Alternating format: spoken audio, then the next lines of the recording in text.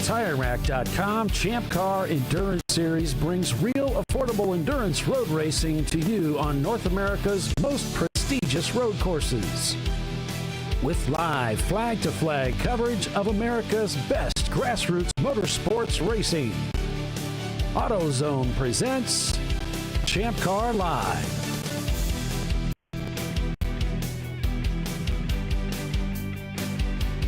Hello, everyone, and welcome to ChampCar.Live, presented by AutoZone. It's the TireRack.com Champ Car Endurance Series. This weekend's race, it's the Beaver River Grand Prix at Pittsburgh.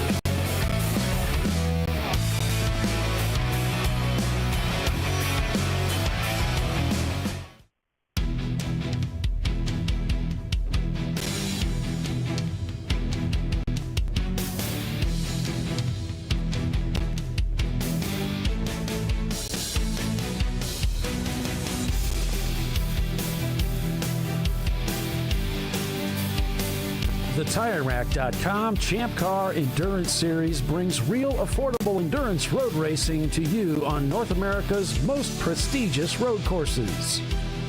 With live flag-to-flag coverage of America's best grassroots motorsports racing, AutoZone presents ChampCar.Live.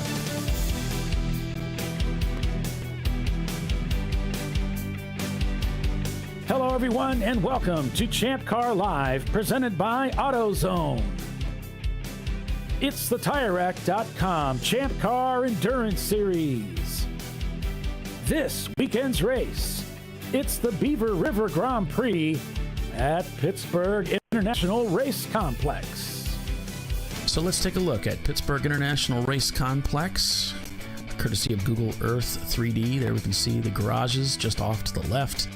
Pit lane as well to the left as we head down the front straightaway into turn one. There we can see the right-hander that takes you back out onto the north course. We're going to head on to the south course as we're running the full course this weekend. There's the blend line you can see coming out of the pits as teams will head into turn two and down the straightaway here for the south course.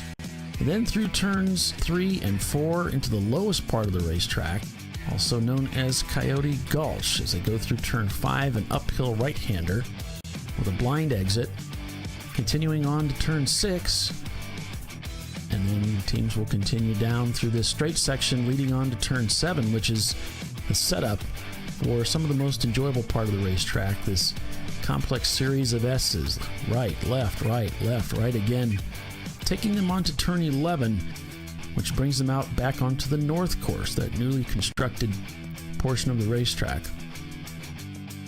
Again, another series of S's, and then cars will begin gathering speed as they head down towards turn 15.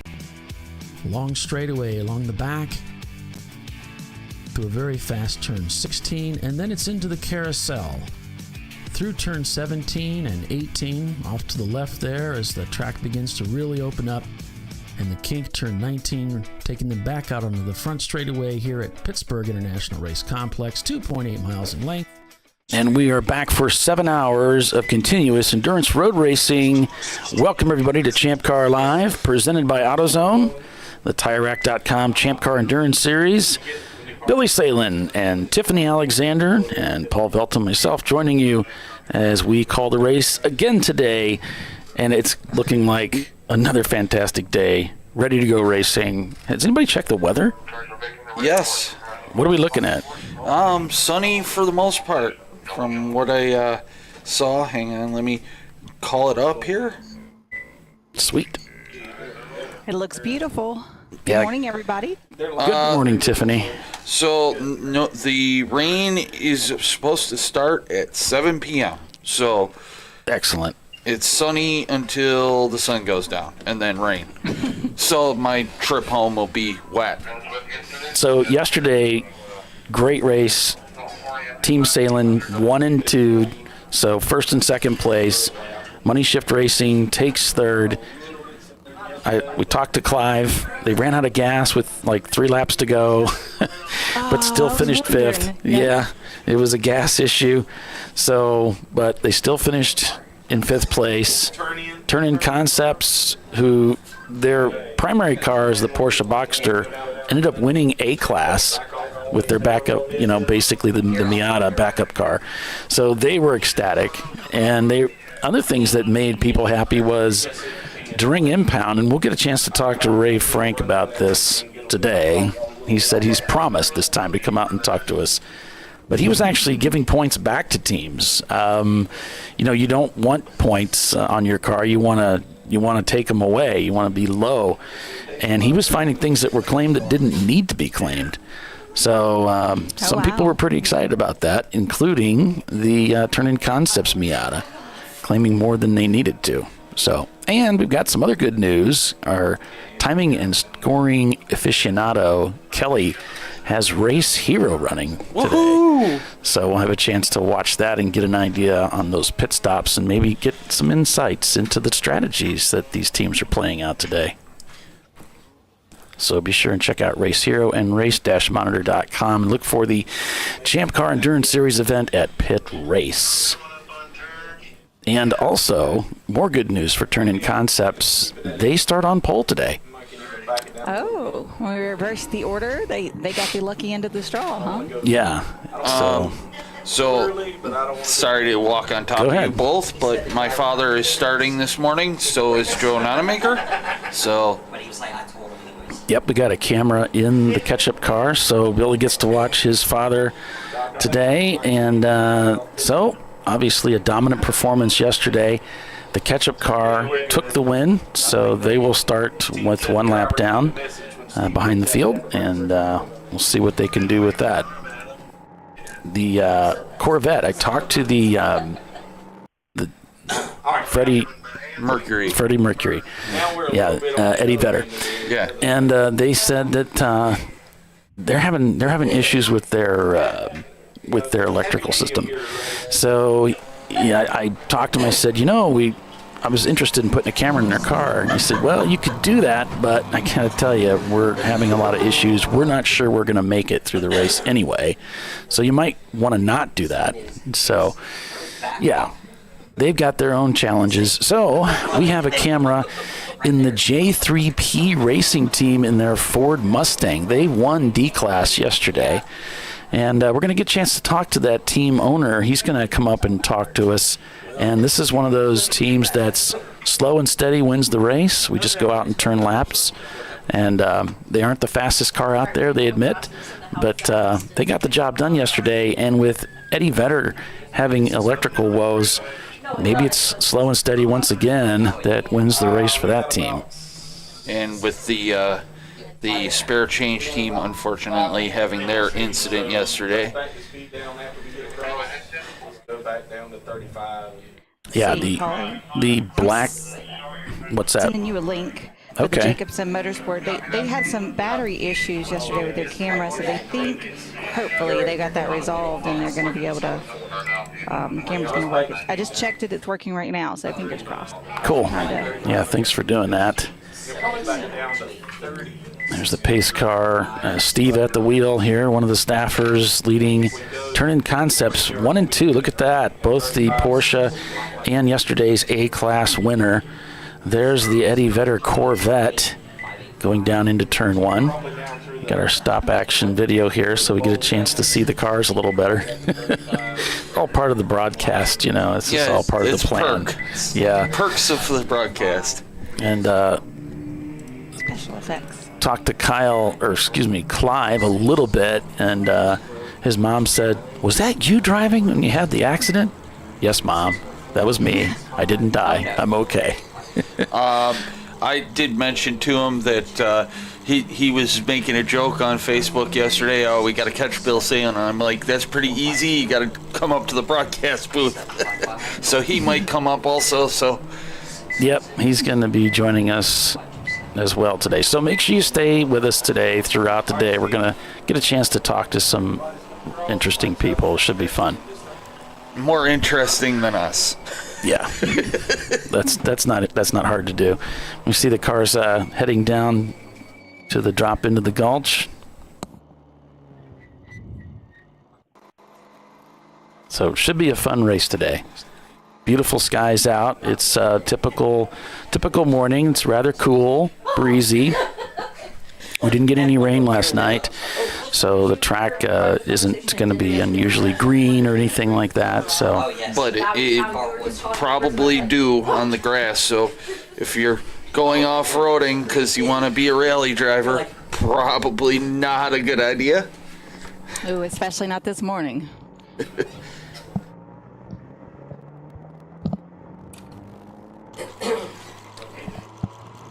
So it should be a really interesting race. Yeah, if you weren't with us yesterday, we had some offs. We had a nasty crash down in 17.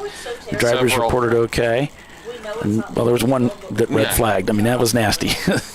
And but the drivers are okay. I noticed the black BMW, the car that got hit, they were pounding that thing out. They're trying to get the car back on the racetrack, so they may be on track today. So be watching for that team. I think it was Full Send was the one that sounds right. Yeah, so Full Send Motorsports car 660, a 2004 BMW. Yes, green flag just on by. So race director says spare change, I think. Yep. Yeah, spare change was the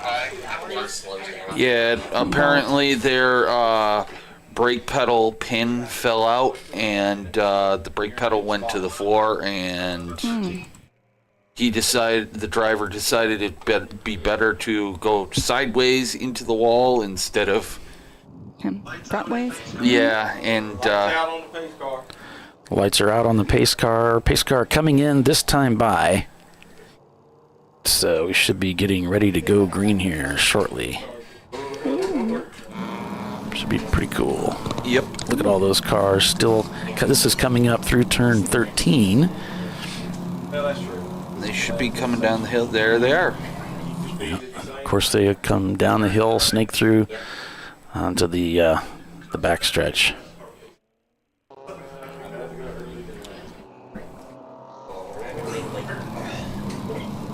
It's a nice show of cars. Yep.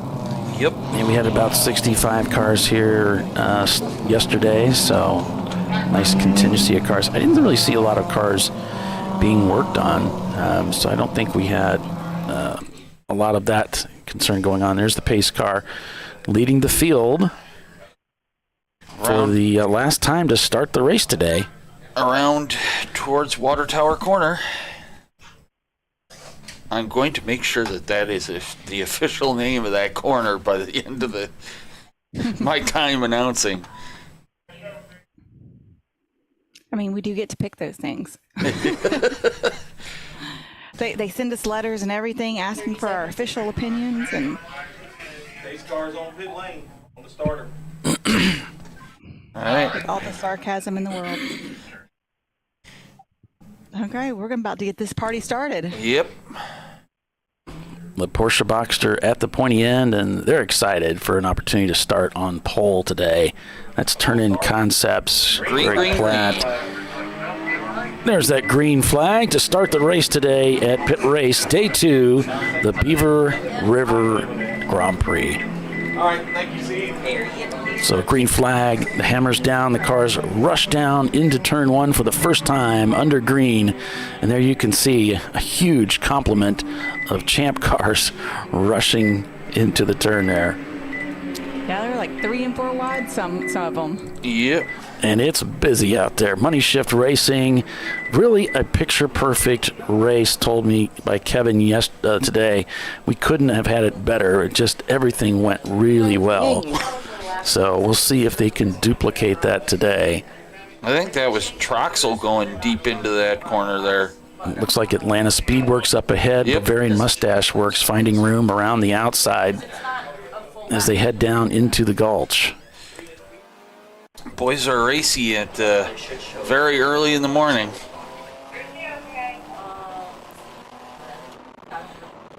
Well, they have dropped the green flag, so I mean, if they're going to get racy, I mean, This is the time to do it. Yeah. Well, I'm saying pretty early for. Early for me. I don't know about y'all. Yeah, so Ben Shout behind the wheel this morning. We're planning on hearing from him as well. He'll come back up here in the tower and talk with us. But he is opening for the team this morning. They're working on the right front tie rod end when I was coming over to turn on the camera. And he said, seems like we got some toe out on this side, and we're not really sure why. Oh, it's not preferred. Yeah. I'll see if while you guys commentate, I'll work on this pylon. Okie dokie. Alrighty. The race monitor isn't up yet either on my end, so just FYI. Maybe that's why. It's just waiting for data all the way down, and I've already refreshed it, so they may need to come around a time or two before. I'm starting I to see pull race. times in. I see race. Looks like they're showing Eddie Vedder leading. Yes. Over turn-in concepts, followed by K2. So I'll see if I can get this working here. Mine just says waiting for data, and then it has their times. Well, that's the fastest team ever. Right? We've always joked about having a team and naming it waiting for data. Somebody's going to have to do that one day. I mean, we do have infinite loop. Yeah, that one's good. Several clever name teams. I've always liked the Hakuna Miata. I've always liked that one. It's very clever. There's Blocks Racing getting passed in the middle of the meat of the sandwich there. The 150 is in the pits. That is the Milan Miata. The team that I believe Paulie was going to race were. Oh, that was silly. Yeah, in passing, he mentioned it to me. Yeah. Nothing serious. Yeah, well, it's not serious until it's serious. Right? To probably quote Yogi Berra. And if you don't know who Yogi Berra is, you definitely need to, go back and see some of his quotes. Right. He had quite a few. So officially the start time was 9 a.m. On the dot. Huh? Yep. It's like a race director's dream. They do take quite pride in their races starting on time and ending on time, Mm-hmm. That's their magic place. Well, the only problem is certain, things won't allow the race to end on time. Well, it's all the race car drivers and race cars that usually like to affect that. It's like herding cats blind. Exactly. It's just a different breed. Well, I'm just not getting anywhere with this. I don't know why it's not working yet, so that's something I'll have to work on. So right now I'm just we can give you information right off of Race Monitor. Eddie Vedder shown leading on lap 2. Turn-in Concepts, K2 Autosport, BLM, 90racing.com, Atlanta Speedworks, number 1, Ram Racing, Fastbone, Bavarian Mustache Works, and Money Shift Racing, your top 10, looks like. Seems like I said Money Shift twice, so I don't know. Mine still shows waiting for data. It shows the lap 2 and the time, but it doesn't show names yet. So maybe try refreshing it, see if it'll give you the rest of the data. I gave it a couple of refreshes. It's still. Did you? Still struggling. Maybe because y'all are there, y'all are getting a little fresher data. I don't know. That could explain why we're having trouble with the pylon too. If there's some issue there. Corvette is stretching its lead out, though. That's for sure.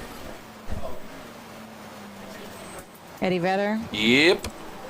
Well, we know that car is quick, but it's having some issues doing electrical gremlins. Yeah, I mean, when I walked over there was a coil pack laying on top of the intake manifold, and it was, about an hour ago.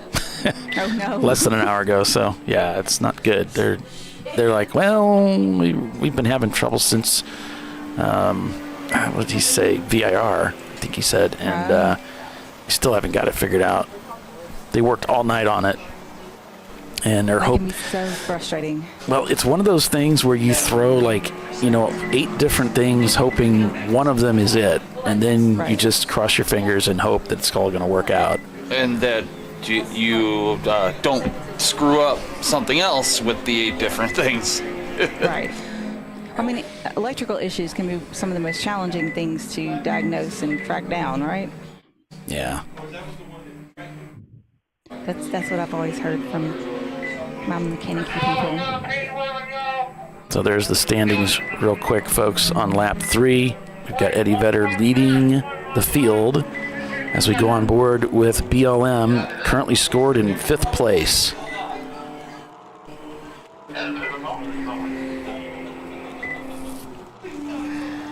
Trying to get comfortable here as the cars begin to spread out a little bit, but there's still large clumps of race cars still together as we see the Volkswagen Beetle go by.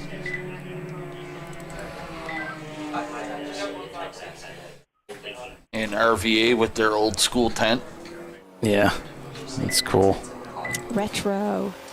Coming down the front straightaway with track prepped in their 87 BMW 325.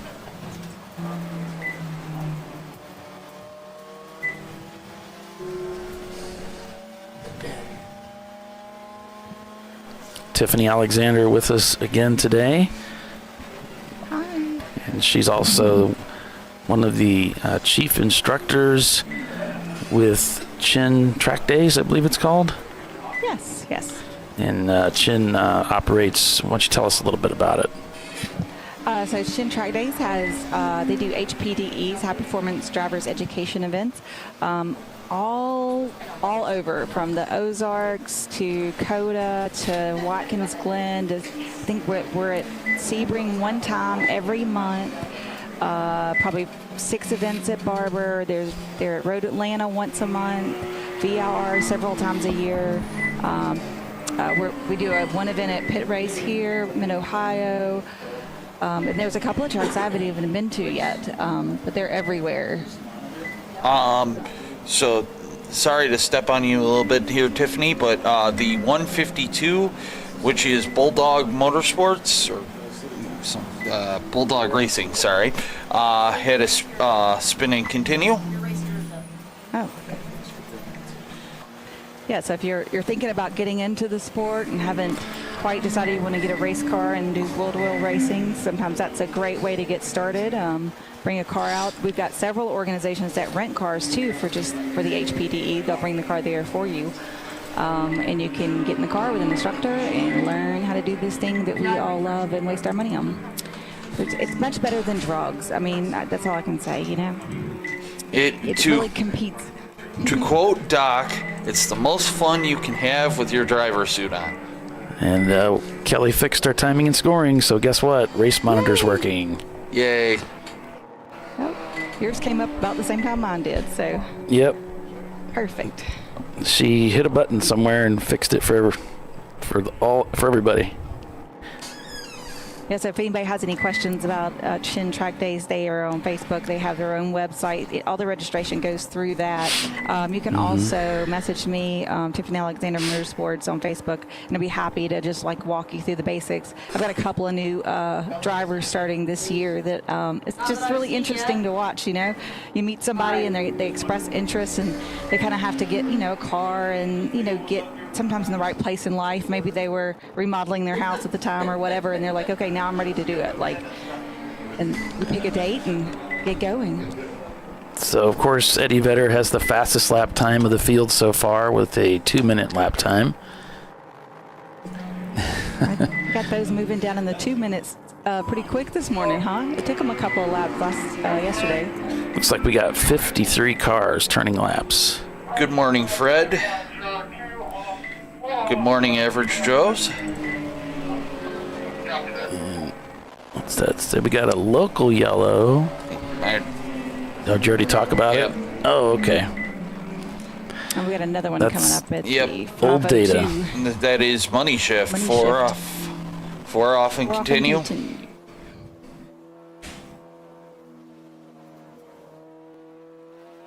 And they're out there. It looks like they're out there with in clean air. So starting to catch someone. That car is so quick. And they were saying in their Facebook feed yesterday how they've really, just in the last few weeks, they've really brought that car around. And I thought it was pretty quick all year, but I guess it's even better. Kind of got it more where they want it. You know, they've really paid their dues. I mean, they've been racing a long time and struggled, frankly, and now they're finally up at the front of the field. Apparently, that was their first podium in 13 years. Yeah, I heard Chris say that. It's hard to do. It is so, since we do overall racing, you know, we have these classes that separate, so you can win a class win, but you know, we do first, second, and third for the overall winners, and that's including all the classes except EC.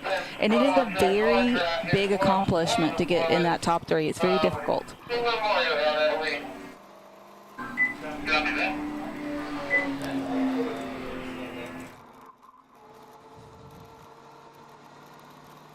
And good morning, Justin, Jason, look up everybody joining us. Thanks. If you guys want to hit that like button for us, we appreciate that. And we're yellow flag. Yeah, looks like we've got something going on down in the S's.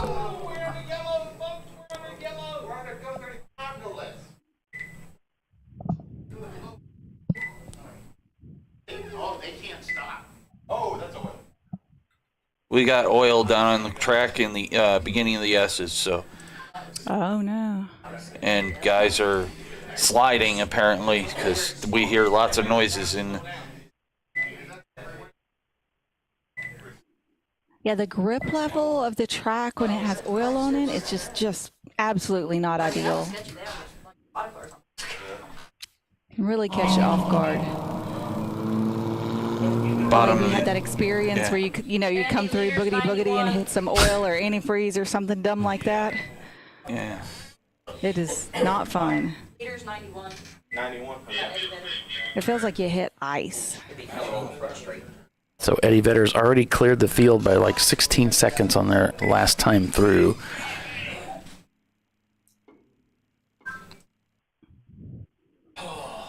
That was sketchy. You had the camera up and I was like, oh my God. Yeah. That. Yeah, you never want to hear that from people in the office here. No. If it was that entertaining in there to them, can you imagine how the race car drivers felt? There's a reason I'm on this side of the glass. Yeah, I'm glad I'm on this side of the glass too, after what it sounds like it wasn't something that anybody wanted to be a part of. As Eddie Vedder, the leader of the race, gradually motors down the backstretch rather, and holds the lead of the race. And they're just hoping they can keep the car together, you know.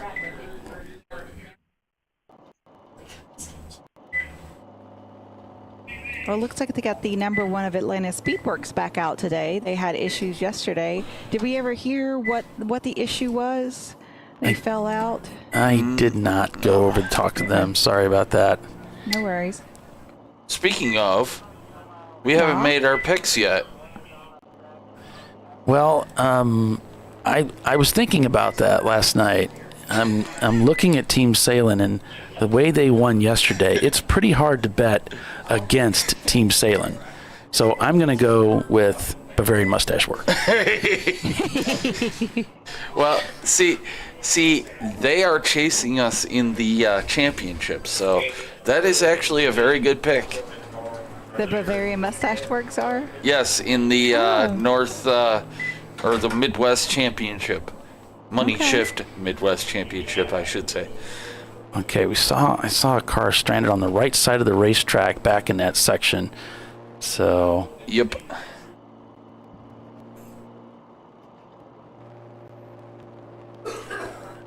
So again, folks, Race Monitor now running. We've also got Race Hero up and running this weekend, so we can have fun watching that.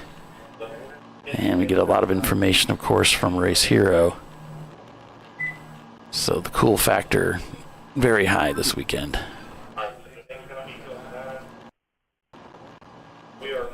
And Team Troxel got their feed as well.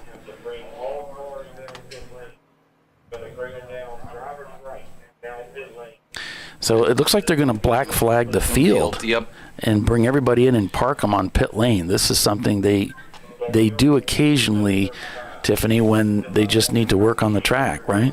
Yep. Right. Instead of a red flag where you would stop the cars on course for more of an emergency purpose, instead we're going to just bring them in, I guess, and then they can work on the track. And I'm assuming that they are thinking that would be the easiest and fastest way to get the track cleaned up, get that oil off the surface. Instead of having to kind of work around deploying a safety car and then working around every time the field comes by, slowing that down. Yeah, which looks like it might take a little bit because they still got cars going down the front straightaway. So usually what they do is they usually send the pace car out, I believe, to pick up the field and then pull them in. The 507 mechanical, none taken. That is Fastborn. Fastborn. BMW. Yep. They, mechanical issue. So it's their fault. Yeah. So they're saying they're responsible for that oil, huh? Oil down in T8. Yep. They're the ones with the dry engine? Yes. Generally, the dry engines are not good for vehicles. Right.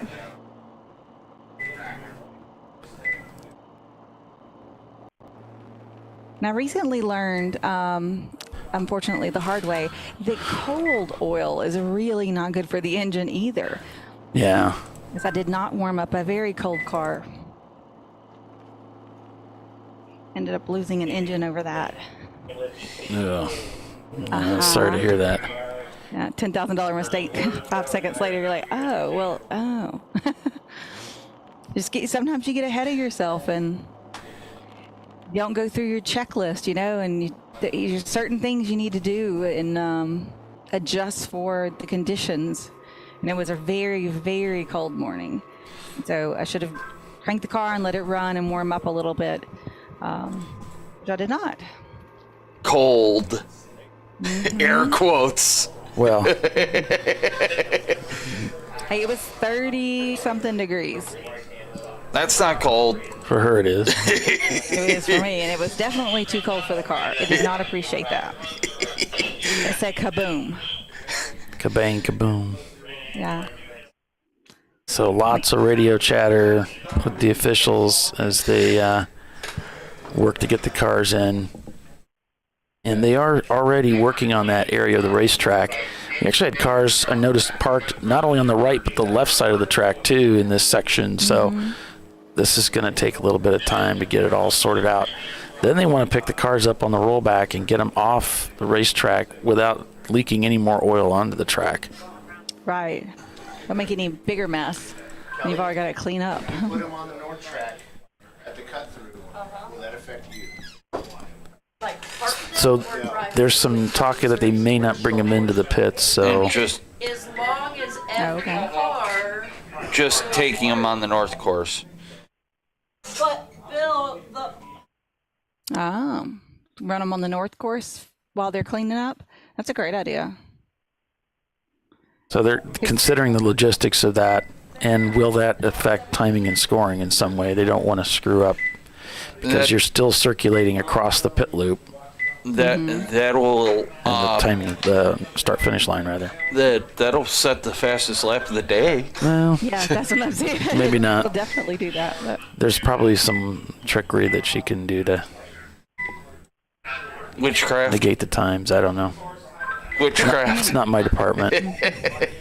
So you said Well, we if they can had. keep the car moving, though, that's better because every time we have to stop the cars, I mean, when we just have to sometimes for emergencies, there's always at least one car that doesn't want to refire and get back motivated. So we're showing Eddie Vedder leading the race over Turn-In Concepts in their Boxster, 90racing.com in third, Atlanta Speedworks fourth, BLM fifth.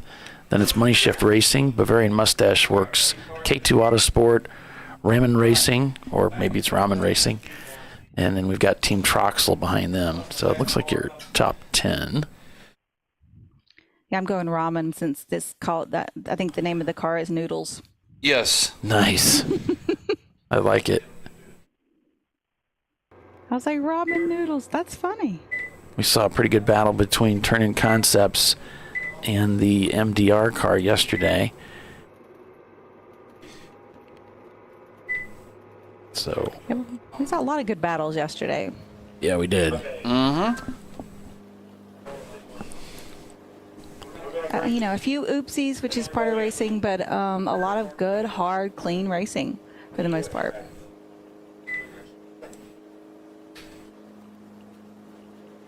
Which is what we're all here for.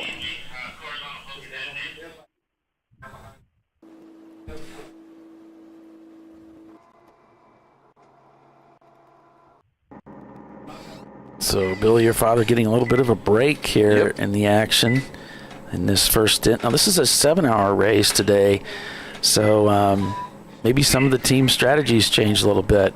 We talked a lot about, car number 40, the Bogle Legacy Motorsport car, and there's a supposition, they've got so much fuel to spare. They can loan you a few gallons on the way through pit lane if you want. No, that's not true. And they actually ran out of gas yesterday towards the end of the race. They were short shifting and trying to conserve fuel. It just wasn't enough. And so weren't able to play that strategy, but still ended up with 5th place. Yeah, this still has fuel to spare. Safety priority, Yeah. It shouldn't affect anything because they're all going to come across pit lane, and the ones that take the short course. He just wasn't in the car? Short lap to those cars. So there's a couple emergency vehicles there. Everything driver's right when we get them in. So I think we're scrapping just the north course and going to parking it on pit lane. I don't know. I'm just the commentator. I don't get inside the mind of race control. Well, they've already got one car on the rollback, so there he is. Yeah, that's the fast-born car. So they've got one car already scooped up. So Red flag. Oh.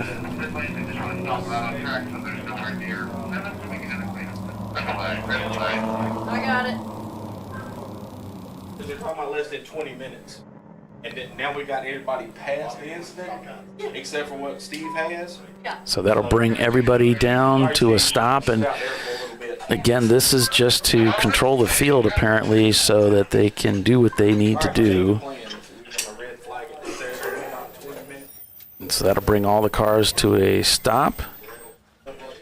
As the fast-born car just passed us on the back straightaway. On the rollback? Yep.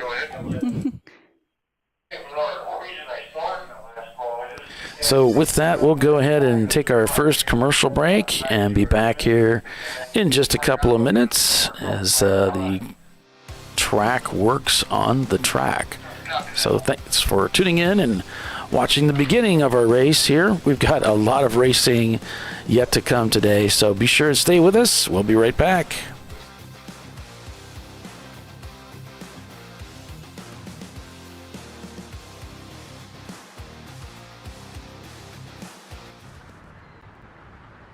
I probably need new tires. You do. What if they sold tires online? We do. We're TireRack.com. They could offer lots of tires We have so many tires. and help you find the right tire. It's called the Tire Decision Guide. Oh, and they could ship them to a nearby mechanic. We shipped over 7,000 independent recommended installers. This is an amazing idea. Sorry. TireRack.com, the way tire buying should be. Come on, Road. Do your worst. We'll be at our best. Duralast. Stress tested to meet or exceed original equipment performance. Exclusively at AutoZone. Since 1994, Fly & Wrench has been a family-owned business renowned for exceptional European car repair and maintenance. We treat every vehicle with the same care and attention as if it were our very own, building lasting relationships with our clients along the way. We specialize in high-performance vehicles, offering a range of services that include fabrication, construction, custom wiring, and much more. Visit us at flyandwrench.com.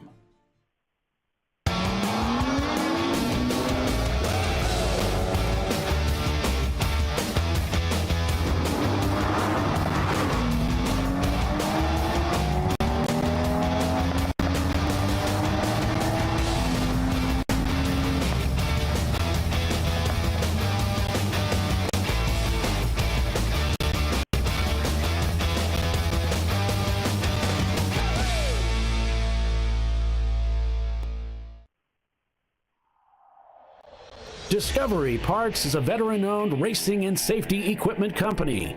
While we're located inside Atlanta Motorsports Park in Dawsonville, Georgia, Discovery Parts can also be found at the tracks, supporting a number of Champ Car Series events. We take pride in being a reseller of the best of the industry to Champ Car teams and drivers. We know racing, love racing, and look forward to tomorrow to even more racing. Visit us at discoveryparts.com.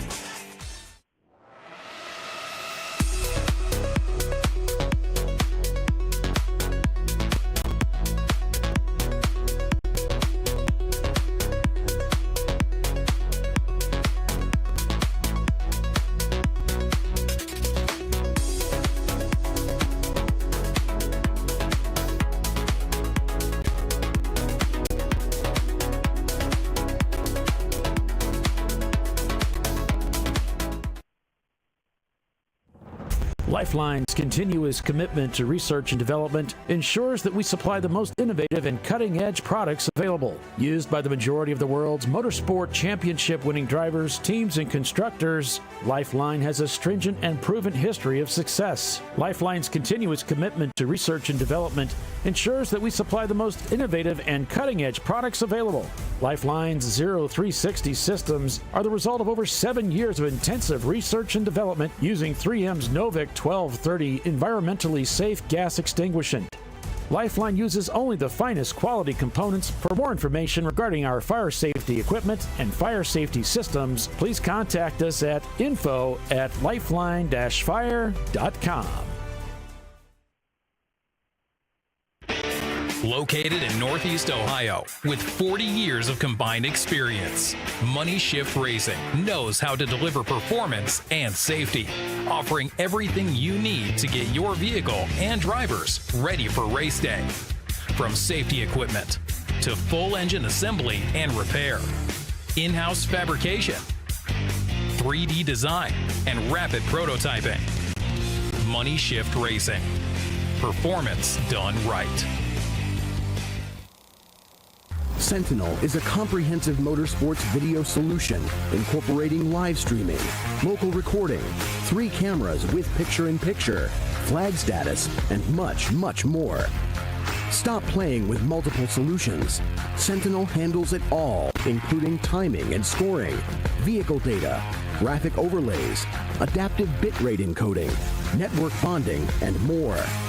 Sentinel is the solution to sharing your motorsports experience with your friends, family, sponsors, and the world. What are you waiting for? Get your Sentinel today and never miss an on-track moment. www.sentinel.racing. Duralast, designed to meet or exceed OE performance, with 2-layer shims and OE-style slots and chamfers to eliminate noise. Backed by a noise-free guarantee when professionally installed. That's the Duralast difference, only at AutoZone.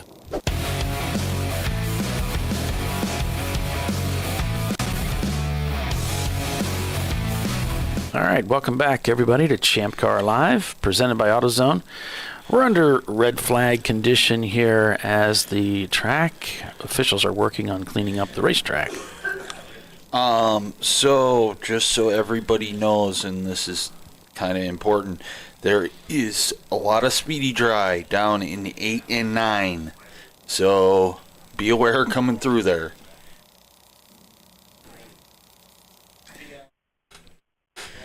Speedy dry and cars going fast equals no grip. Yeah, it looks like they are trying to scrub that stuff and get it off the track, or at least the bulk of it. But, yeah,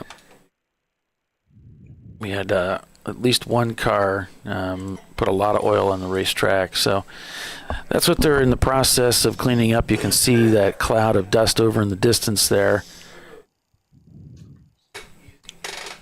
And that is the scene of the crime. Doing a little cleanup work.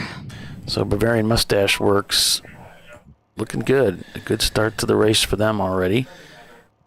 And we'll see if we can cycle through some of the standings here a little bit as we look at the various classes. Looking at Class A. Class A are all cars with engine displacement of 1.91 liters and under. So we'll see if we can get that to populate. There we go. So 90racing.com leads the field in that respect. Ramen Racing, Turn-In Concepts, yesterday's A-Class winner. With 90 Racing, I did talk to Andrew a little bit. He said, yeah, we put we had an alternator fail at Mid-Ohio. That took us out. And so here it was the belt on the alternator that failed, which took us out. So just can't seem to catch a break. And so one of the guys said, yeah, it's because of the camera. Because the camera took us out. It's like, okay, well. So I took the camera out, which with the contingency that they win the race. I mean, obviously they're not going to break today, but if they do break, then it had nothing to do with the camera, and they can just, then they can let me put the camera back in. I still blame Paulie because he picked him yesterday. Speaking of, Tiffany, you did not make your pick, and I did not either. Well, we kind of know what your pick is usually. kind of gives it away because I'm a little bit biased. A little bit. Money Shift leading Class B. So what do you think, Tiffany? Your pick yesterday was Atlanta Speedworks, the number one car? Yep, and they're back up there too. So I'm just going to go with them again. Just stick with it? Okay. Yeah, maybe they figured it out. Whatever was the issue yesterday, they had I'm guessing some kind of mechanical issue yesterday afternoon. I'm going to stick with Mustard because, stick with a horse that has a tendency to win. Okay, but your dad's driving yes, but the ketchup car. Yes, he's a lap down, though. That's true. Right. Ketchup started in the back. Yep. So I gotta go with the team that has the best chance. Hey, Peter's here. All right. Can we grab that chair? We've got one of the guys here from the J3P team. You just put that thing on your head. And possibly. All right, you're live. All right. Well, good morning. Good morning, Paul. Good morning. I'm Pete Aiello. Pete, nice. Captain of J3P. Yeah, and so we've been watching you guys drive here a little bit. Got your Mustang out there. It looks like D-Class. Yep, you're in second place behind the Corvette. So how's it been going so far? It looks like it's going just fine for you. Well, it's been just fine. We've had a very reliable car over the years, and the reason for our success yesterday's race was we were reliable, and the other two D-Class cars couldn't keep it. Right. And your guys, while we were talking this morning, said, we're not fast. We're just going to turn laps. We're just consistent. We stay on the track, and so yesterday, pretty good day for you, taking the win, and so far today. So tell us a little bit about your team. Like, where are you based out of? I understand you're the captain. Right, I'm the captain. I live in northern Michigan, okay. But the rest of the team is my brother, Jim, who lives in southern Michigan. Okay. My son, also in southern Michigan, in Detroit area. We have 2 other engineers that work in the auto industry from Detroit area. And we just have an $11,000 car, and we put it together, and we've been running it now. This is our 3rd season and our 5th event. And we've been very successful in terms of reliability, and we haven't been fast. The driver out there right now is our newest driver. He just, this is his first event actually, and he's not setting a good pace this morning, but he's learning, and that's what we're all about. Has he been to this track before? No, none of us have been to this track before. None of you have been here before. Well, first time at the track. It's a very technical racetrack. It is, and I will tell you, for me, the S's were just a blast, and turn 14 was scary. Turn 14 coming up to the top of the hill. That's coming down, isn't it? That's yeah, it is, and totally blind. Right over here. It's that one right over there. Right? Yeah. So, and Tiffany Alexander is remote. She's one of our commentators. She's also, she's also a chief steward, one of the for Chin Track Days. Excellent. So she's heavily involved with training up drivers and helping them. And so if you have anybody that needs some help in that department, maybe she could help you out. So do you have any other races that's scheduled this year that you're going to run, or what are you thinking? We are possibly going to go to Sebring. It's kind of been a bucket list track for many of us, so that would be our 3rd event this year. We did Joliet earlier. Fall in love. Yep. So that'd be a lot of fun for you guys. And that track's, it's hard on cars. So, it is, yep. So maybe with your reliability, that'll bring you some more hardware, as they say. Yeah. This weekend was actually our first significant failure on this car. Friday practice, we blew the transmission. Oh, wow. So I actually had to drive out to one of the sponsors, Summit Racing, pick up a new transmission. We stuck it in Friday night, and we ran all day yesterday.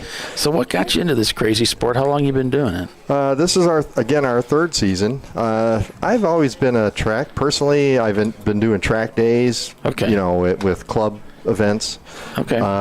But the competitive nature seemed to come out, and this seemed like a really good series with the right set of rules to run in, where we could really push the car and not have to worry too much about too high speeds. And so we decided to try it. We found a good car. Ford has been in my family. My father worked for Ford. He worked ended his career as the head of SVT engineering. Yeah. And we've had Mustangs. My brother has a Mustang. My sister has a Mustang GT. I have 3 Mustangs in the garage, including the Champ car here. And we've always had that in the family, and it's worked really well. So it seemed like a logical fit then. Yep. So red number 755. What's the name J3P? Where'd that come from? Okay, that's very simple.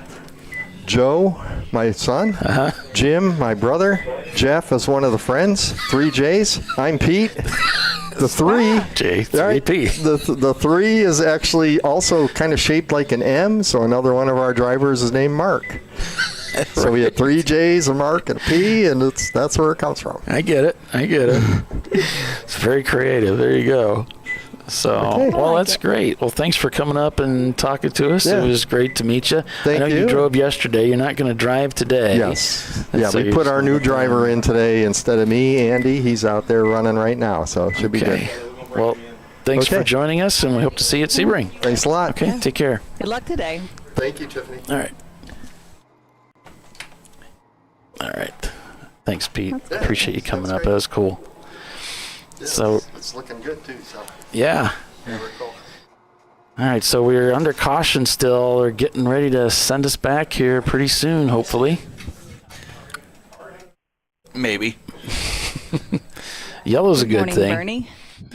It's good to be circulating the racetrack. Yeah.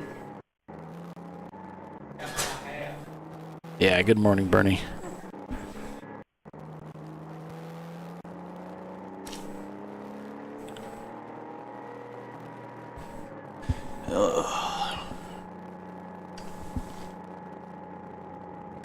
So if you're just tuning in, we just got done with a red flag. We had a car that decided it didn't want to race anymore. Emptied a lot of oil on the racetrack.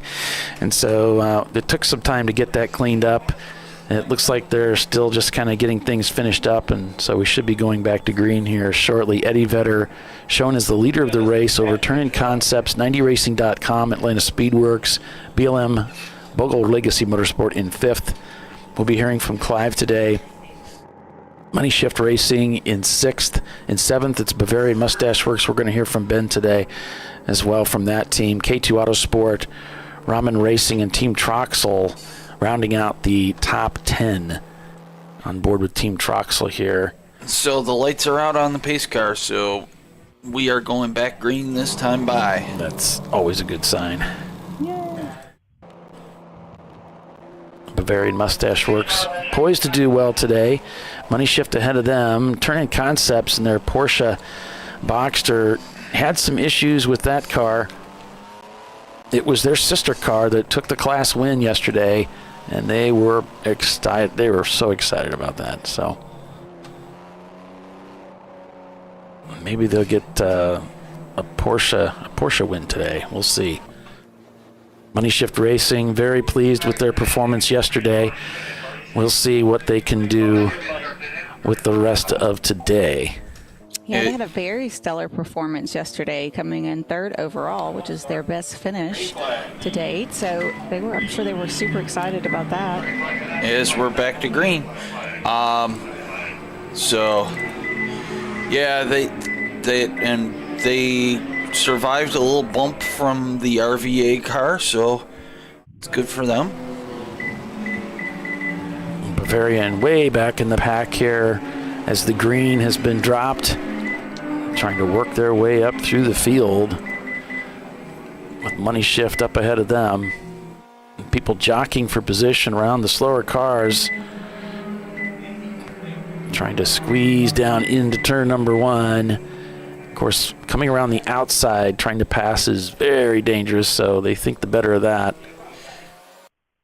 Heading down into the gulch here. Thank you, Charles. We appreciate that you called us the bestest.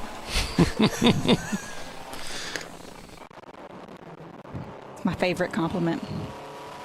So, Tiffany, do you think you might be coming to Sebring this year? That's the hope and the plan. Okay. I got a shirt for you. Oh. And if you do come to Sebring, your Christmas present needs to be kept cold, so bring a cooler. Okay. Deal. Y'all are talking me into it. Yeah. There's bribery going on here. We're going to get Tiffany out there. Preferably a soft cooler. Okay. I've not actually made it to a race yet this year. It's been such a busy year. 2 lanes of traffic coming up the hill here. We'll get ready for this right-hander. Oh, and another car joins the mix. That's the EC Acura. So down we go. Oh, no, look out. Oh, wow. Car's really checking up. I thought we were going to have an impact there. It looks like Bulldogs sneaking through on the inside there. J3P is just doing what they're supposed to do. Hold the line. They're staying to the inside there and letting the traffic work their way around. Yep, with Turn-In Concepts Miata right behind.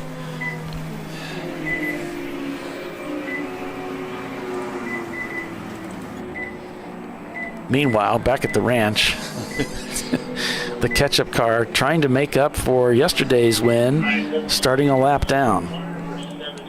We'll see what they can do. BLM Bogle Legacy Motorsport in 5th place right now. So far, the fastest lap time of the day, 2 minutes flat by Eddie Vedder in the Chevrolet Corvette, also leading the race. So, for those wondering, catch-up is up to 41st. Trying to make that spot back. Yep. Since they had to start at the back with that win yesterday. It's a horrible thing. Starting at the back. Anybody can do it, they can.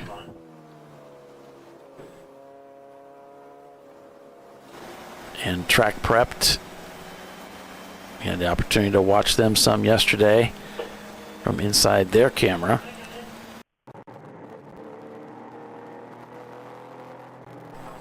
Looks like Salen's, the Team Salen catch-up car following Money Shift Racing through the S's. Here we have a view, looks like from the back from Bavarian, also trying to join in the mix here. So 3 of our camera cars right together. It's always nice when that happens. Yeah.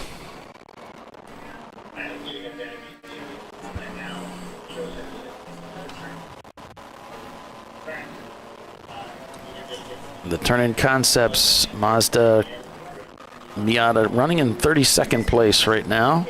Track Prepped in 29th. Hakuna Miata in 28th. Bulldog in 27th. And Jacobson Motorsports is in 26th right now. We got a little bit of time watching them drive yesterday. And we've got their in-car camera as well. And 90racing.com and Atlanta Speedworks just set their fastest time of the race so far. 90 Racing being a 2:02, and Atlanta Speedworks turning in one of those impressive 2-minute laps. So they're finding some speed out there this morning. And you might remember yesterday we were watching Balthazar Motorworks. They're in 23rd right now, just getting started. And we figured out it was like a sorcerer on, oh gosh, what was it? The something Apprentice. Sorcerer's Apprentice. That was a Disney movie back in the early 2000s, yes. Yeah, not the original one, because that one, the original Sorcerer's Apprentice was a cartoon, I believe. Fantasia, yes. Looks like Carlos is driving. But yes, that was the same name, except for Mickey was the apprentice in that. Yeah. I do love my Disney, so. I do too, but you know. So does my Jenny. That's what Universal's for other stuff like Halloween Horror Nights.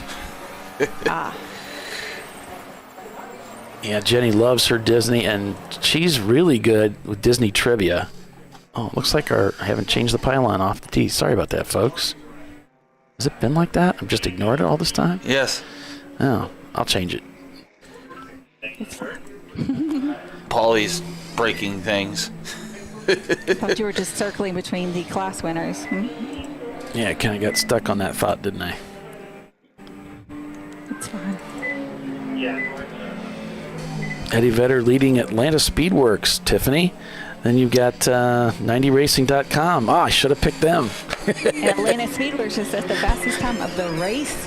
Wow. Now moving into second place. Look out. Look out. They're turning up the heat. Boys. Turn-In Concepts and their Porsche in 4th place. That's the car I raced at Gingerman earlier this year. And BLM Bogle Legacy Motorsport in 5th. I'm just sitting over here whistling Dixie because, you know, eventually. Waiting for your cars to work their way up. Exactly. They both started, well, one started a lap down, but the other one started in the pretty far back, huh? Yep, so. Yeah, car number 9. Yeah.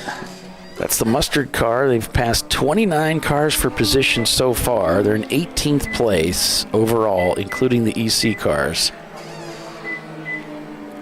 And back in 41st.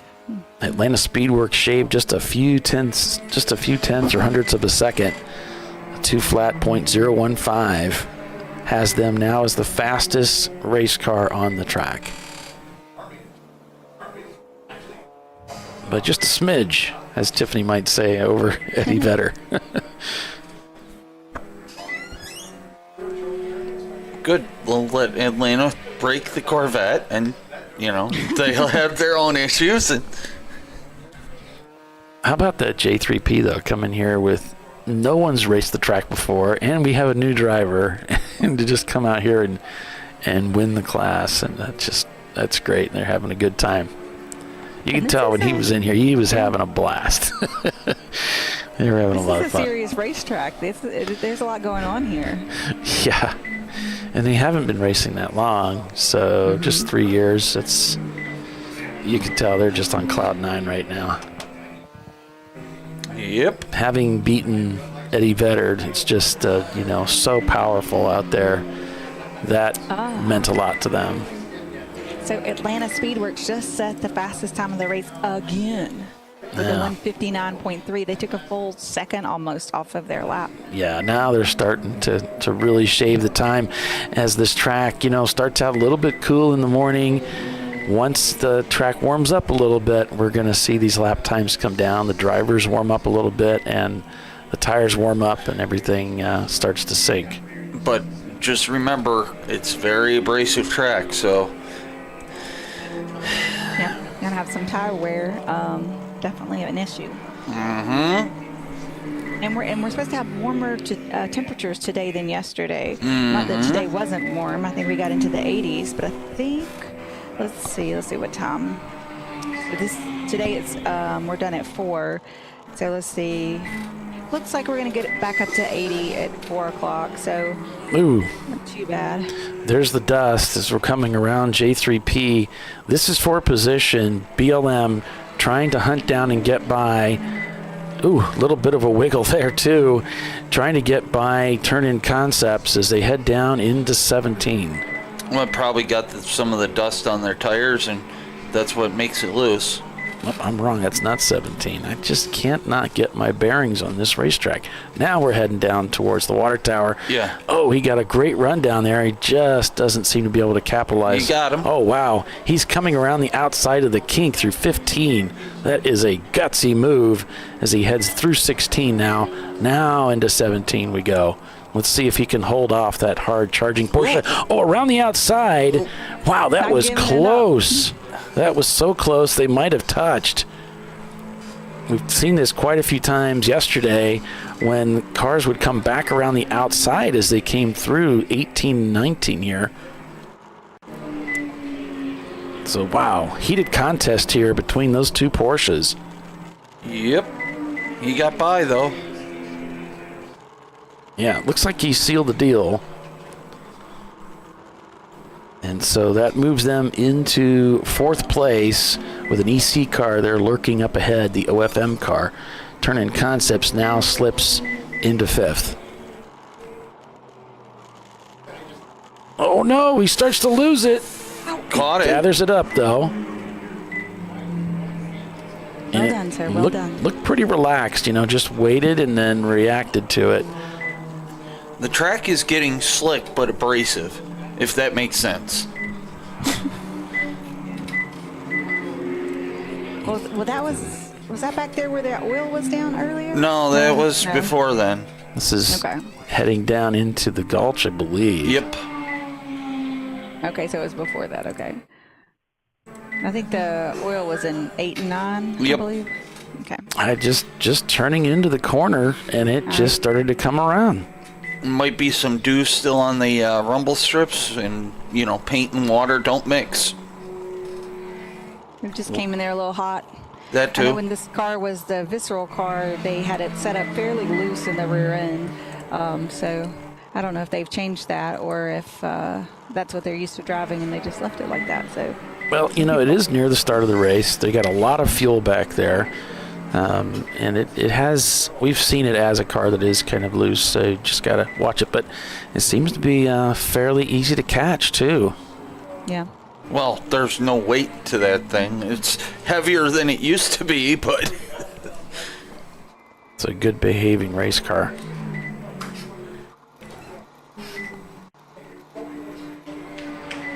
So, yeah, the J3P team, they say, we're just going to go out and turn laps and just stay steady, stay on the racetrack. We'll do our, 3 pit stops and see where we land on this thing. But they're just having a ball. And Ron's letting us know that it's Justin behind the wheel in the BLM car. Nice. Thanks, Ron. Yeah. So, yeah, that 159.3, 4 seconds now the gap from Atlanta Speedworks up to Eddie Vedder. And now 2 seconds for BLM to get by an EC car, and then their sights are on the 90racing.com machine, who just set their fastest lap time of the day at 201.775. So that does best the BLM car so far this morning. The 90 Racing, also the lead A-class car.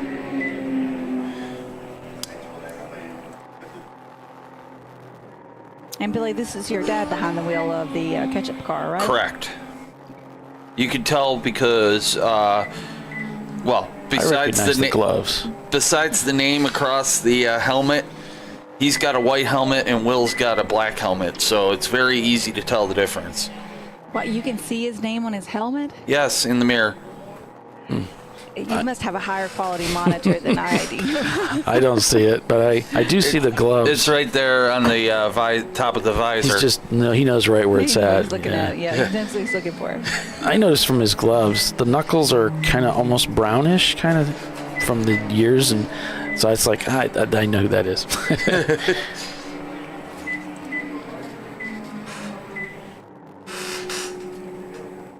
So he's working his way through the field.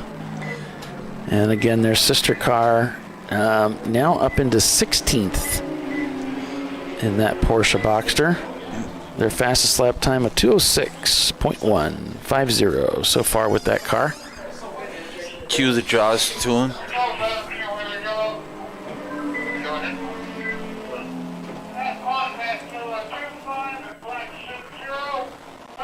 So race control talking. So the 2.5, which is Heraflight, one of the S2000s, is sitting on track. Uh-oh. Sitting? Yes. Oh no. It might be. Yep, we're full course yellow. Over there at 17, Tiffany, looks like another... No, we got the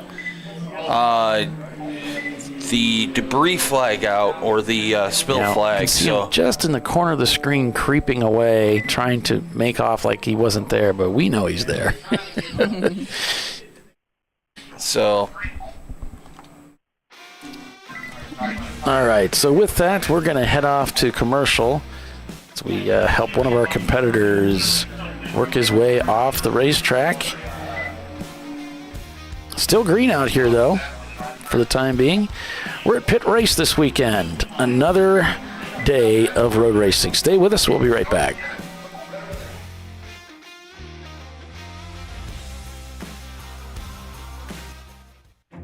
An important decision is afoot. This man is about to buy tires on TireRack.com. Tire Rack is the leading online retailer of tires in North America and a repository of advice and expert reviews. And it's done! All that's left is to arrange for safe, easy installation at one of our independent recommended installers. Well, I guess he did that too. TireRack.com, the way tire buying should be. Come on, Road. Do your worst. We'll be at our best. Engineered to meet or exceed original equipment performance, exclusively at AutoZone. Since 1994, Flying Wrench has been a family-owned business renowned for exceptional European car repair and maintenance. We treat every vehicle with the same care and attention as if it were our very own, building lasting relationships with our clients along the way. We specialize in high-performance vehicles, offering a range of services that include fabrication, construction, custom wiring, and much more. Visit us at flyandwrench.com. Frozen rotors from Diversified Cryogenics deliver increased performance and a higher level of safety, while significantly reducing braking system costs. So to tell you a little bit about the durability of this product. So we have seen an incredible extension of the life of our brake rotors using frozen rotors. We've gone from brake rotors every other weekend to 6 weekends on one set of brake rotors, and I think they can go farther. The durability has been amazing. And it's been a fantastic season, and man, a lot of that is due to the way our car can brake on those frozen rotors. For more information, go to frozenrotors.com.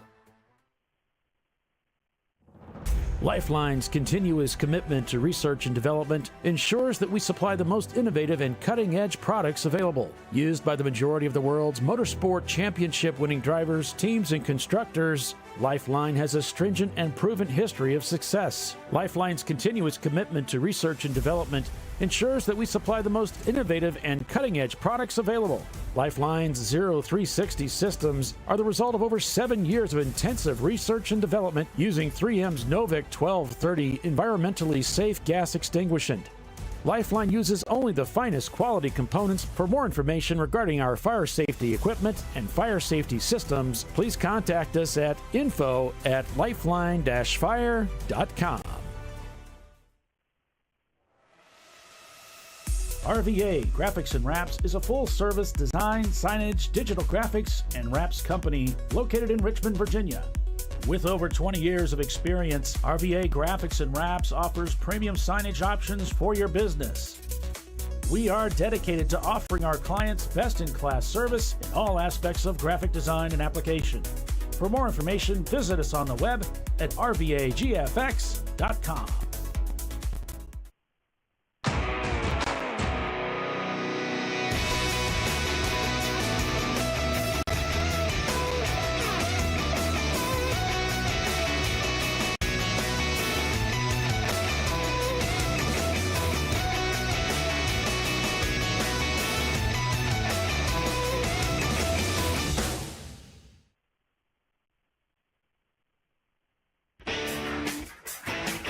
Located in Northeast Ohio with 40 years of combined experience, Money Shift Racing knows how to deliver performance and safety, offering everything you need to get your vehicle and drivers ready for race day.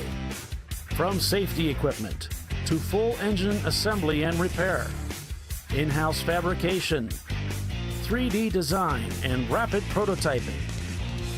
Money Shift Racing. Performance done right. Sentinel is a comprehensive motorsports video solution incorporating live streaming, local recording, 3 cameras with picture-in-picture, flag status, and much, much more. Stop playing with multiple solutions. Sentinel handles it all, including timing and scoring, vehicle data, graphic overlays, adaptive bitrate encoding, network bonding, and more. Sentinel is the solution to sharing your motorsports experience with your friends, family, sponsors, and the world. What are you waiting for? Get your Sentinel today and never miss an on-track moment. www.sentinel.racing. Duralast, designed to meet or exceed OE performance with OE matched friction formulations and fitment for 97% of cars on the road. Backed by a noise-free guarantee when professionally installed. That's the Duralast difference. Only at AutoZone.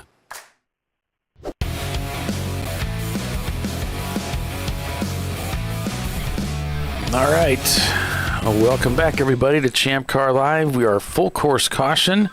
We've got debris on the racetrack, and we've had a couple cars get together. Let's see here.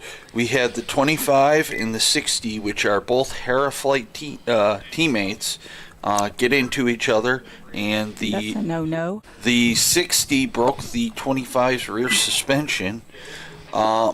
Yeah. Then the 814, which is the Moog Stark Miata, is stopped on track, and then there's debris on the front straight that they're going to take care of. So lots of things happening all at once. Yeah, none of which we really want to see. No, especially the teammates hitting each other thing. Right. I don't think that's going to go over well in the pits. No. And they have incredible camera coverage here at the track that they use in timing and scoring. That's these cameras you're seeing here, where our cameras make it, our feed makes it look kind of striped with, I think they're made for watching people, not necessarily race cars, but whatever the case may be, yeah, they've got some stunning video. They're able to roll that stuff back and see what happened. And same with Road America. Don't forget that, Paulie. Oh, I know. Yeah, they've had that for a number of years. Last year, we were down on cameras. Yeah. Yeah, we'll see if we can. We kind of run into the same problem with them. They're not the best for what we do, but it does give us something to look at, right? Exactly. We work with what we got. Ain't that the truth? Yeah. I mean, look at me. You work with me. I ask myself that question many times. Why am I doing? But no, we appreciate you. BLM Bogle Legacy Sport on board with them right now.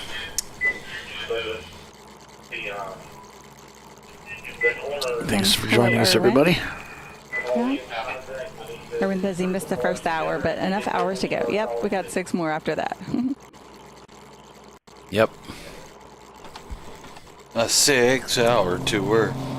It's been eventful. We've had some interesting things happening out there, the kinds of things we don't want to see, and so hopefully we'll get past all this. And a couple ammos. Engines not wanting to work. Yeah, and it's weird that you have 2 cars getting together that happen to be teammates too. That's like the worst thing you can do. So, ouch. A wee bit frowned upon. Yeah. Usually by the guy paying the bills, right? Yeah. It's like, could you at least hit another car besides ours? And break it. Yeah. Remember that? I always think about that line from the movie. He was like, go out there and hit the pace car. He's like, what? Why? Well, you've hit everything else. Yeah, Days of Thunder, great movie. Me and my husband have been going through and watching some old classics, that we maybe haven't seen in a while, and that's one of the ones we recently revisited. I was like, I forgot how good this movie was. Rocking the orange gloves. That's something you don't see very often. Mm-mm. Well, that must mean he's stupid fast. Or he's just got out of the boat race and they use that orange stuff.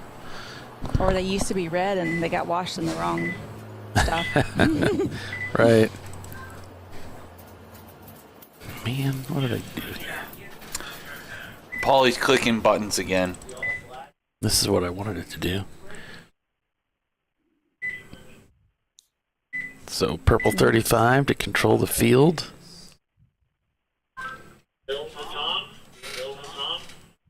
I was turning on the cameras this morning before the show, and I was over at the Bavarian Mustache Works car talking to my buddy Evan, who was up here. We interviewed him, and I'm looking at the car, and I'm looking at the camera getting ready for it to go live, and he said, "Your car's being stolen." Just like that. He said, "Looks like your car's being stolen." And I look up, and my van's rolling away. Oh no. So I was like, oh no. And I started running after it. And it was Kevin from Money Shift. I left the car running, so he got in and started driving it away just to see what I would do. Green flag is back out. Woohoo. Well, I guess at least it wasn't rolling away on its own accord. Well, that's what I thought it was happening. I thought it was going to smash into something terrible, and it was like, oh no. You're like, did I leave it in neutral? I'm galloping across the paddock area trying to catch it. It was, they had a good laugh at my expense, so it was funny. Poor Paulie. Actually, yeah. Kevin's like, I'm a jerk, but I'm not a mean jerk. I wasn't gonna, I wanted to teach you a lesson. Half the time I take the keys out, I don't just leave it running, but that time I did, and that was a mistake with Kevin around. So, I would just do the Tommy boy, where you're off to the side of the road, if you know what I mean, and just drive a few feet. He could have kept going, yeah. Goose it when I get close. Yeah. That's so rude.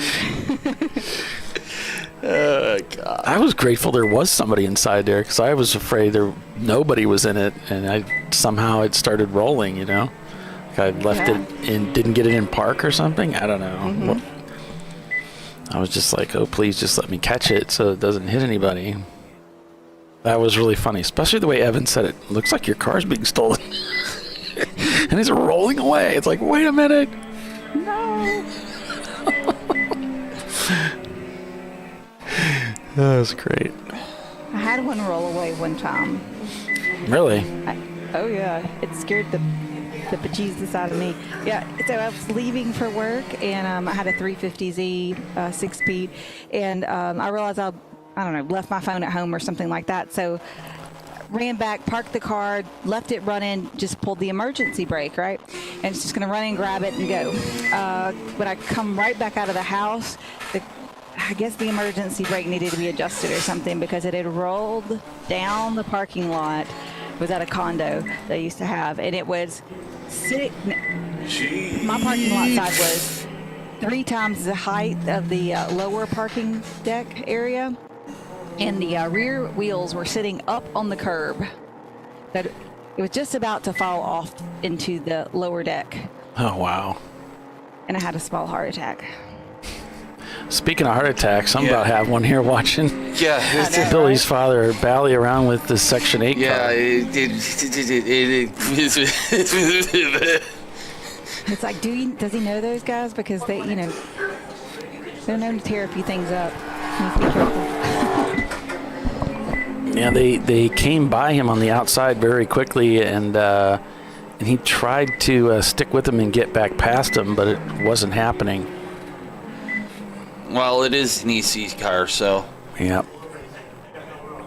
We're faster. We're faster in the braking zones, but they're faster they got the ponies, yeah. So he's holding them up in the corners. Right, and then it kills his momentum coming off the turn. Yes. Which is probably very irritating for my father. As it should be. I mean, that's like the #1 pet peeve of most momentum drivers is someone who drives a fast car and then, it kills your brake zone and your, entrance speed to the turn because they're there parked, even after you arrive a few seconds later. Yeah, it doesn't look like they're getting held up this time. Nope. They've got not right now. That car's pretty quick in a straight line. Sorry, Tiffany. Just like 17, maybe. That was about it. Yeah, he's catching back up. Yeah, definitely. Wait, is this the ketchup car? That's why? Yeah. Yeah. Ketchup.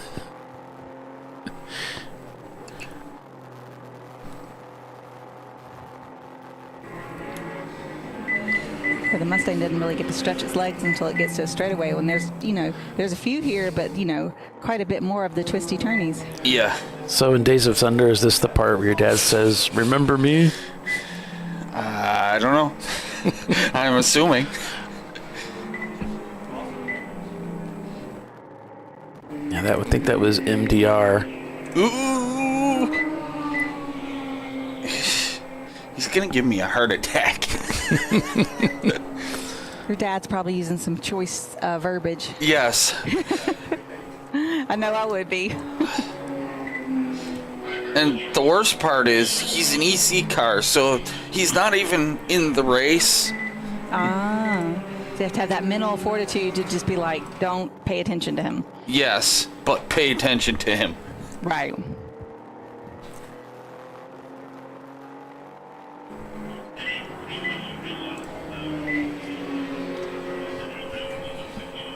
But he passed me. Yeah. And I won't have it. Then he keeps catching up with them, though. Uh-huh. Maintaining his momentum and speed through the turns a little better because that Boxer's going to handle better than a Mustang. Exactly. And it's very well driven by Billy's father. Thank you. I've been following the Salins Not-A-Maker group from the very beginning of when I started, when I was introduced to this sport, when y'all were in Grand Am. Mm-hmm. Y'all were one of the teams I would pull for. I appreciate that. And BLM's just ahead, and now he's dealing with the Mustang with the Salins Porsche behind him.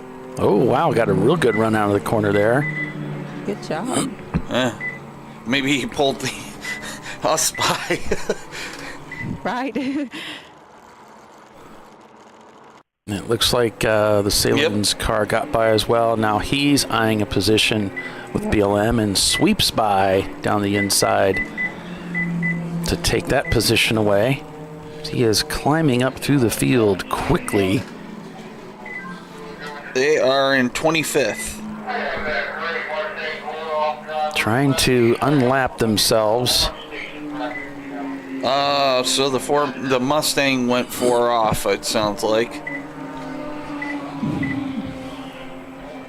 That would explain the absence of the Mustang all of a sudden, as BLM's still in 5th place. Familiar territory. Actually, they're in 4th because of the EC car up ahead of them, so they're not down a position because of that pass. Oh, we got a little crossed up there under braking. Well, this is, he's a lap down, so. That's what I said. Ketchup needed to make his lap up. Yeah. Yes. And we're full course. Goodness. Oh, because of the 607, Section 8, when they went off, they got stuck or something. Or Purple 35. am I not allowed to make Mustang jokes? No? Okay. We should be unbiased within our manufacturers. I got you, Bill. We did have the one team, though, you know, what was it, crowd control. That was funny. Yes. Technically, I'm a Chevy guy, but I own a Mustang. Go figure. Really? Yes.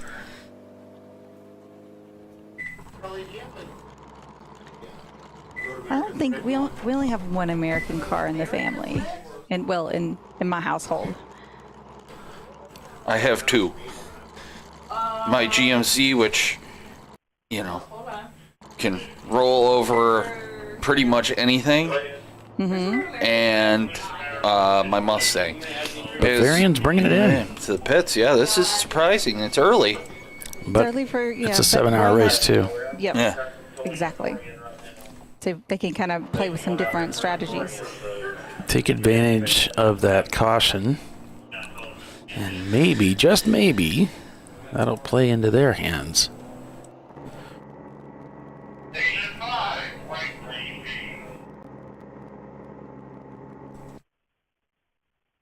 So car showing stopped over there. That's the 607. 607 was up to 10th place. Mechanical failure is what Bill Strong has it listed as. And if that's wrong, blame him. Also showing BFE and K2 Autosport in the pits, with Moog Stark still not turning laps, as well as Hera Flight and Fastborn. Well, Hera Flight, the 25, was the one that had a broken suspension because the teammate hit him in the rear. Self-injuries. Yes.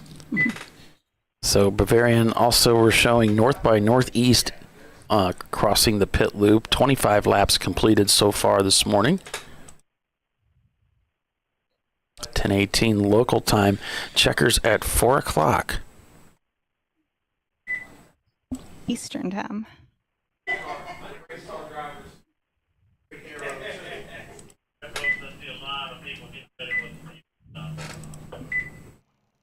So Ray Frank reporting a lot of teams getting ready for fuel stops. So it looks like they're liking the idea Bavarian had. Let's get in and maybe get that fuel stop done, change drivers, and we'll get back out there with someone new behind the wheel. Yeah, and it's an hour 20 in, so, you know, that makes sense.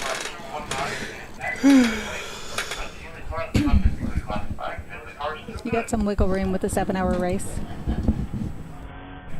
Oh, this is not current. Today. This is not current at all. You. But it's fun to watch. Better than watching caution. Yeah, he did send me a link, and it wasn't working very well. So maybe they'll get that fixed for us, so we can enjoy more from the inside of the Turn-In Concepts car. So in Toast and Jam T&J says, good morning all. They're getting ready to fire up the Weber for some Salen's footlongs and enjoy some racing today. I appreciate that. Yeah. And Weber's is a mustard that is very popular in Buffalo.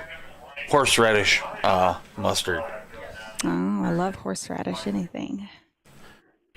Well, as I was driving around the paddock area, I noticed the Salins have their feather flags out. 40 years. 40th anniversary, it says. Billy, tell us about that. So Joe Nonamaker started racing 40 years ago in his Ford Pinto, and that was the same car as the family car. So, they would go out. He would go out on track and race it, and then afterward, drive the family around in it. So, and here we are 40 years later. Yeah, pretty much. So congratulations, and we celebrate with you guys. Yeah. That's a fun story. Yes. I'm sure Joe Nonamaker will gladly relive those days with you if you're ever interested in talking to him. Yeah. Sure. We'll have to swap stories, because when I first started my business, I didn't have any money to get started. And so I sold my daily driver, and I ended up driving my race car, my track car, back and forth to work for the first, 6-8 months I was getting going. So look, I feel his pain. Like I said, Tiffany, I still think we should have you with the couch down at Black Flag for counseling. That'd be pretty funny as we're back to green. We could have with Chin, we have a little Miata that's a stuffed animal kind of Miata, and we put it out. They usually let me do it sometimes, but hold it up and say, tell me on the little stuffed animal thing, where the other car touched you. It's great. Money Shift just pitted in just as the green flag came out. So, the OFM Mustang just did a little off-roading, and someone else is off-roading also, coming out of the fast kink here. Oops. Yep.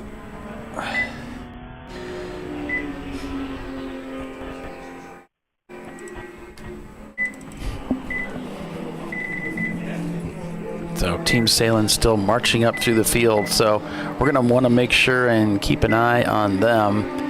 And if you're just joining us, the Race Hero stream coverage for the standings is also in effect this weekend. 90racing.com has pitted. Money Shift Racing also has pitted. Yeah, they just came in just as the green flag came back out, so... Beloy Racing, I believe it's pronounced, North by Northeast, also pitted. And BFE. So Eddie Vedder leads the race now as we're back to green. Atlanta Speedworks in second. BLM Bogle Legacy Motorsport in third. 90racing.com in fourth and leading A-Class. And then we have Turn-In Concepts and their Porsche in fifth. Money Shift Racing behind them, and they lead B-Class. Ramen Racing, Team Troxel, and then we've got the Team Salen Mustard Car lurking about as they're trying to work their way back up to the front of the field as well. Their fastest lap time in that car, 2:04.925.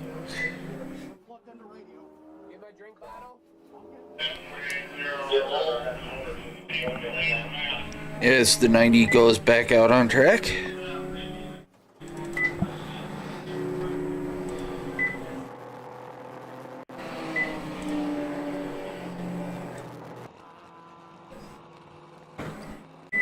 Yeah, for the J3P team, this is a lot of mirror driving. You got to keep an eye out for all the cars approaching you. And just run your line when you can and stay out of the way when you can't. There's the number 40 coming by. Mm-hmm. And as Chelsea has said many times in drivers' meetings, just hold your line when someone's approaching you. And what that means essentially is don't be sweeping back and forth across the racetrack to pick up the racing line. Just if you're on the right side of the racetrack, stay on the right side. If you're on the left side, stay on the left side. If you happen to be in the middle and they're coming around, you stay in the middle. Yeah. Don't be sweeping back and forth across the track. That's how bad things happen. Bad things, man. Bad things. Leave the other car room. To quote a 90s commercial from Reebok and Bruce Smith, Yes, I'm a Bills fan, so I remember those things. Hey, Paul, you might need to know this one. Today is National Transfer Money to Your Daughter Day. Gonna have to do it. I'm gonna send her like $1, and she'll be like, "What? What's this?" I thought it was National Transfer Money to Your Fellow Commentator Day. I mean, that one could work, but I don't see that one on the list. That day's been canceled. Yeah. Damn. But that's funny. I'll have to do that. I actually went shopping for her. She's a big Pittsburgh fan. I think I mentioned on the show yesterday. Yeah. And she said, "Bring me something," when she found out, that I was coming up here. Did you get the voodoo doll? There were no dolls, but I did stop by the sporting goods store out by the hotel and picked her up a few things. So she's got a Penguins hoodie. She's got a pillow coming. And then a blanket, which she'll get around Christmas or her birthday, which is coming up in December. I would have got the voodoo doll and, stabbed it a bunch of times. That they suck. Yes. Not surprisingly, they didn't offer voodoo dolls at Durham's sporting goods store.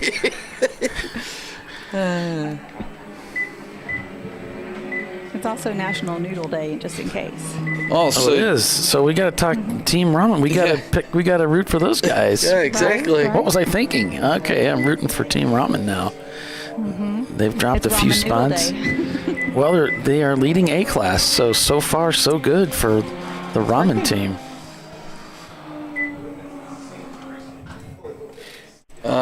So the 23, which I believe is one of the, I don't have them on my list.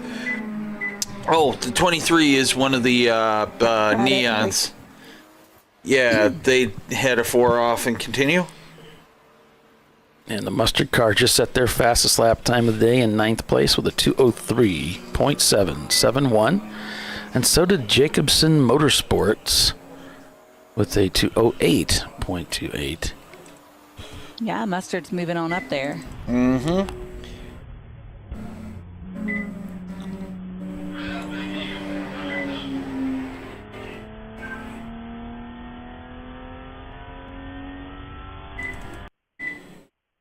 Oh, just as I go to Jacobson, their camera decides, no, I'm not doing it. No soup for you. Yep, you come back in 1 year.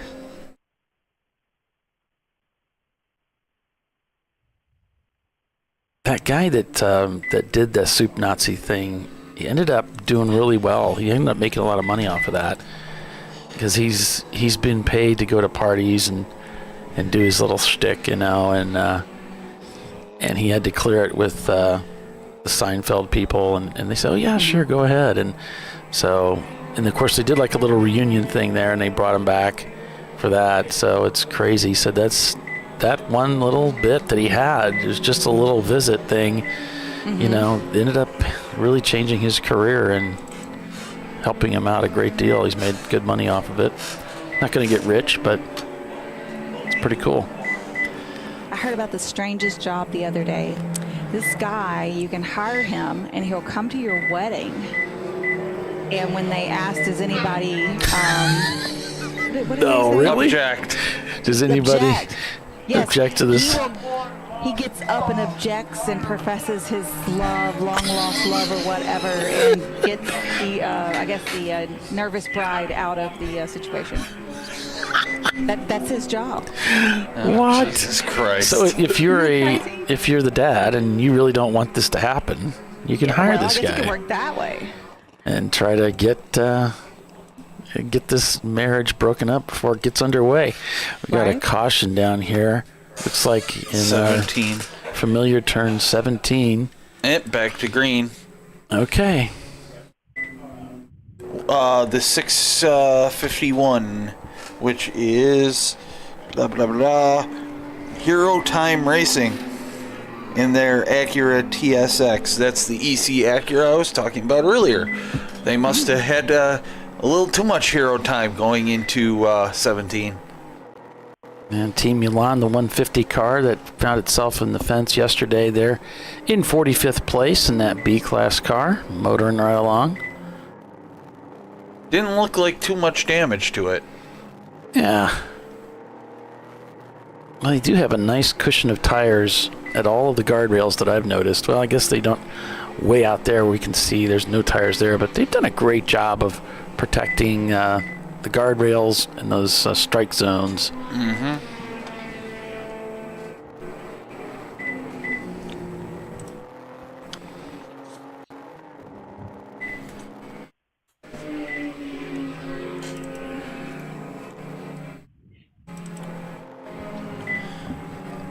We just heard one of the Salen's Porsches come down the front straightaway, so following now the catch-up car.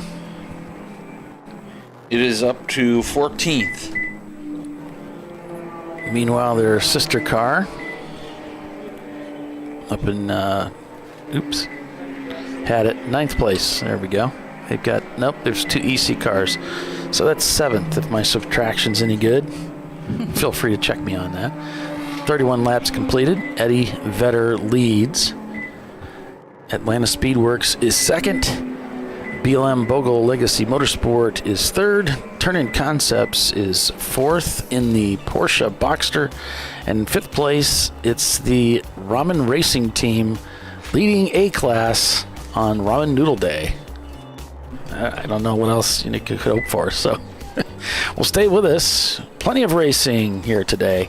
It's Sunday, and we're at PittRace. We'll be right back.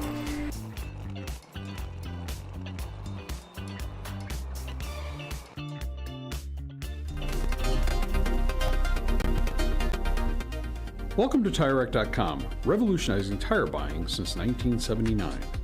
With our unmatched selection of branded products, finding what fits your vehicle and is right for you and how and where you drive has never been easier. Through helpful online shopping tools that include our professional hands-on reviews done at the introduction of a tire and consumer reviews that give real-world feedback over the life of the tire, you can make the right tire choice and find exactly what you need. And if you prefer to talk to someone, our tire testers, our sales team, are available on the phone. And that's how we get you the right tire for you and your vehicle for where and how you drive.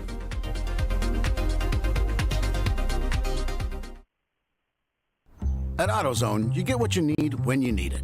Got a today job? Pick it up free same day at your local AutoZone. More of a tomorrow project? Order as late as 10 p.m. with free next day delivery. Getting the job done just got easier. Since 1994, Flying Wrench has been a family-owned business renowned for exceptional European car repair and maintenance. We treat every vehicle with the same care and attention as if it were our very own, building lasting relationships with our clients along the way. We specialize in high-performance vehicles, offering a range of services that include fabrication, construction, custom wiring, and much more. Visit us at flyandwrench.com. Discovery Parts is a veteran-owned racing and safety equipment company. While we're located inside Atlanta Motorsports Park in Dawsonville, Georgia, Discovery Parts can also be found at the tracks, supporting a number of Champ Car Series events. We take pride in being a reseller of the best of the industry to Champ Car teams and drivers. We know racing, love racing, and look forward to tomorrow to even more racing. Visit us at discoveryparts.com.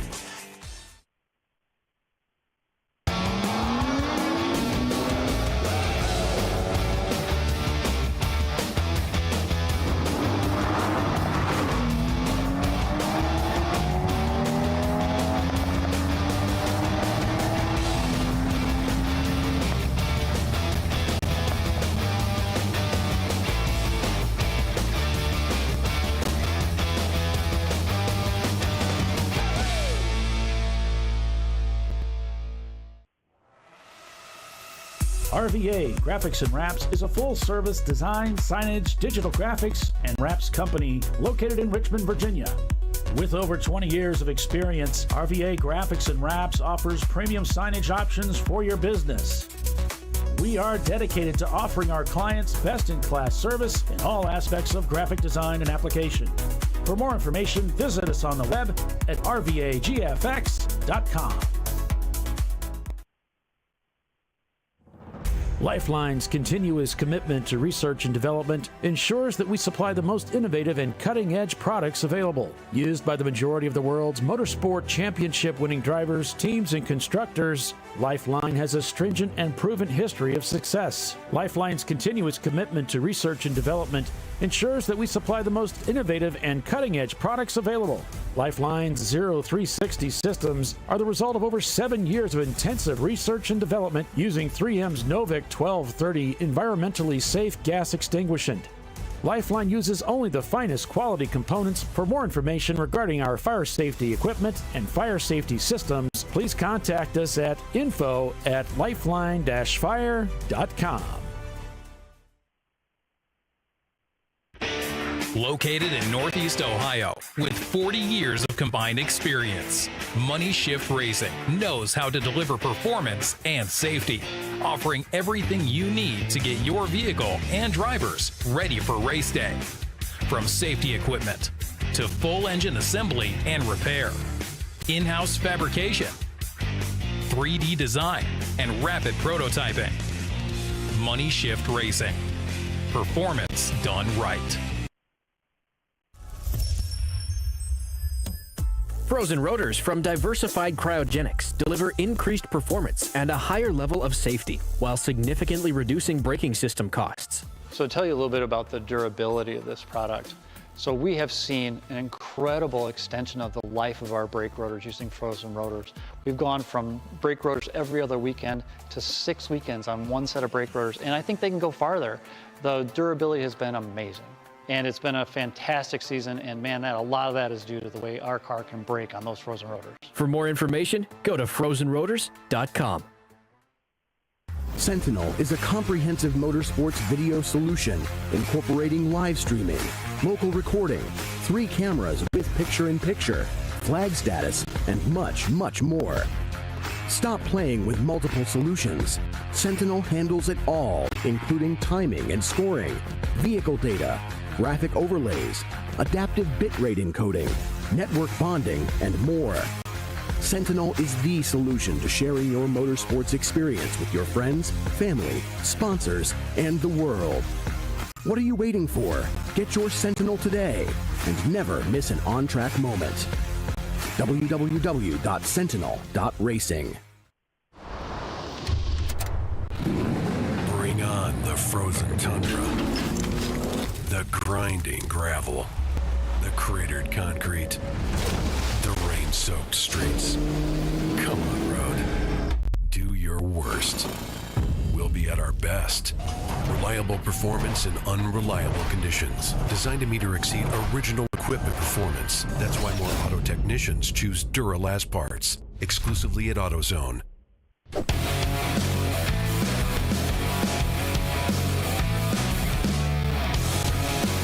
And welcome back, everybody, to ChampCar.Live, presented by AutoZone. 34 laps completed so far by the leader of this race, Eddie Vedder, in their 91 Chevrolet Corvette. They've gapped the field by 17 seconds to an EC car. Atlanta Speedworks right on their tail, so by 0.9 seconds. So about 18 seconds, the gap, Tiffany, for your pick to the lead of the race. And then we've got BLM Bogle Legacy Motorsport behind them, followed by Turn-In Concepts. Porsche sounding really good out there as they came down the front straightaway as I left during the break.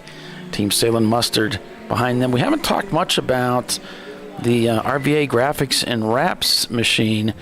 That car is in the field. They're in 40th place right now, and that's the 311 cars. The other one, I think, is done for the weekend. Unfortunately, yeah, they turned in their transponder yesterday. While we were on break, the 294, which is the Balthazar Motorsports Works car, had a 4 off and continue.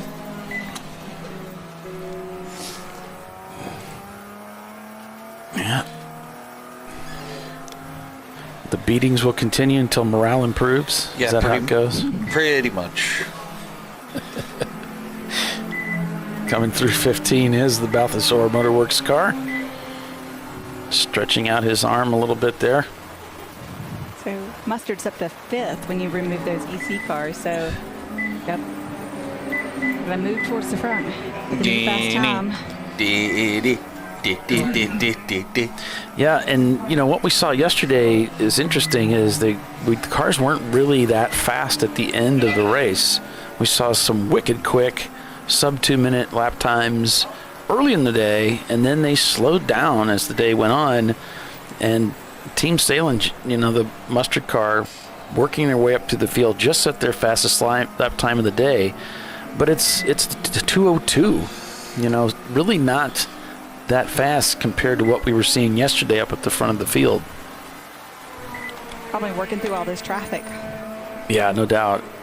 The 830, which is the MDR Motorsports 93 Miata, had a spinning continue.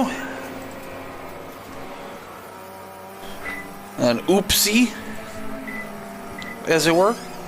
Yeah. That's their F-Class car.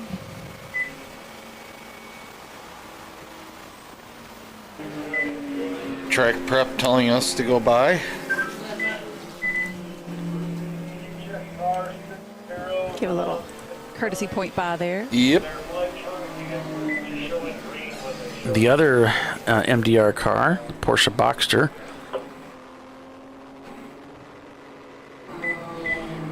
I'm not used to having the camera on this side of the...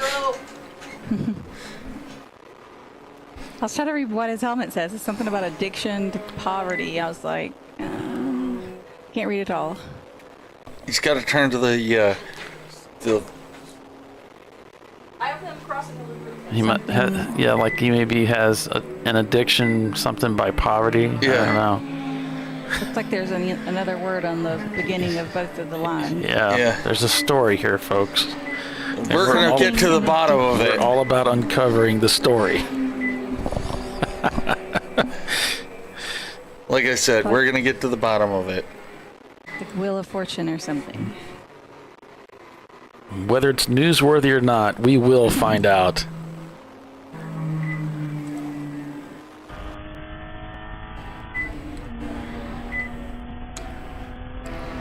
"36 laps turned." Oops, 37 laps now turned by the leader, Eddie Vedder. They are leading D-Class. OFM Racing leading EC. Atlanta Speedworks leading C-Class. B-Class being led by Milan Plus. A-Class by Ramen Racing. Paulie, just so you know, your pick is in 19th. Oh, no. They've rolled down. What happened, guys? They pit early, They pitted. They took advantage of the pit stop. So some of these cars ahead of them still need to pit for at the 2 hour mark. So in the next 15 minutes. Thanks for pointing that out, William. Jerk. Atlanta Speedworks still holds the fastest. Don't touch me. Atlanta Speedworks still has the fastest lap time on 159.3.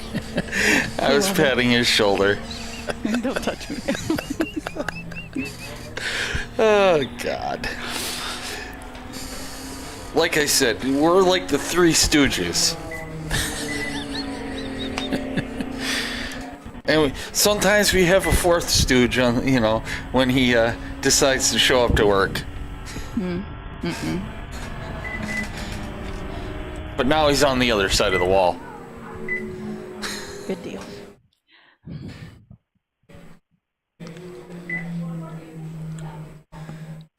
There's Turning Concepts coming by. But this is right at the pit end. That's what that other piece of asphalt is. Yep.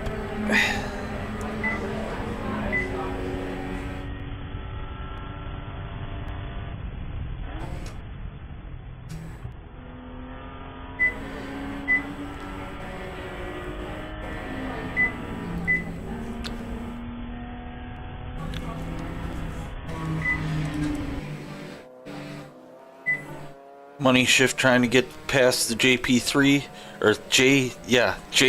J3P. Yeah, I said it wrong. Yeah. I can talk. It's a tongue twister. Mm-hmm.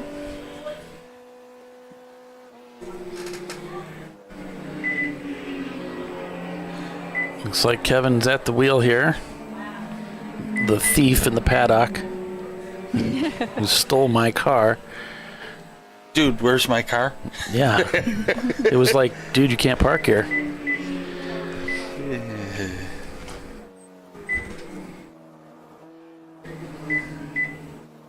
Slinging that front wheel drive around those corners.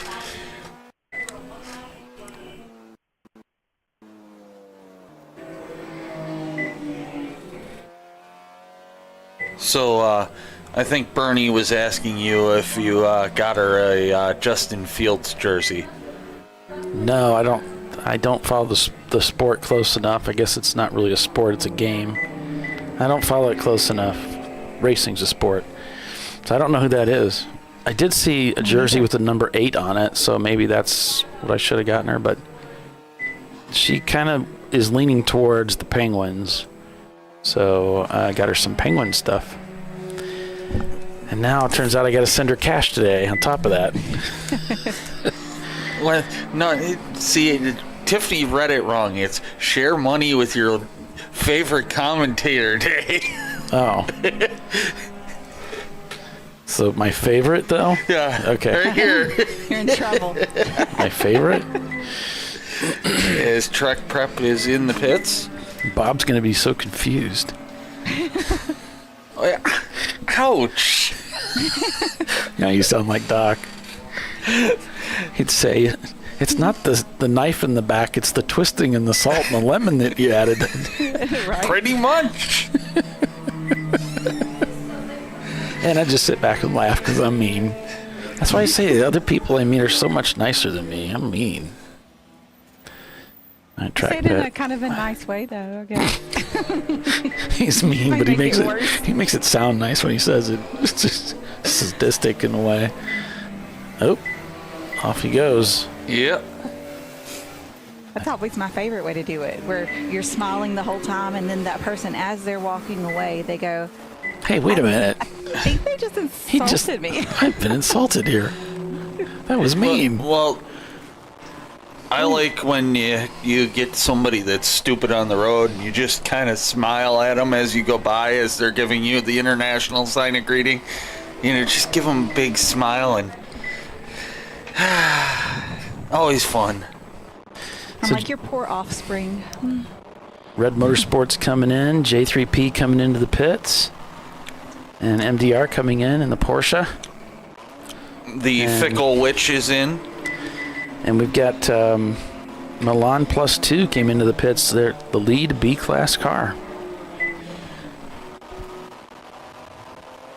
And the sun's shining. It's beautiful out here in Pittsburgh. So if you folks couldn't make it this year, we hope you'll sign up and come out to join us next year for the fun. This is a wonderful little track.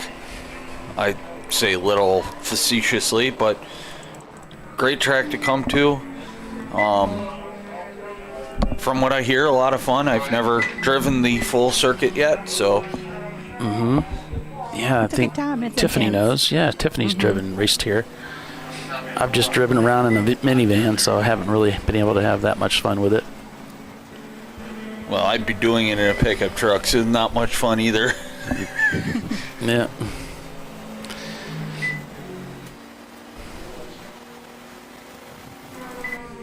Looks like J3P, as I mentioned, they are in. Speaking of, Are they in the paddock? It looks like he kind of backed in, doesn't it? Yeah. Yeah, that is the paddock. No, because there's officials right there. I'm not sure what's going on. Yeah, they're just doing a driver change. Oh, they're not. No, there's pit out right there. Yeah, So right they're pit out, they're yeah. just parked at an angle. They just backed in. Oh, okay. The 500, which I believe is the Junk Player Special, had a 4 off and continue. Yeah, it's another one of the cars that's not up to speed with the front runners and just turning those laps. Turning those laps, seeing what they can do. Here, let me help you, Paulie. Even though, you know, after you're saying that insult, that unprovoked attack on, and yet you're here to help. He was gonna roll over his cord again. Yeah. Oh no.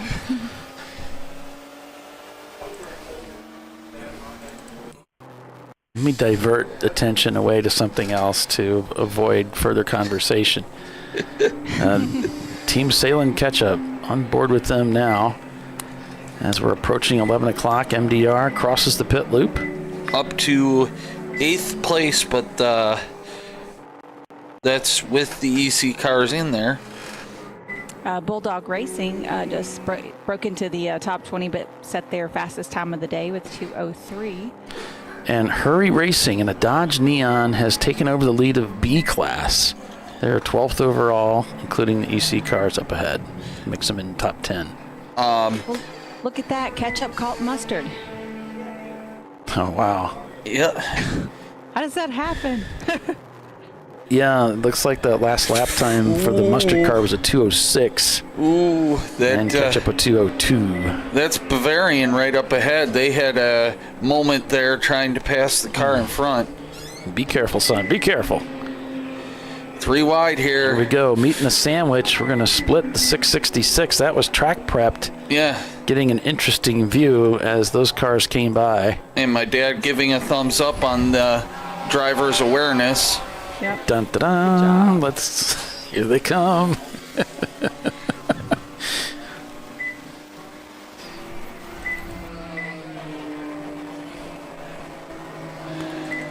I mean, there's room if everybody's paying attention, so. Yeah, good heads-up driving by everybody, especially that driver in the middle in the track-prepped car.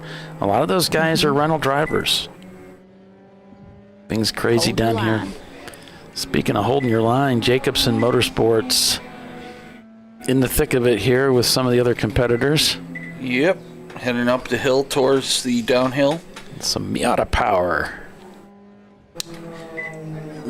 The downhill hurry downs, as it were.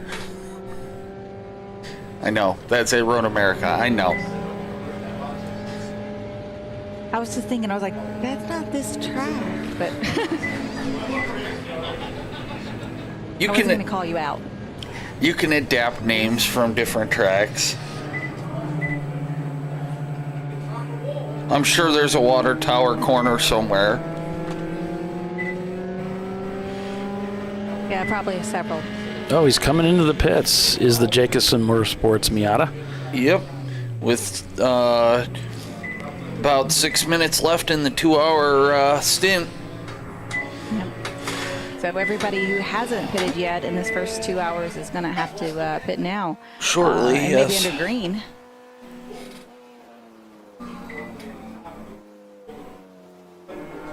Money Shift Racing. Oh, sorry. I was saying, since our driver stints are limited to 2 hours.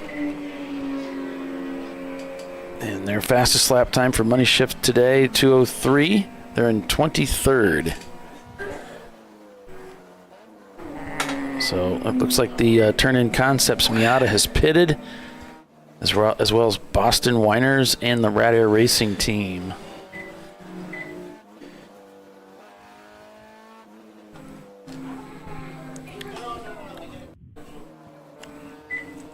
Now, I don't know if I mentioned yet, I did go out and take a look at the Mustang from yesterday's accident and the BMW. I mentioned that the BMW, they were hammering it out. The Mustang is a different story altogether. The roll cage is actually damaged.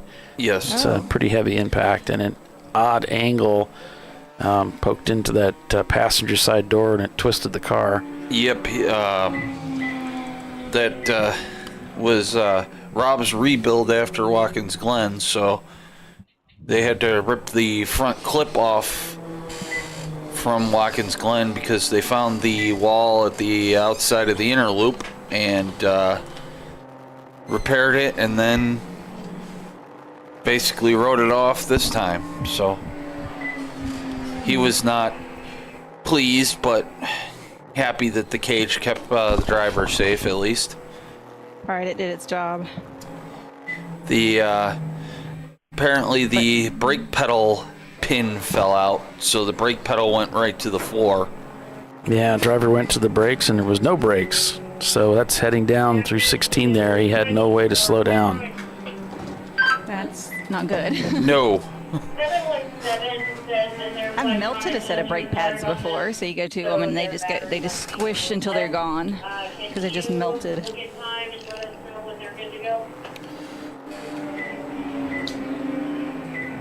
It's not as quite as fun either. No, I would assume not. 90racing.com, right up ahead of the catch-up car.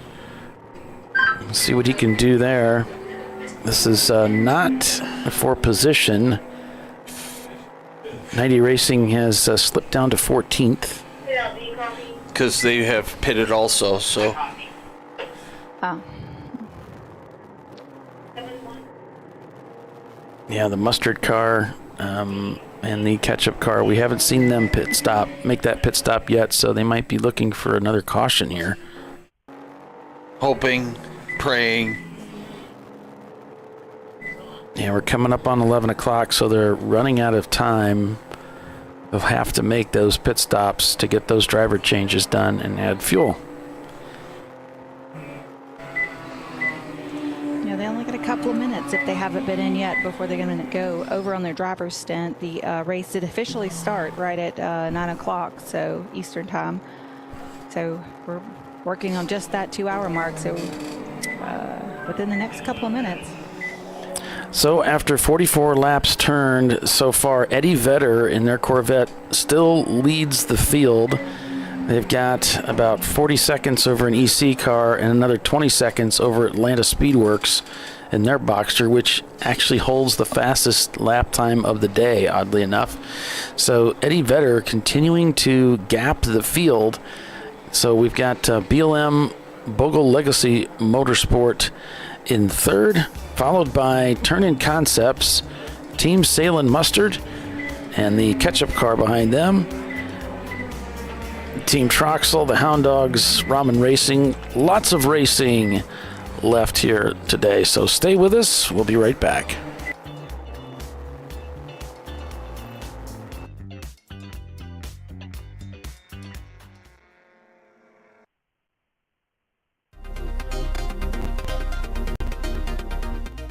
Welcome to TireRack.com, revolutionizing tire buying since 1979. With our unmatched selection of branded products, finding what fits your vehicle and is right for you and how and where you drive has never been easier.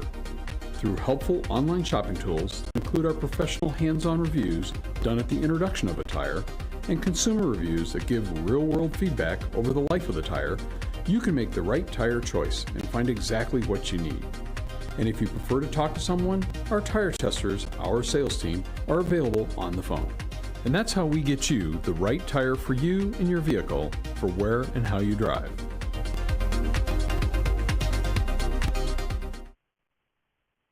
At AutoZone, you get what you need when you need it.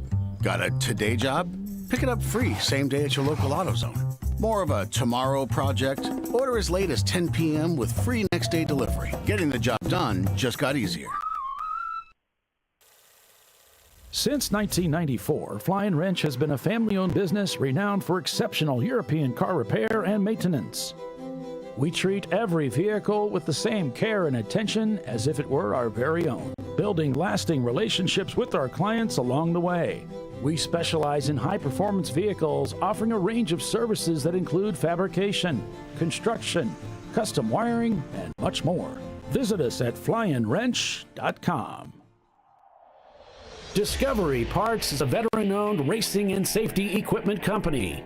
While we're located inside Atlanta Motorsports Park in Dawsonville, Georgia, Discovery Parts can also be found at the tracks, supporting a number of Champ Car Series events. We take pride in being a reseller of the best of the industry to Champ Car teams and drivers. We know racing, love racing, and look forward to tomorrow to even more racing. Visit us at discoveryparts.com.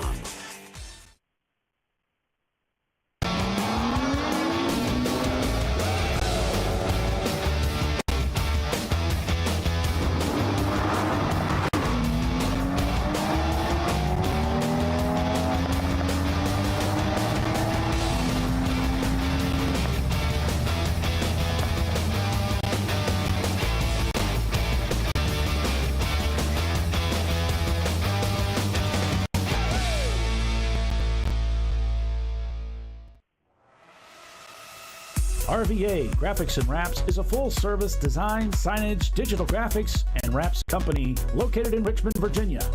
With over 20 years of experience, RVA Graphics and Wraps offers premium signage options for your business. We are dedicated to offering our clients best-in-class service in all aspects of graphic design and application. For more information, visit us on the web at rvagfx.com. Lifeline's continuous commitment to research and development ensures that we supply the most innovative and cutting-edge products available. Used by the majority of the world's motorsport championship-winning drivers, teams, and constructors, Lifeline has a stringent and proven history of success. Lifeline's continuous commitment to research and development ensures that we supply the most innovative and cutting-edge products available.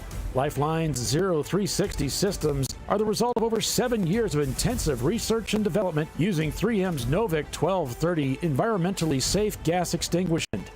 Lifeline uses only the finest quality components. For more information regarding our fire safety equipment and fire safety systems, please contact us at info@lifeline-fire.com.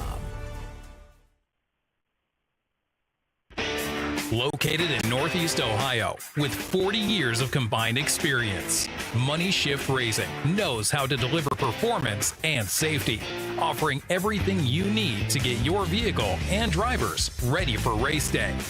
From safety equipment to full engine assembly and repair, in-house fabrication, 3D design, and rapid prototyping. Money Shift Racing. Performance done right. Frozen rotors from Diversified Cryogenics deliver increased performance and a higher level of safety while significantly reducing braking system costs. So to tell you a little bit about the durability of this product. So we have seen an incredible extension of the life of our brake rotors using frozen rotors. We've gone from brake rotors every other weekend to 6 weekends on one set of brake rotors, and I think they can go farther. The durability has been amazing. And it's been a fantastic season, and man, a lot of that is due to the way our car can brake on those frozen rotors. For more information, go to frozenrotors.com. Sentinel is a comprehensive motorsports video solution incorporating live streaming, local recording, 3 cameras with picture-in-picture, flag status, and much, much more. Stop playing with multiple solutions. Sentinel handles it all, including timing and scoring, vehicle data, graphic overlays, adaptive bitrate encoding, network bonding, and more. Sentinel is the solution to sharing your motorsports experience with your friends, family, sponsors, and the world. What are you waiting for? Get your Sentinel today and never miss an on-track moment. www.sentinel.racing. Bring on the frozen tundra, the grinding gravel, the cratered concrete, the rain-soaked streets. Come on, road. Do your worst. We'll be at our best. Reliable performance in unreliable conditions. Designed to meet or exceed original equipment performance. That's why more auto technicians choose Duralast parts. Exclusively at AutoZone.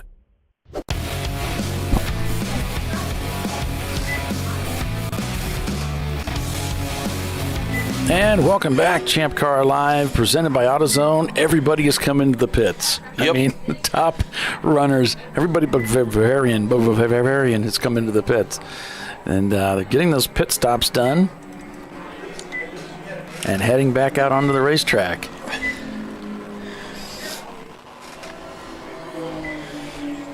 So that'll put Bavarian in the lead, I think, depending on how far up Eddie Vedder is.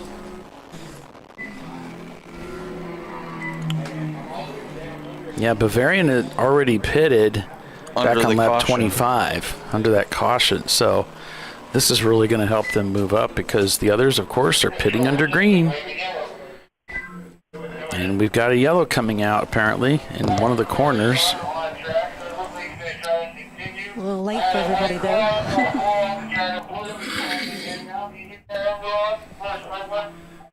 There's talk of 4 off and continue. I'm not sure. Yeah. Because the logs haven't been updated Not yet. But You can see over there. We got yellow flag in 7. 763, that is the Boston Whiners. And with that pit stop, yes, the Salins team is falling rapidly in the standings. Still showing Eddie Vedder now. They've just crossed the timing and scoring loop after having left the pits. So they're still shown in the lead. Waiting for Atlanta Speedworks and Bogle Legacy to come around.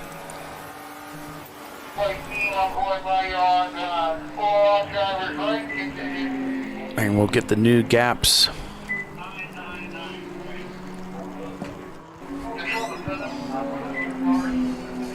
There we have Bavarian moved up into second place with that strategic call on that pit stop under caution earlier this morning. Let's see if it will pay off for them later in the day. So far, it looks like it's served them really well. Yeah, you'd think that'd be quite an advantage. The teams that decided to take that pit stop a little early under that yellow versus these teams that had to take it under green a little later. However, if it works out for them, yes, but then if these teams end up having to take an extra pit stop, that wouldn't be quite as advantageous. So we'll just kind of have to see how these yellows work their way out. Yeah, Bavarian puts them solidly in second place with about a 26-second gap over north by northeast. And they are the faster car in that matchup. And then we've got Bulldog Racing, Atlanta Speedworks. They've tumbled down to 5th place. I'm guessing that's because they waited till the 2-hour mark to pit. Yeah, everybody's kind of lost out to the few teams that took advantage of that caution at 1 hour and 40 minutes in. The 999 had a 4 off and continue. I don't have them on my number sheet, so... That's the Rad Air Racing.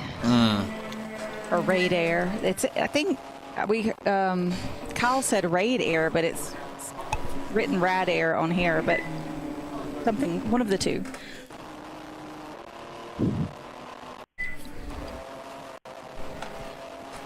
Still waiting for the catch-up car to come by the start-finish line to track their position. I think he has. It's just saying that he's crossed the pit loop even though he hasn't. He would need to come back around. What I'm waiting for is for him to cross over the start-finish line to clear that. Well, he did cross over the start-finish line, but it popped up as him in the pits. Because he's right in front of Mustard. And Mustard already cleared that. Gotcha. So, it must have thought he was in the pits last lap. So, yeah. It's a lap behind on catch-up.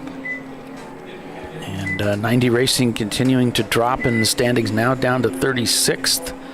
Shown in the pits.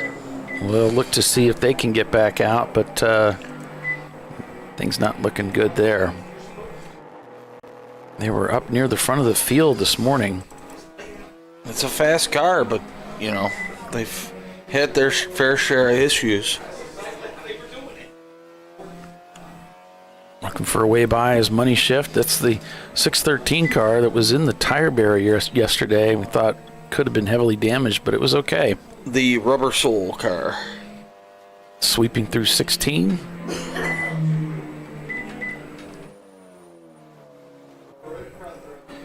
Ends up a little wide out here. Might be just what he was aiming for, though. Yep. Trying to pass the junk player special. Yep, the 500 car's going off over to the right side of the track, so he moves over to the left, makes the pass, and down into one to start another lap here at PittRace. Still showing 90 Racing in the pits, so obviously some unscheduled issues there, unplanned issues for that machine. Well, any issues are unplanned most of the time, I would say. Eddie Vedder leads the race over Bavarian Mustache Works, North by Northeast in third. So Eddie Vedder, your D-Class leader. Bavarian Mustache Works, your C-Class leader. B-Class being led by Money Shift Racing. And A-Class being led by Ramen Racing. And EC by the OFM Racing team. And F-Class looks like it's MDR Motorsports. Nope, Boston Winers actually leads F-Class, excuse me. They're 24th overall. So 48 laps completed.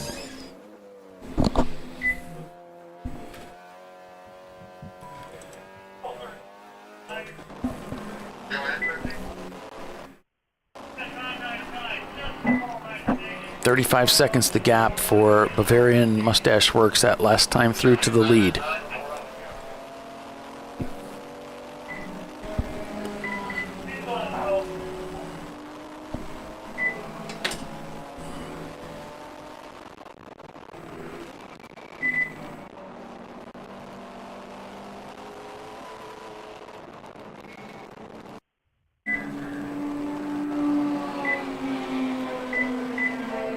So I believe Eric Schreimer is at the wheel of the Bavarian car, so he's in the second stint.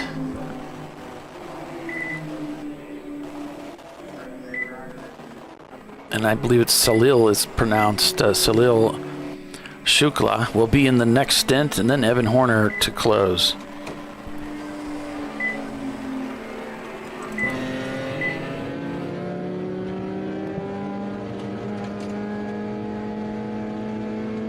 So the 999,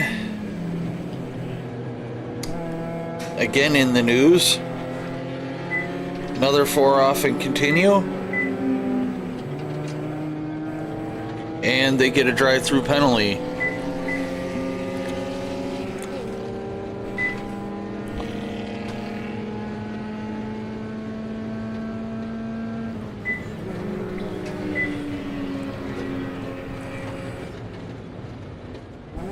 Yeah, I'm going to have to send my daughter some money and see how she reacts to that. That should be funny.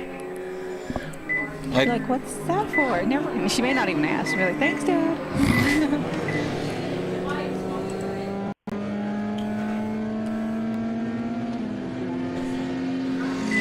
Well, her love language is offering food to people, which is kind of odd, but so I'll see her and then she'll want to give me something, and it's usually because she loves food, loves to pick up food and take more than she can possibly eat. And then she hands it to me to eat, and then if I don't want it, she becomes offended. So it's a strange relationship. You must try it. Yeah. I still think the Pittsburgh Voodoo Doll would have been perfect. You know, stab that thing multiple times. No, she is a Pittsburgh fan. I know, so that's the point. point. Any sense. That's the point.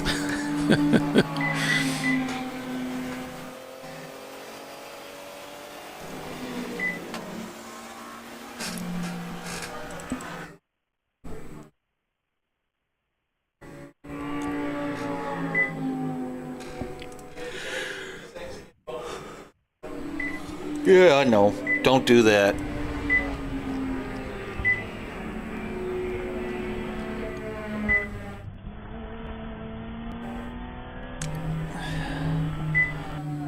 So Wayne and Will should be in the ketchup and mustard respectively.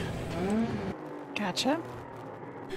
Gabe Orlowitz is driving in the Jacobson Motorsports car.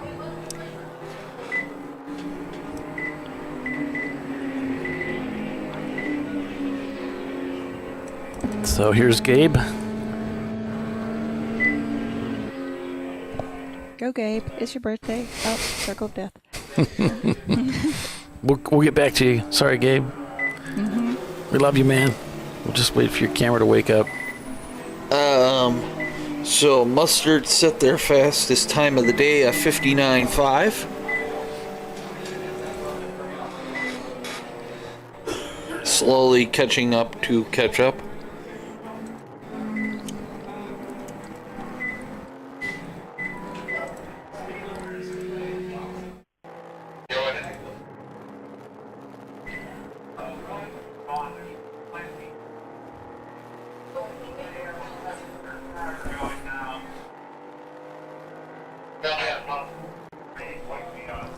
Thanks for signing in and watching with us today, folks. Appreciate you. Don't forget to hit that like button.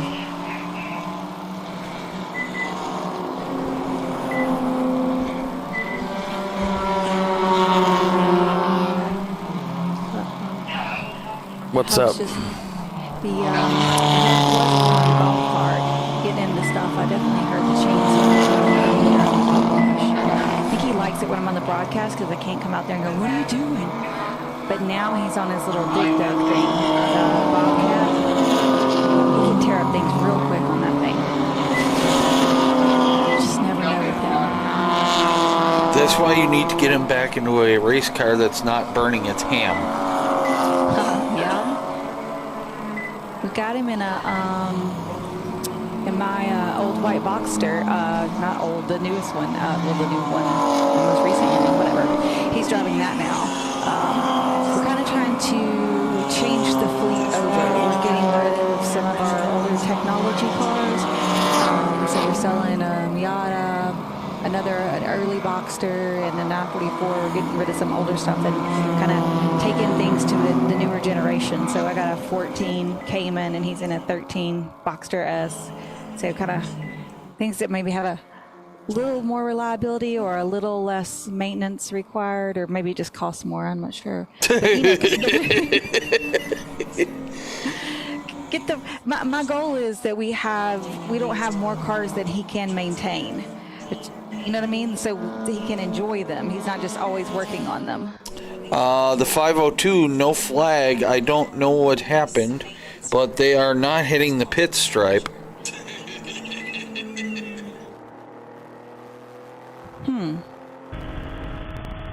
So money shift is something? Yes. Maybe they just had a 4 off or something. Yeah, 4 off and continue. Yep. Bill was distracted, apparently. Pit lane warning. Final. Eddie Vedder is dropping down the standings, too. Are they? On my, oh, there it goes. Never mind. They just must not have, they must not have clipped the last time. I refresh mine just to make sure. Every once in a while it'll get hung up. Atlanta Speedworks is back into 3rd place after that cycle of pit stops is done. Yeah, and Bavarian, remember, they've got some suspension issues. The car's not steering the way they want it to. Something's going on there. They're not sure about the fix. So, that's your pick, right, Paulie? Yeah. Okay. Well, then it's cursed. It's the obvious pick because, Salins has been so dominant. It's cursed. The commentator's curse. Well, no, it only works for you. It doesn't work for me. Oh, yeah, that's right. So, because my car came second yesterday. Well, it's if I can market this thing, I'm always looking for an angle. Oh, you should have picked Salem then. No. If it worked. That would have been some weird button heads. We got one guy that's usually right and one guy that's usually wrong. How's that going to work? We got 2 cars, so I guess anything goes. Experiments. He's over here just gritting his teeth. Cracking my knuckles. He's cracking his knuckles for some reason. He's just nervous. He doesn't know what to say. All right. Billy, did you say you guys are planning to come to Sebring this Yes, year? ma'am. Okay. I have booked my flight in my rental car. Gotcha. Got to fly into Tampa, which kind of sucks, but it's better than trying to fight your way through the Disney traffic. Oh yeah, it's a good 12-hour drive for me. Team Salem getting by the Milan +2 car.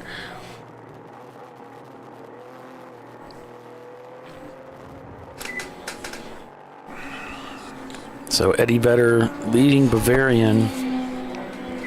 Eddie turning a 202 on that last lap, a 207 for Bavarian, a 201 for Atlanta Speedworks in third. And these 207s, 206s, pretty consistent lap times from the Bavarian Mustache Works car.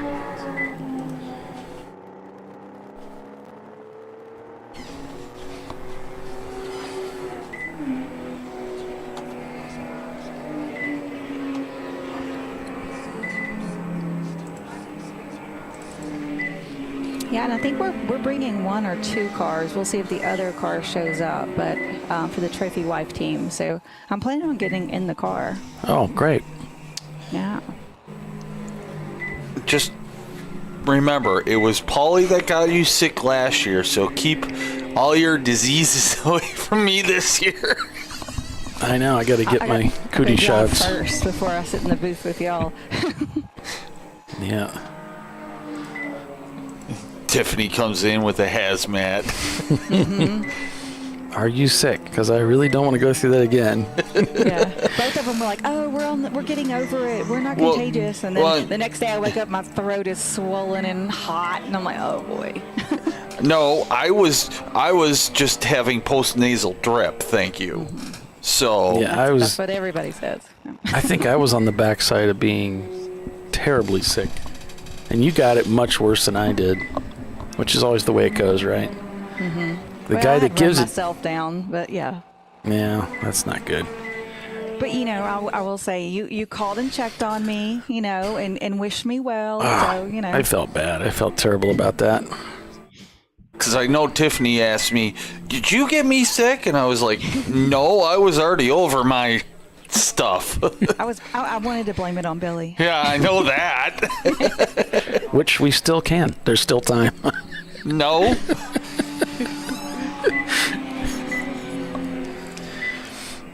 Oh, well. Can't say that I'm not trying. Yes, and you did survive, and you're stronger for it, Tiffany. Absolutely. I'm bringing my Echinacea and Golden Seal immune booster with me this year. Oh, well, you get all the magic potions. Mm-hmm. Well, she is a doctor. Doctor. And 2 sailing cars coming through, the VW behind them in Milan, as well as Atlanta Speedworks. So nice complement of cars coming down the front straightaway here at PittRace. If you're just tuning in, welcome. It's the TireRack.com Champ Car Endurance Series race at Pittsburgh International Race Complex, the Beaver River Grand Prix. An 8+7 this weekend. We're doing a 7-hour race today. And that'll finish us up for the week here in Pennsylvania. And then we'll be off to Road America in a couple weeks. Yeah, just 2 weeks from today. Elkhart Lake, Wisconsin. Cheese country. Yeah, I will be down in Florida next weekend sweating my body off. On vacation? Just a weekend trip with a buddy from high school. Oh, that sounds fun. Yeah, for Halloween Horror Nights. Ooh, at Halloween. At Universal. They have a Ghostbusters house and a Quiet Place house, so yeah. I like all things Halloween. This year I've decided to do a Halloween tree. And so, like a Christmas tree, but it's the Nightmare Before Christmas tree. So you can leave that up from Halloween all the way to Christmas. Exactly. That was my whole plan. So I'll put this one up first, and it's kind of smaller. It's only like 4 feet. And then when we get the Christmas tree up, I'll move this one to the smaller one to a different window, but just leave it up.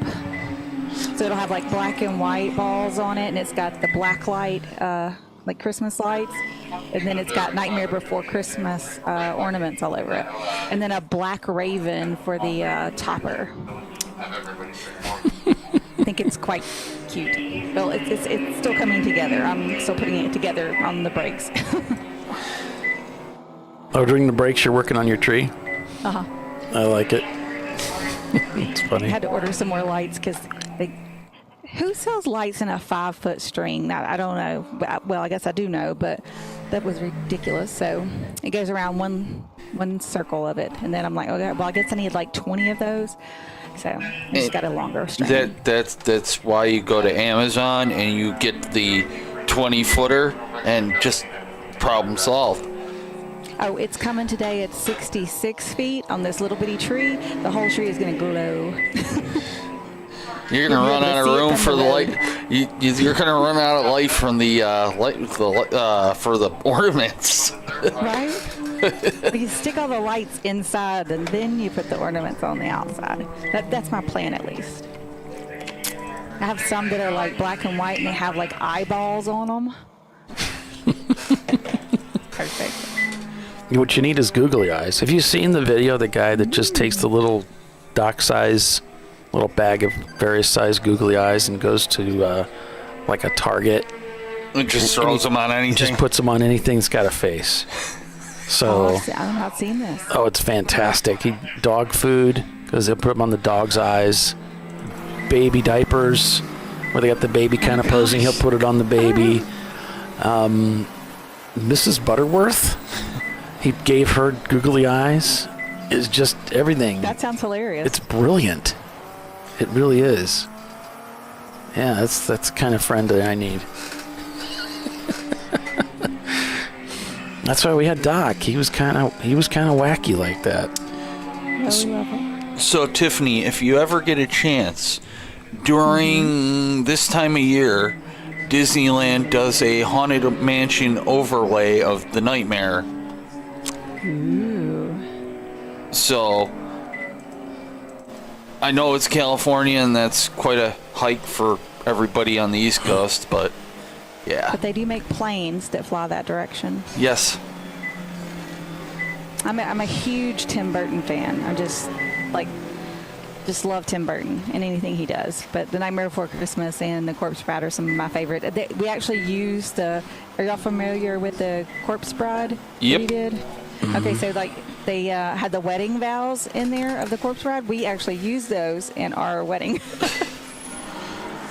Nice. Yes, because I'm a weirdo at the very end of the day. So Bavarian Mustache Works has slipped down to third place. And joining us, are you going to join us, Clive? Come on in, have a seat. Clive Bogle with Bogle Legacy Motorsport. And that headset is you, sir. You are live right now, sir. And welcome to ChampCar.Live. Good morning. Morning. How you doing? I'm doing good. Great. Beautiful day out. Yep. See, you finally caught up to me. There you go. Race is going well so far. Yes, you are. Again today. You guys doing really well. A 5th place finish yesterday. Some miscalculation on the fuel. What happened yesterday? That was on purpose. It was intentional. It's like 3 laps. I'm just going to sit over here and watch the rest of the race. Yeah. Make sure you stay out of the way. So finish on the green, but, and not lose any places. It's correct. Kind of like showing off, really. Now you know your exact fuel window, right? Exactly. So as Billy would say, we're done fueling for the day. So it looks like you're up to 6th right now. Are you driving today, or have you driven? Or? I haven't driven today. Most likely last stint, but we'll see how it shakes out today. Okay. All right. And so who's in the car right now? Currently is David Palermo is in the car right now. Okay. Also a member of Z-Tech. Oh, okay. Z-Tech? Z-Tech, yeah, the other 944, the old Israel car. Yeah, I met those guys the last race where we were at Mid-Ohio, and they had kind of a calamity out there. I think the engine let go. Yeah, engine let go. And somebody dodged at the last, I think it was Atlanta, dodged that bullet because they almost rear-ended them because of it. Yes. it was a scary situation. So, but so far we're here at this race this weekend, and so what do you think? How do you think the car's performing? How are things going for you, and what's your overall feel? Car's doing well. It's on 40-hour-old tires, so it's holding up. Wow. Okay. Fuel burn rate's good. I haven't been here in 5 years, so it's wow. Relearning, reacclimated to the track. Yeah. So. What about your drivers? Are they new? Experienced to the track? We're all they're all visceral group. So. Oh, okay. Just, everyone's been here up to at least 2 years ago. Okay. So Ron said it was no pressure. Right. So the strategy today, same as yesterday, or are you going to maybe try and make sure you have enough fuel to get through? Probably not. You run out of gas again. Don't want to end up buying a fuel pump at some point, but we'll see. We'll see. That happens. Yeah. How many? Yeah. So it looks like possibility of rain after the race is already over with. Do you think is rain something that you would have looked forward to, or are you good for you'd rather be in the dry? Dry, because I have a U-Haul trailer to take the car home in. You're thinking long term, thinking packing in the trailer and all that. You don't want to do that in the rain. No. So hopefully we get at least an hour of decent weather after the race, pack up, and start heading back to New Jersey. So how long have you been racing? I know you've been on the Champ Car podcast, but nobody watches that. So since everybody watches this show, yes. I started back in 2014. Okay. With Z-Tech. Back then we had an old Skip Barber 1.8 Sentra. Oh, wow. From Lime okay. Rock. Okay. That's where I started. And it's been 10 years. The only year I did not race is COVID. Yeah? Work didn't let me travel, so I missed the entire year out that year in 2020. Mm-hmm. So it's been going well. We started with the 1.8 Sentra. Eventually we had moved to the Accord with the H22 swap. And then I moved over to the Visceral team. Gotcha. So that's, wow. So I used to race an Accord too. Oh, did you, Tiffany? Yeah, we just recently crushed it. Yeah, it was a 2.0 liter carbureted, but it was stupid fun to drive. It just wasn't quite fast. Yeah, the Accord was fun. We got fast enough where we kept breaking axles every race. We had the same problem. And then every race, yeah. I said it a long time ago, back on the first podcast. Thanks to Simon Says, kind of shared a little insider trick with us. And after that, I think they won Nelson with it the race after. We figured out how to let the axles last the entire race. Yeah, Did y'all put the hot temp grease in there? Mm-hmm. And a little venting. No, we're not front-wheel drive anymore, so we can let the secret out. Right. Well, the straw. But we don't want any high-speed front-wheel drive guys catching us. Yeah, speaking of front-wheel drive, Money Shift Racing, they've come into the pits here. Doesn't seem like the appropriate timing to be in the pits. Brake lights. Really? Yes, and same with the 613, which is rubber sole. Yep, they both have brake light issues. Most unfortunate. Yeah, that got us one year at AMP. Dim brake lights. That's why I have 4 brake lights on the back of the Civic. So we can kill 2 before we're in trouble. Yeah, but you actually have to bring the Civic to a racetrack. You need to talk to Polly about that. My checks are still clearing.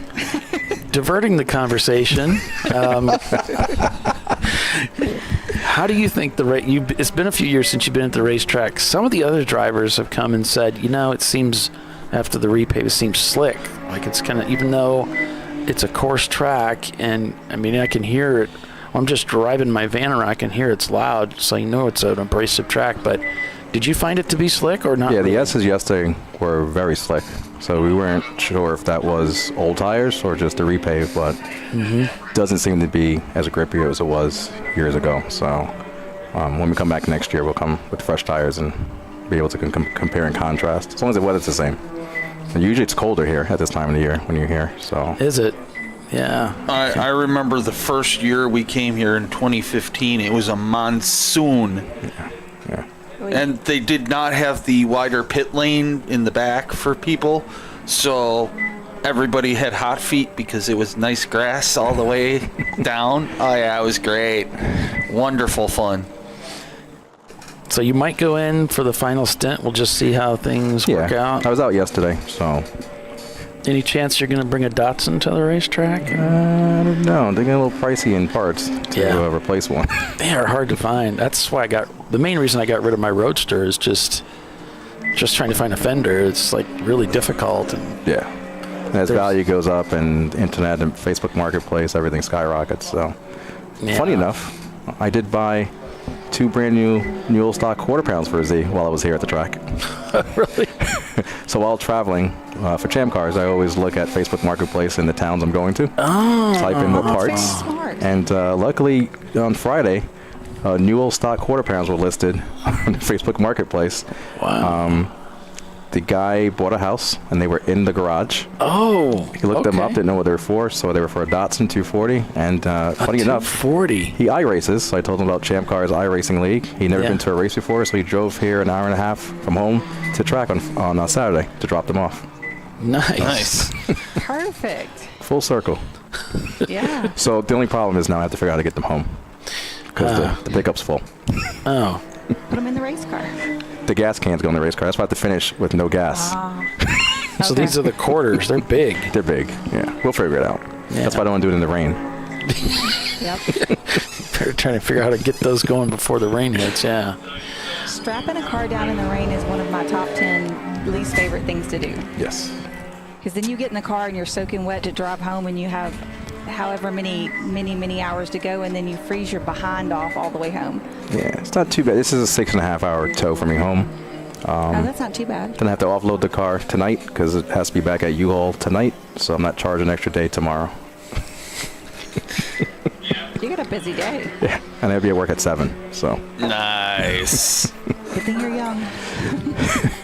Yeah, I'm looking forward to being home at night tonight with my sweetie. So, Can I drive this in for you, Polly?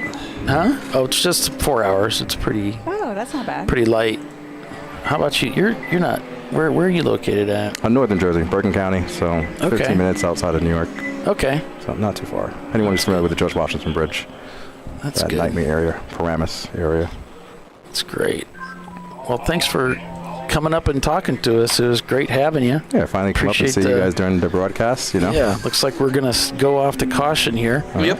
So go back down to the team. Thank you guys. All right. Thanks so much. Good luck. Thank you, sir. Yeah. You need it. Yes. I'll see you guys down there. See you at the podium. Yeah. He is always see you at the podium. Goodbye. Relentless. Okay. We're going to take another commercial break here and be back in a few. So stay with us. You're watching Champ Car Live, presented by AutoZone.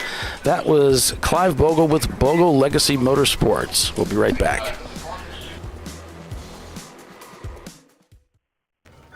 You know, I'd buy tires online, but then what? We've thought about it. We're TireRack.com. They should let you ship directly to a mechanic. Actually, we call them independent recommended installers. They should have like 1,000 mechanics. Try over 7,000 installers. Then you just make an appointment. At a time that's convenient for you. This could change tire buying forever. TireRack.com, the way tire buying should be. Come on, Road. Do your worst. We'll be at our best. Engineered to meet or exceed original equipment performance, exclusively at AutoZone. Since 1994, Fly & Wrench has been a family-owned business renowned for exceptional European car repair and maintenance. We treat every vehicle with the same care and attention as if it were our very own, building lasting relationships with our clients along the way. We specialize in high-performance vehicles, offering a range of services that include fabrication, construction, custom wiring, and much more. Visit us at flyandwrench.com.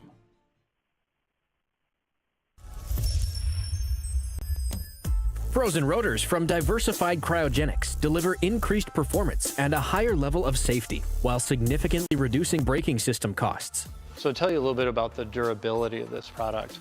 So we have seen an incredible extension of the life of our brake rotors using frozen rotors. We've gone from brake rotors every other weekend to 6 weekends on one set of brake rotors, and I think they can go farther. The durability has been amazing. And it's been a fantastic season, and man, a lot of that is due to the way our car can brake on those frozen rotors. For more information, go to frozenrotors.com. Located in Northeast Ohio with 40 years of combined experience, Money Shift Racing knows how to deliver performance and safety, offering everything you need to get your vehicle and drivers ready for race day. From safety equipment to full engine assembly and repair, in-house fabrication, 3D design, and rapid prototyping. Money Shift Racing. Performance done right. Discovery Parts is a veteran-owned racing and safety equipment company. While we're located inside Atlanta Motorsports Park in Dawsonville, Georgia, Discovery Parts can also be found at the tracks, supporting a number of Champ Car Series events. We take pride in being a reseller of the best of the industry to Champ Car teams and drivers. We know racing, love racing, and look forward to tomorrow to even more racing. Visit us at discoveryparts.com.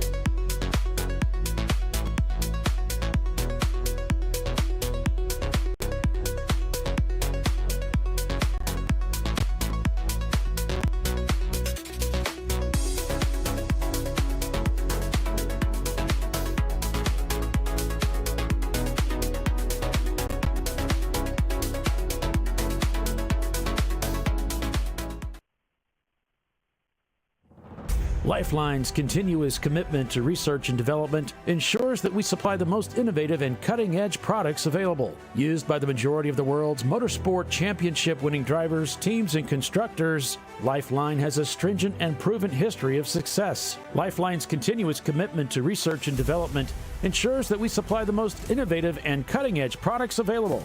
Lifeline's 0360 systems are the result of over 7 years of intensive research and development using 3M's Novik 1230 environmentally safe gas extinguishant. Lifeline uses only the finest quality components. For more information regarding our fire safety equipment and fire safety systems, please contact us at info@lifeline-fire.com. Sentinel is a comprehensive motorsports video solution incorporating live streaming, local recording, 3 cameras with picture-in-picture, flag status, and much, much more. Stop playing with multiple solutions. Sentinel handles it all, including timing and scoring, vehicle data, graphic overlays, adaptive bitrate encoding, network bonding, and more. Sentinel is the solution to sharing your motorsports experience with your friends, family, sponsors, and the world. What are you waiting for? Get your Sentinel today and never miss an on-track moment. www.sentinel.racing. No. Seriously?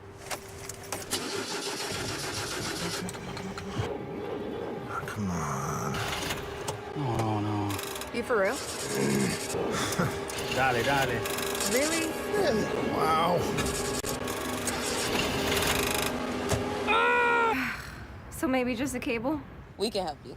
Welcome to America's #1 battery destination, AutoZone, your battery solution.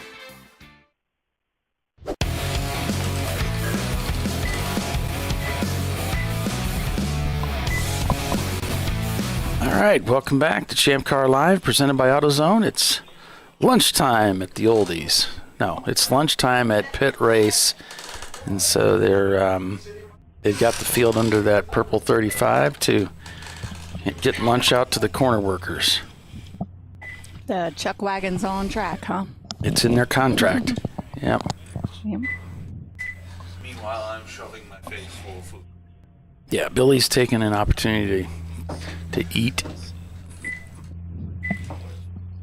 Gotcha. So showing Eddie Vedder leading the race still. Atlanta Speedworks following them. And then it's Bulldog Racing, Bavarian Mustache Works, North by Northeast Racing, Bogle Legacy Motorsport, Team Salem Mustard, Turn-In Concepts, Team Salem Ketchup, Atlanta Speedworks number 996, Beloy Racing or Blocks Racing. We got Team Troxel behind them in 13th. And yeah, we got the one EC car up there, the OFM Racing team there in 3rd place, leading EC. My pick is in 2nd. Woo. Killing it. Ramen Racing. Hopefully we're not killing it, but you know. Ramen Racing leading A class there in 18th. B class being led by the Beloy Racing team in their Chevrolet Cobalt. And let's see, C class by Atlanta Speedworks, D class by Eddie Vedder, EC, as I said, OFM. Man, if I scroll down a little bit, F class looks like still Boston Whiners there in the BMW. Sorry. A BMW.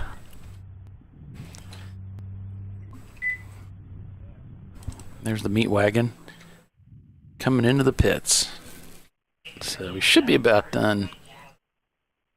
Get us back to racing here.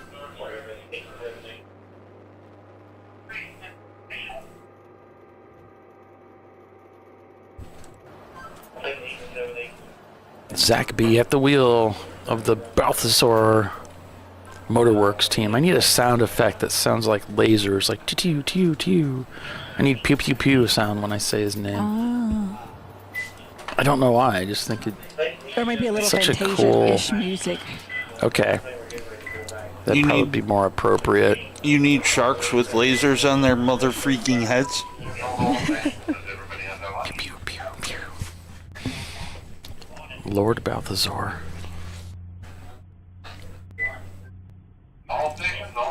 So we've had some good interviews today. It's been fun. Mm-hmm. Yeah. And we've got more on the way, so be sure and hang around. We are back to yellow flag. And back to green. Yep, the all stations no flag was called, which is in Champ Car language for go back to green racing.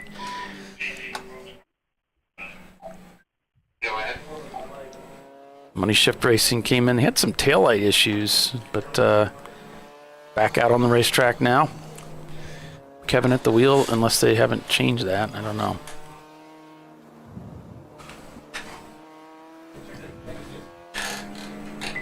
If you're around Kevin, don't leave your car running and leave the car, because he might take it. It's been known to happen. Now we know. This service message brought to you by Polly. Yeah, that jerk took my car.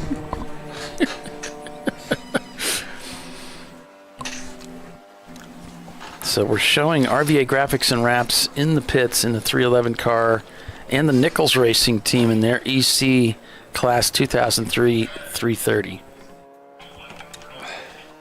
Let's see, we're showing the Hakuna Miata. Great name for a team, especially a Miata. Hakuna Miata in the pits too. They're in 33rd. That's a B-class car. Still a great movie. Yep. Absolutely. Rubber Soul Racing not turning laps. The 150 car of Team Milan in the pits. And 90racing.com still shown in the pits in 48th place. So obviously we're having some trouble with that Honda today. And Section 8, that car not turning laps down in 49th. See, I blame Paulie for picking them yesterday so that they have their woes today. The 114, which is... that doesn't make any sense. Loose Bros Racing, You cursed them the whole weekend, is what I'm saying. Not only did I not pick them today, I also didn't put the camera in their car. So they are without excuse. You still cursed them. Well, I'm going to put it in a bottle and sell it. Come see me, guys. $1,000, and I'll pick somebody and put a camera in their car. They'll be my pick for the win, and we'll see what happens. Although you put a camera in our car yesterday and we won, so. But I didn't pick you. I just put a camera in there. Okay. Right, so it's not the camera curse. That's right. But then it has to hold true for Bavarian, and they're doing quite well, thank you. So we'll see what happens. I picked them and put a camera in their car, William. The racing gods will come and smite you. Yeah, let's see. Smite. Yes, indeed. I can see that happening. I like your choice. They are smiteful, aren't they? By the way, that is another great movie, Bruce Almighty. That one is funny. And it's all about my city. Oh, really? Yes. All these ponies and nowhere to run. No one to gallop.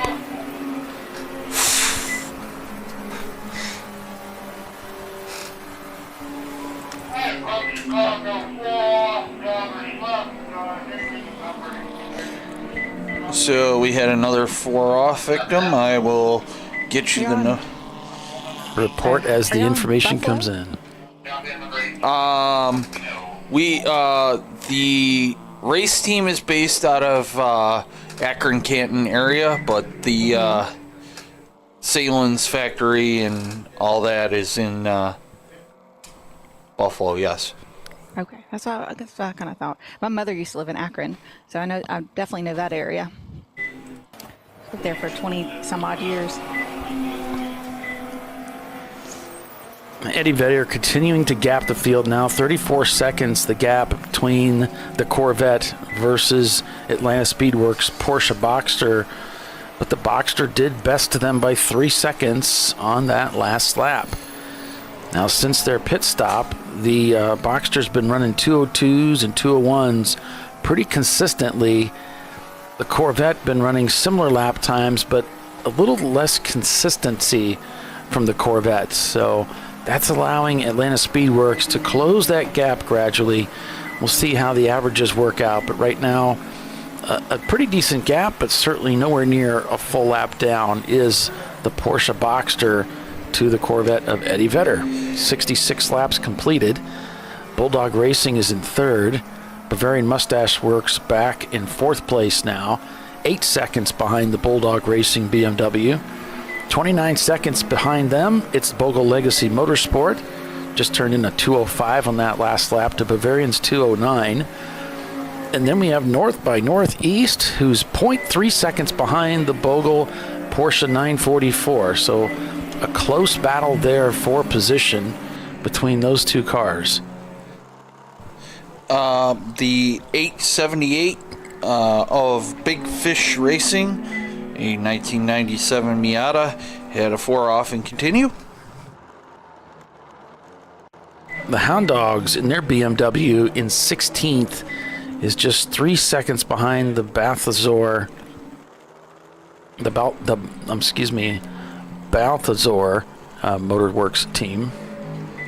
And so that's a 3-second battle there. That's close call for 15th. So those guys will be working that out. 6 seconds behind the Hound Dogs car is MDR Motorsports in the Porsche Boxster. So still some close racing out there. Just behind them, a couple cars back, Hurry Racing is 2 seconds behind the Ramen Racing team in the Noodles 2001 Mazda. And that's an A-class car, leading the A-class itself, which is, I believe, that I know Money Shift is one of our car sponsors. I don't know if I have my cheat sheet for that, but they are a class sponsor. Yeah, Bill used to send out that sort of stuff at the beginning of the year for us, and now. I haven't seen that. I just looked at my my notebook here, and the last time I got one might have been 2021. Shakes finger at Bill and head. Yeah. I'm shaking my fist at the wall.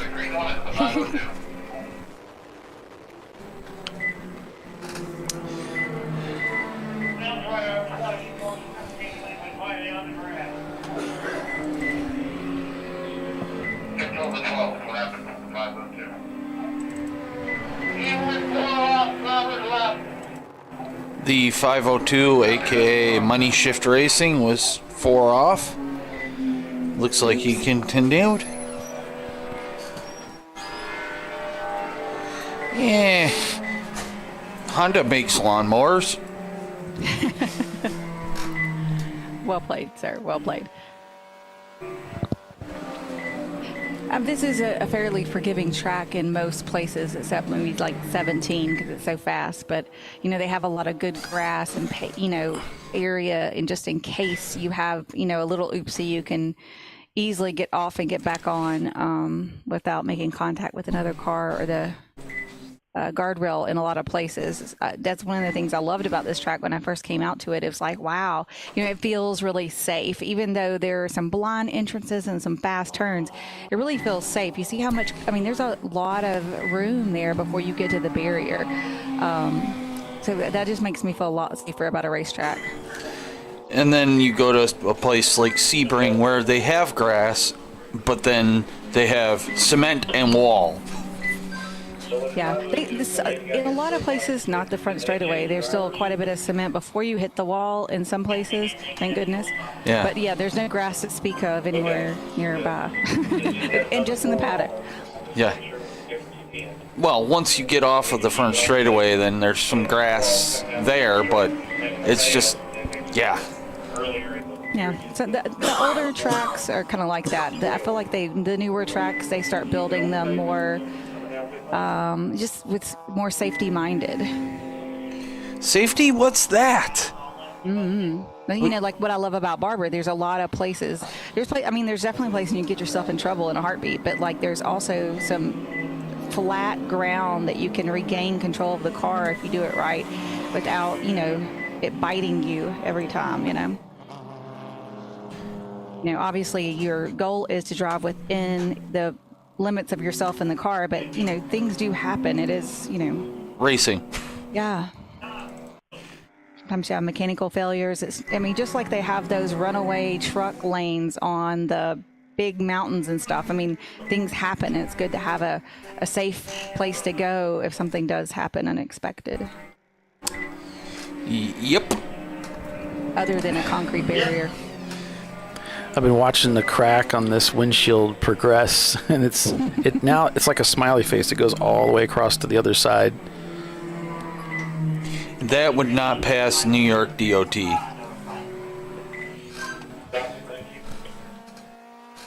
So they're getting a lot of flexibility in that car, huh? I guess so. The windshield's part of the reinforcement structure. It's designed to, yeah, and now it's compromised. Oh. The bug just ahead of the track prep BMW. 315 here. Should have brought my assault rifle. We got fly in, yeah. I have one too. They're fun. And no, it is not an assault rifle. It is actually a assault rifle. Yes. To be very specific. And that was very specific, yes. Shoots assault pellets. Yes, I'm handling your sandwich, sorry.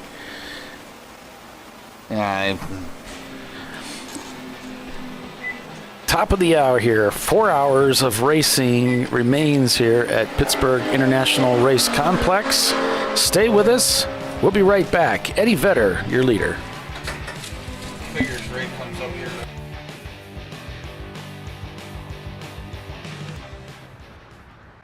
I probably need new tires.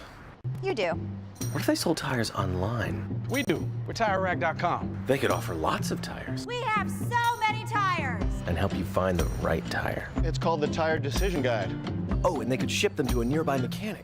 We shipped over 7,000 independent recommended installers. This is an amazing idea.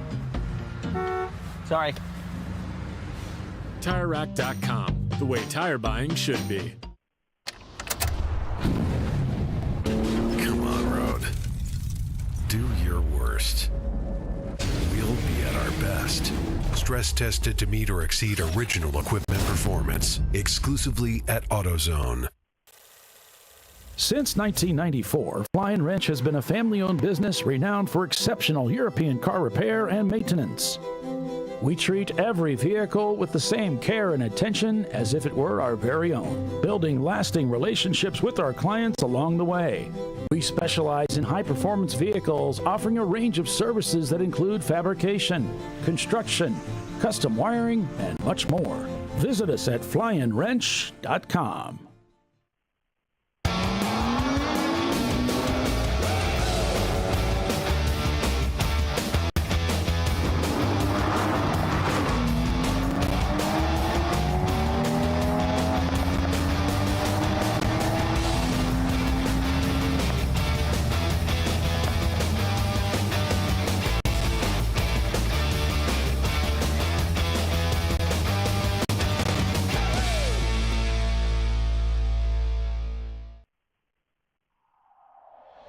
Discovery Parts is a veteran-owned racing and safety equipment company.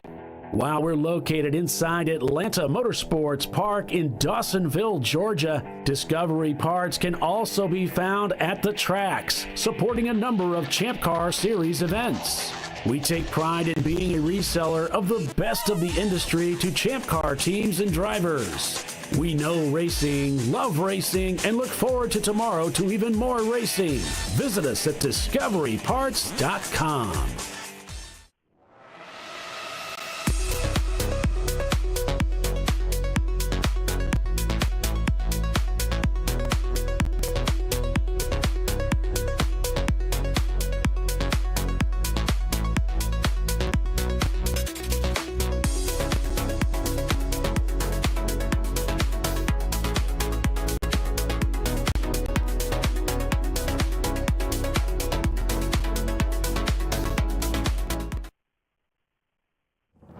Lifeline's continuous commitment to research and development ensures that we supply the most innovative and cutting-edge products available, used by the majority of the world's motorsport championship-winning drivers, teams, and constructors. Lifeline has a stringent and proven history of success. Lifeline's continuous commitment to research and development ensures that we supply the most innovative and cutting-edge products available.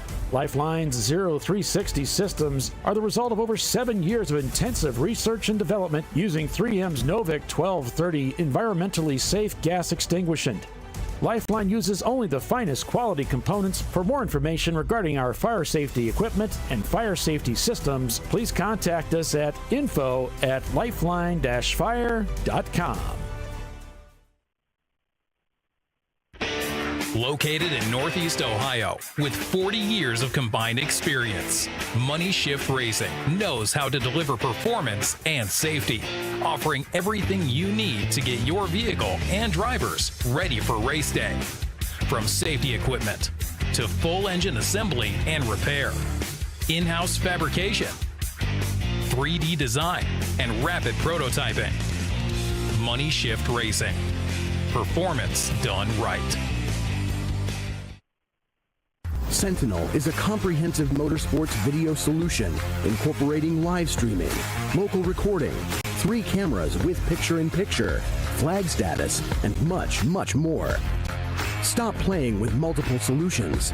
Sentinel handles it all, including timing and scoring, vehicle data, graphic overlays, adaptive bitrate encoding, network bonding, and more. Sentinel is the solution to sharing your motorsports experience with your friends, family, sponsors, and the world. What are you waiting for? Get your Sentinel today. Never miss an on-track moment. www.sentinel.racing. Duralast, designed to meet or exceed OE performance, with 2-layer shims and OE-style slots and chamfers to eliminate noise, backed by a noise-free guarantee when professionally installed. That's the Duralast difference, only at AutoZone.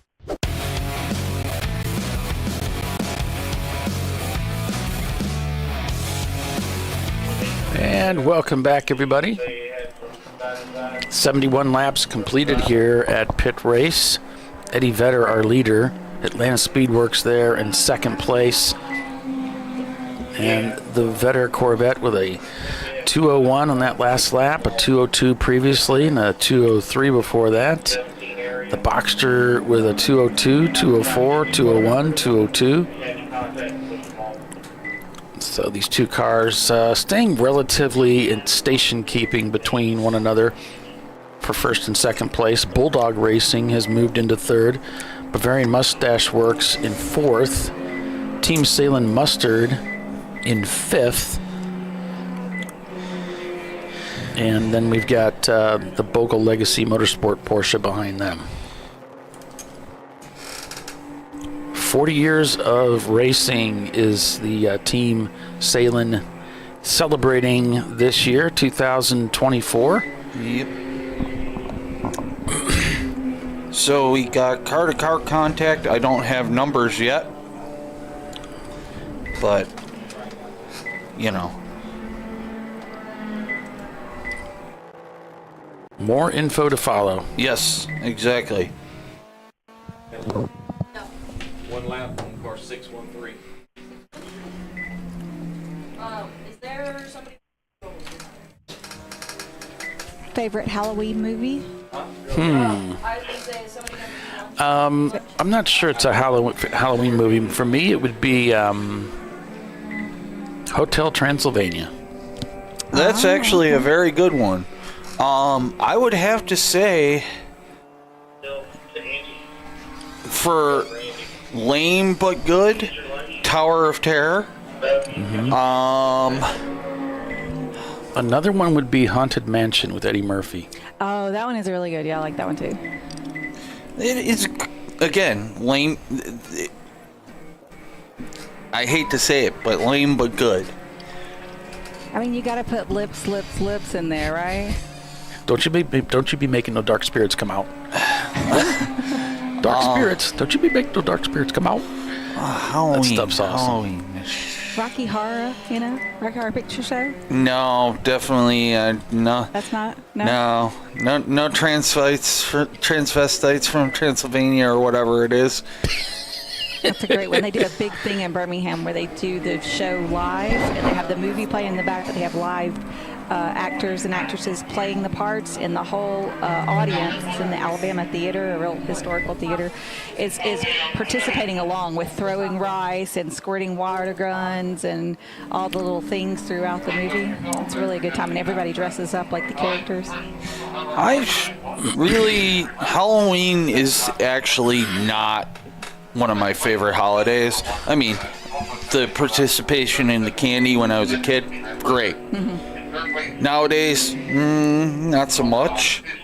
But I'd have to say Ghostbusters, really.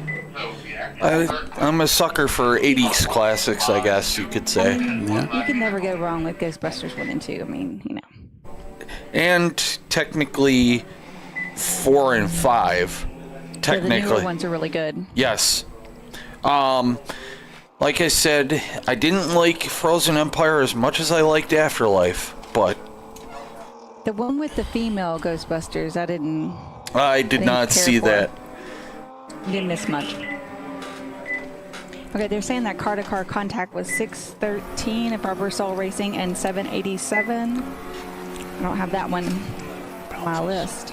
Yeah, I don't. 71, but I got a 727, which was called out wrong earlier yesterday, so that was Hurry Racing. They called it 787 yesterday too, so I'm going to guess on that one. Well, when they come by, I can maybe figure it out. But that would actually mean I'd have to pay attention, so. That's asking a lot. Yeah, exactly. So they're reviewing the video, and 613 got into the side of 787, which we think is 727. And they're saying that 787 was pushed off track at turn 16. That's not a good place where you want to go off-roading. Oh, heck no.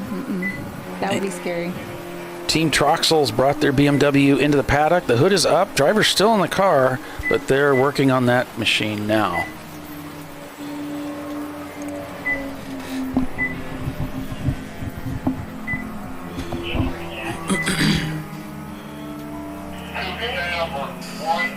So for J3P to do well here today, they've already had a great weekend with a class win yesterday.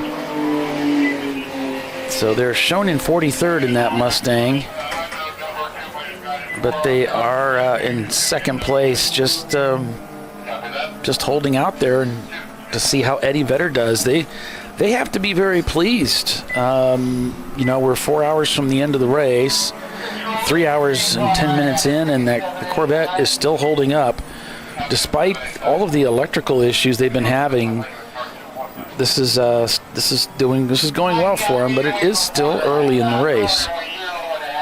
3 hours to go. A 3-hour tour. Well, I think 3 hours and 40 minutes. Yeah, a little less than 4. Did I mess up your song? I'm sorry. Yes. I'm sorry. Yeah. It was supposed to be a 3-hour tour. Didn't work out that way. No, the SS Minnow. I was surprised that Clive said that they planned running out of gas over on the back stretch there. I didn't expect that. No,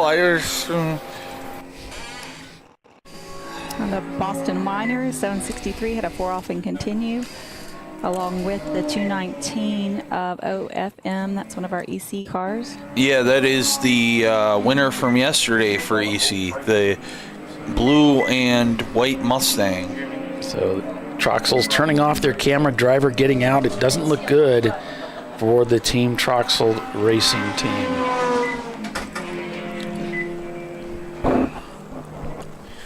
Bulldog Racing not turning laps in 9th place. Sorry. So the catch-up car is only 2 seconds back of the Bogle Legacy car, so they should be right together. The Milan is catching up. Yes. There you go. The Milan 150 car and the 90racing.com Honda CRX have not rejoined the race. They are still not turning laps. Like I said, I blame Paulie for cursing them. Bernie says the only holiday that adults spend more money on other than Halloween is Christmas. I believe that. Lots of people like Halloween. I went last year as 1960s Batman. Okay, Adam West. And I was in a spandex suit, and I looked amazing. You rock it, Polly. I always keep my driver's suit around for an outfit in a pinch when it's cold. Oh, there you go. I wore one of my dad's driver suit. It's usually the one my brother wears now. One time for Halloween, and it was 50 degrees out, and I was sweating. Yep. Gotta be a cold event for that. Yeah, it's gotta be below 30.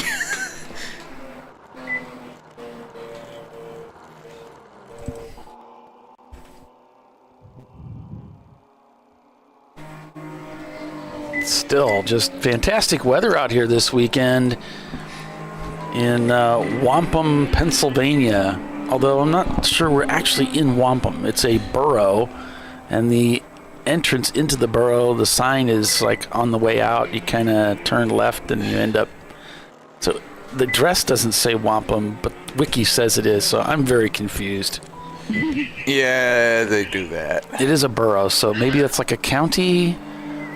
I'm not really up on my annexes and how it all works. Borough would be kind of like a village. So I live in the village of Williamsville, so technically my village has government, but not. Gotcha.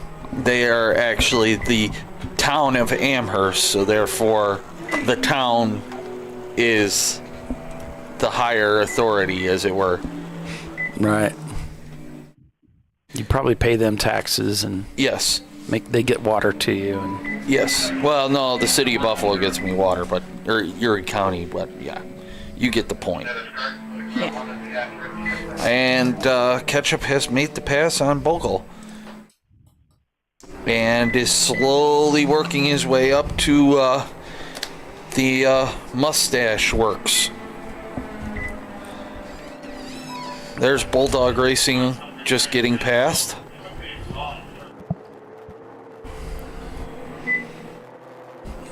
Yeah, I've asked Evan to reset the hot spot on the Bavarian Mustache Works car next time they come in.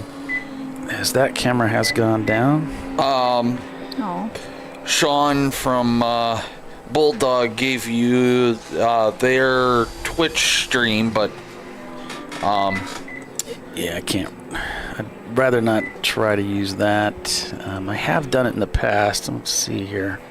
But it's down for now. He'll reset it at the oh, I see. Next pit stop.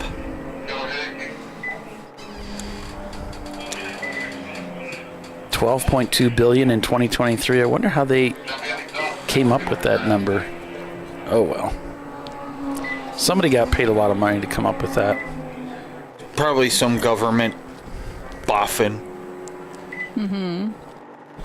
That gets paid to do nothing but sit there. Well, what was really scary was the other day, I just think it was like Wednesday or Thursday of this week, I went to Dollar Tree to pick up a few things, some candy and stuff for the office, because they've already went through the candy I put in there. And they were putting Christmas stuff out. Yeah. They had a whole wall of Christmas and an aisle of Christmas already. And I was like, what? Yeah. It's way too early. I went to BJ's the other night and they had Christmas inflatables out. And I'm like, what? I mean, can we at least get through Halloween? I mean, I've given up on can we get through Thanksgiving before we get Christmas out. I've just given up on that. That's not going to happen. Well, they need to go back to that. It was nice. It had its season. It had its place. Yes. 1 month. That's all it needs. Yes, holidays should not last longer than a month. I mean, my birthday only lasts for 1 month, so, you know, this should keep the other holidays in check. 763. That is the Boston Whiners are back in the news for Off and Continue. We got another one popping up right now. I think that's our lead B-class car, isn't it? Or is it F-class? Boston Whiners. I don't know. They are F-class, yeah. Oh, MDR is leading F-class now. Ooh, here's a good one. We got exhaust falling off. Dash something. But I don't have a number yet. So that'll be a meatball. Black flag for driver counseling. No number yet. It's a black flag with a big orange circle in the middle. Yep. Black flag meaning we have a problem with your driving. Black flag with the orange meatball. We have a problem with your car. That is the 500, so that is the junk player special. Well, that's not what we want to see. Nope. Tracks don't want to see it either. Ow, that was my shoulder. It just randomly decided to pop.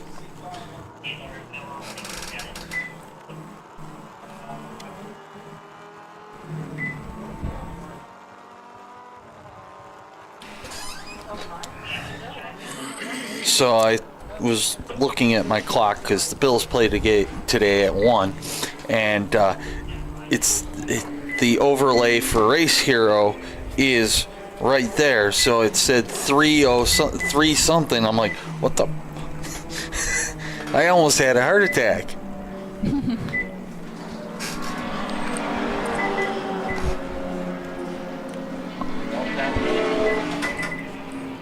Ray Frank joining us in the booth.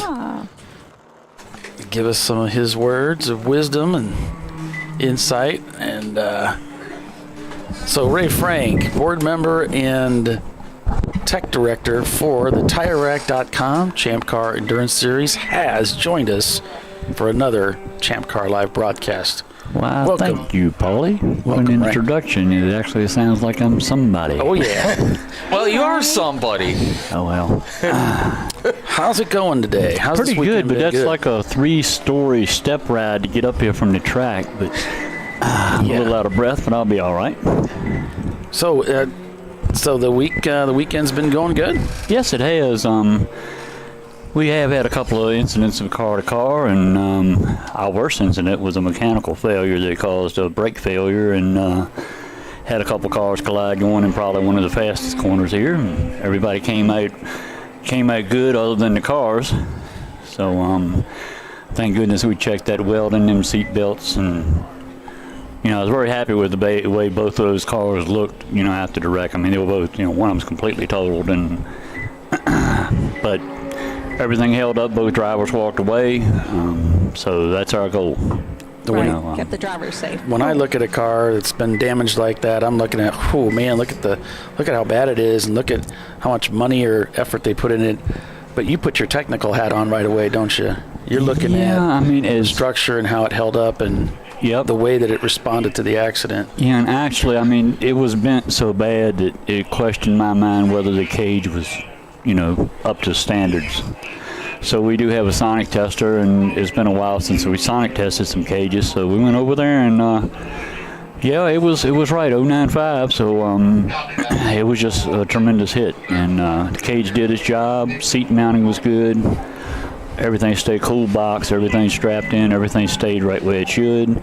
But it drove the cage through the car, and it was a big hit. So hopefully, glad we don't have that happen very often.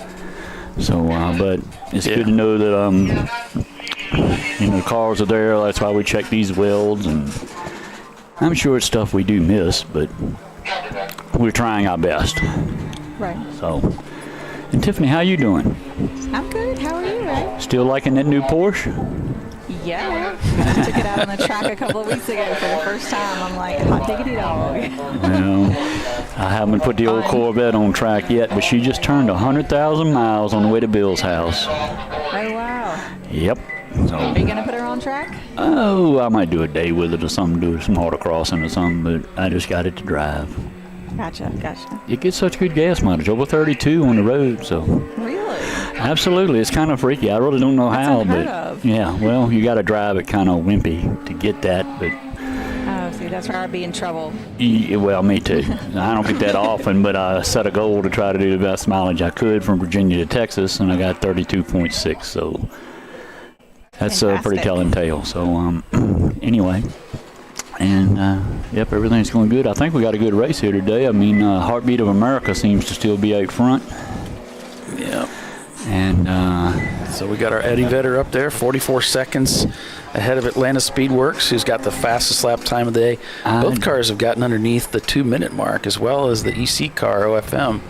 Yeah, I just noticed that the number one car does have the fastest time of the day. Yeah, that was my pick.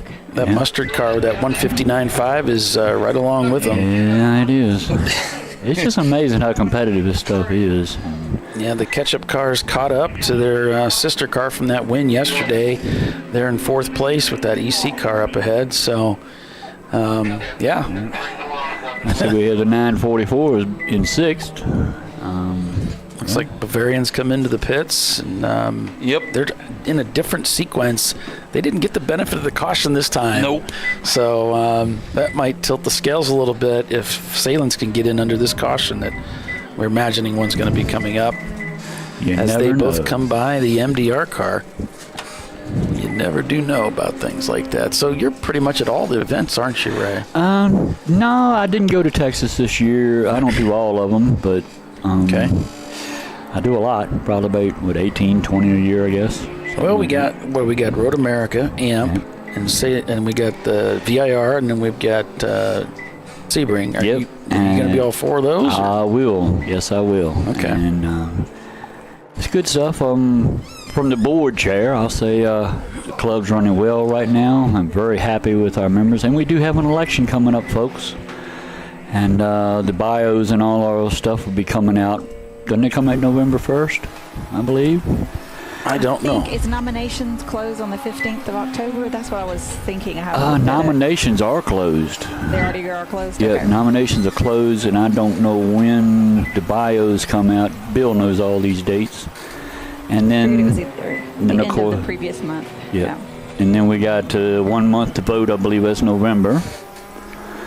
And we'll see who's going to be on the board for next year. We got 3 members that are being, up for re-election, and I'm one of them. So, but I'm quite happy with the way.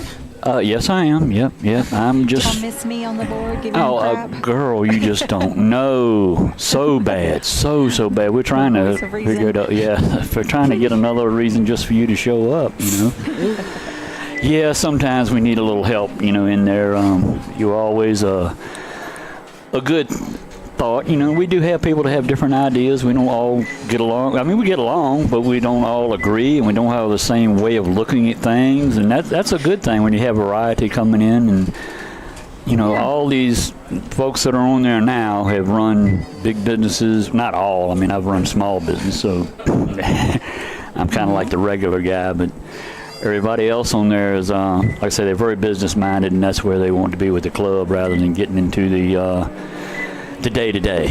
So weeds on things, yeah. Yes, so that, and we're so much better off than we were last year. Is almost incredible. So I thank upper management for doing all they do, and we all tightened our belts a bunch, and we've praise the Lord, we've had a good season so far with a lot of members coming and racing with us. And like this event here, we have 65 cars started. So that's good. I think Sebring's going to have good numbers. Road America does. So it's great. Everything's looking really good for 25. And we're actually looking into 26, what we're going to do as far as, we have newer cars coming in. And some of these new cars, they're a different animal with the direct injected engine and stuff. And we're going to have to figure out how to keep them reined in to run with our cars we have now. So yeah, we're going to go back to Ozarks in 2025. Plus, we are bringing the 24-hour back to VIR next year. So yeah, that was a surprise on me. I mean, and I'm glad too, because it's just such a good event. And the question about doing it was just because the expenses got up so high. It's not cheap to keep staff a 24-hour event for the track or us. But yeah, a couple of the charges have been increased. When we go to renting tracks and stuff, and that's just everything has gone up. So hopefully it'll all settle down and we'll figure out what a dollar really is, and hopefully we can get some sense going back into some stuff. But right now, I'm tickled with the way everything is. I think we're in a good spot and got a bright future, and we're still trying to keep our rules set to try to save people a little bit of money, and people keep saying go to power to weight, but there's nothing with power to weight that saves a dollar. And, we're trying to do that. And you can cheat power to weight with these remote programmable ECUs. You can be over yonder and change the horsepower in your car over here. So how accurate is it? Right. Well, so often what we see, like we were talking to J3P this morning, and that's a relatively new to racing, about 3 years. All the drivers, they have never been here before.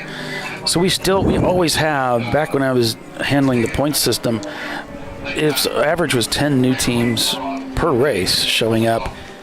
If a team is going to build a car or bring a car over from another series, what should they do, Ray, to make sure that when they show up here, they're going to be compliant? Well, as far as our tech goes, we really try to look on the safety things. You want to make sure your seat belts are put in as your manufacturer require, or the way they say do it. Your seats are mounted in there firmly, and it's amazing how many roll cages we find that are not welded up completely. Okay. And thank the Lord for that accident yesterday. because you could see the damage that cage went through. If it wasn't welded completely, it would have been a different story. It just tore loose from the mounts, right? Yeah, well, that and up top, split. but that cage, like I say, it did its job. It was completely destroyed, but no broken welds, no failed bars. Everything, like I say, everything was mounted in it good.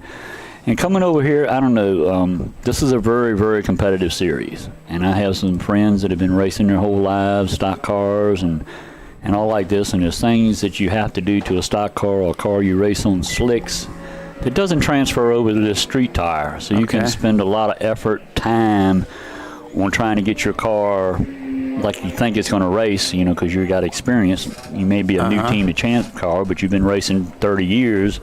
And you have to do this to get your car around an oval. But when you go back to the street tire, doesn't everything doesn't transfer over to it. It's kind of like a new learning curve. Okay. So it's very hard to just come over here and show these guys the way to go, because they've been doing it for years. These cars have been so developed, and it's mainly on top of this tire. This street tire is a different animal, and they are. It just takes some time. I don't care who you are to learn what's going on. And I'm up and down pits talking to everybody, and yeah, it's a hard sport, but it's so enjoyable when you get it right. It's just probably one of the best feelings ever when you're sitting on top of the podium and you get that big Champ Car, first place, trophy that's just beyond all others, and you've done something, because. Hey, we have teams that have raced with us. Well, I got a board member. Well, I got two board members that have never won a trophy of any kind. Yeah. So, and they not a class win, not anything. I mean, they're great drivers and stuff like that, but it's just a very hard learning curve, and it's hard to get up front. You finish in the top 10 in the Champ Car race, you have done your homework. I think Chris with My Shift Racing said it had been something like 13 years since they've been at a podium of any kind. Yes, and they run up front a lot, but have, like I say, failures, and something happened. And like I said, when you're pushing, and they're in a B-class car, and, what do the kids say? You got to send it. So to keep up, they have to really be pretty much, you don't have any extra. They got to be on it all the time. And, when you're stepping out there on the edge, it's a whole lot easier to go over the other side. And I think it's bitten them a few times, and of course it breakages and stuff like that. And these Honda engines are just an incredible thing to me. I do not understand them. I don't get it. You take a Miata engine and build it just about any way you want to, and you're only going to get for horsepower. I mean, you're going to get a few. Just like. But you take a Honda and put this other head on it, and you double the horsepower. How can that be? I just don't get it. Magic and voodoo. Yes, well, I was talking, I'm not going to say which team, but one of our Honda teams here, and they seem to be shifting at, it isn't quite 9,000, but 8,800. I mean, that's doing it. And they're having issues with, the other drive units having problems, like the alternator and all like that. And it's just like, gosh, think about how fast that alternator's spinning. You're probably going to have to underdrive the pulleys or something. So they're like, oh, well, you're right. Yeah. Car 60 is slow on the back straight. Yeah, that's one of the S2000s here. So, gotta watch out for that.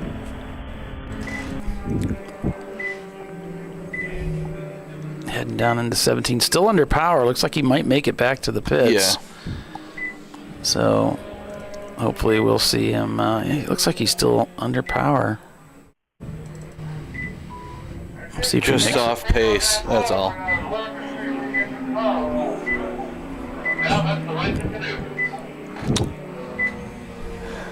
So if anybody did have some technical questions, maybe they're wondering some things about the rules or building their car out, can they just reach out to you then? Absolutely. We have a tech desk, and you get on the tech desk, you ask tech any question you want to, and we'll find the answer and get back to you. It's a knowledge-based type thing.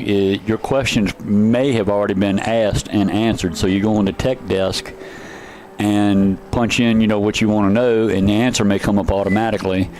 Or if you want to ask, go ahead and ask a question.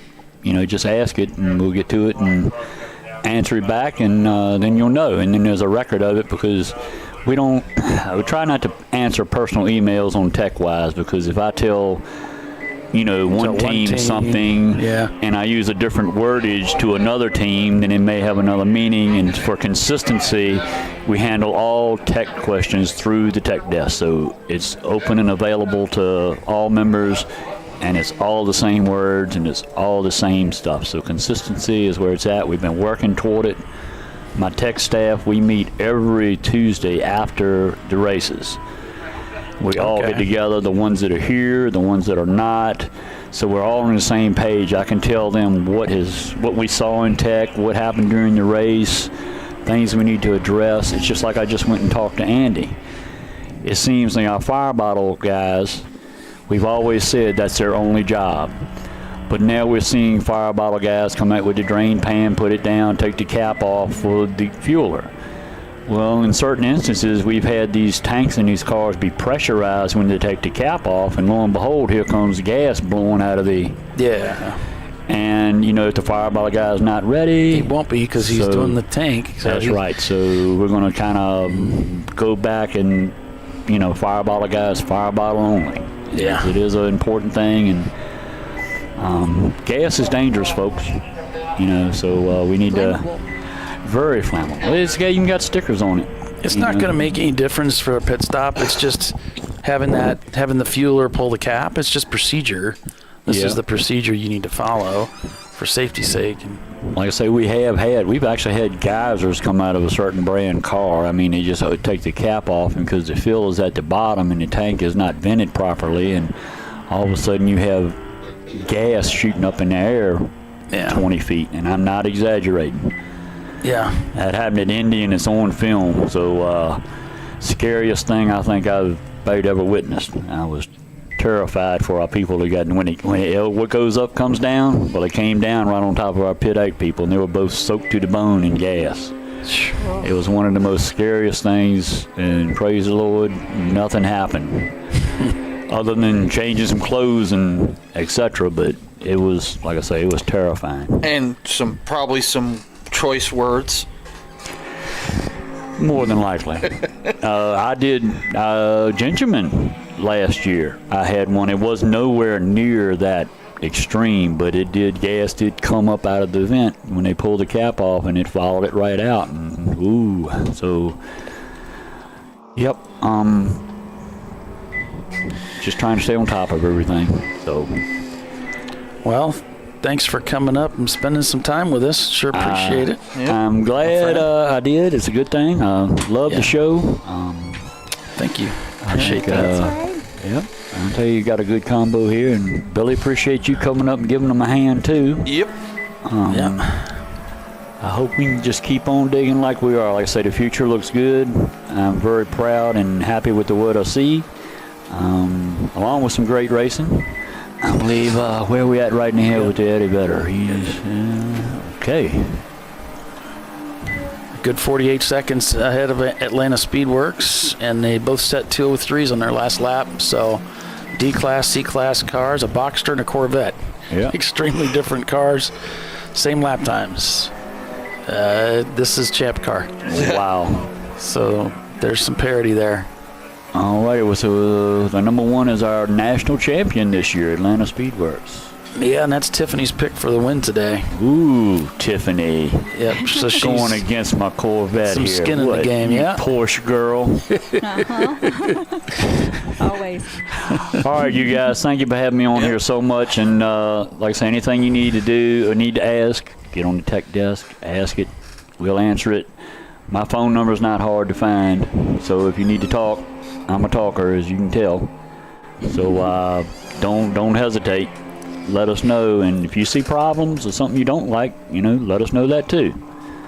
So thank everybody. Appreciate all y'all, and we'll get back at you and see how this thing ends up. Okay. Thanks, Ray. Thanks, Ray. Appreciate it. All right.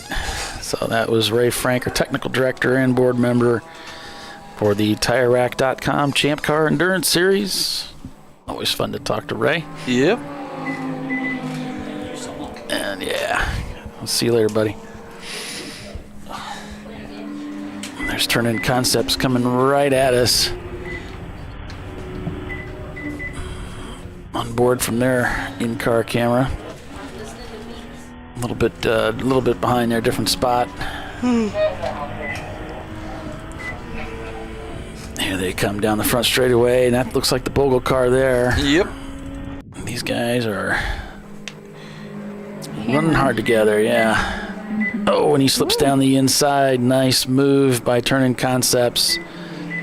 Good, keep them distracted. As they head down into the gulch here. Well, there are 6th and 7th, actually 5th and 6th place cars here. Yep. This is for position. That's why I said keep them distracted. Because cars in front want to run away. Since the Salem cars are 3rd and 4th. Exactly.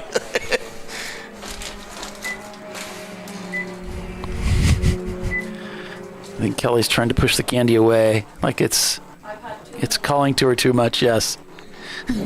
It'll magically in the next break take it away from me. Make its way back over to her. And J3P coming in with their Mustang, fitting in that D-Class car. Ooh. And this is going to slow him down and let that BLM car catch up with him. Yep. Going up the hill towards the downhill. Ooh, Bulldog got 2 tires off, passing him.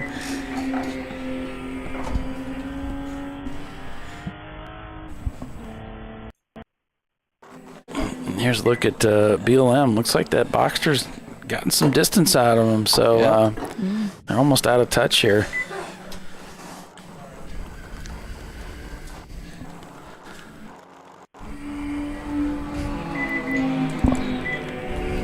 Showed them switching positions as they cross-start finish.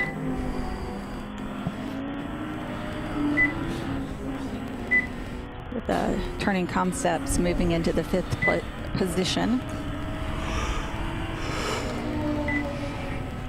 I think we should play double commercials because I think we missed the commercial. Yeah, the last half-hour break. Yeah. He showed up right before it. Yep, it was good to hear from him and get the skinny on how things sound. He just seemed really, really pleased, really, really happy all around. Happy with how the club's doing, happy with the cars that he's seen coming into the sport, happy for the future of the organization.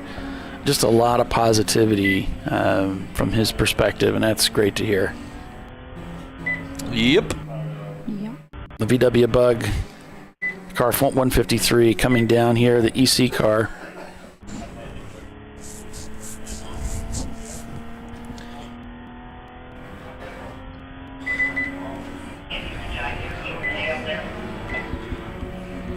And again, the track just being bathed in beautiful sunlight. The sky's blue. It's just looking really nice out there. Team Milan, the number 5 car coming by. One of the Salence cars followed not too closely behind by the 502 of Money Shift Racing and the number 1 car of Atlanta Speedworks, that 2nd place car. So 43 seconds now, the gap between the leader and the Atlanta Speedworks Porsche Boxster. And that gap is just kind of steadily, gradually growing as time goes on. Junk Player Special coming down the hill, heading down the backstretch now. So is the North by Northeast in the Heraflight car and the OFM, followed by the Mustard car. That will be for position, even though it's an EC car. Once the Mustard car catches and passes him. And I'm watching Eddie Vedder come down the backstretch. They should come into view here if they haven't already. And then turn and head up the hill in that Corvette.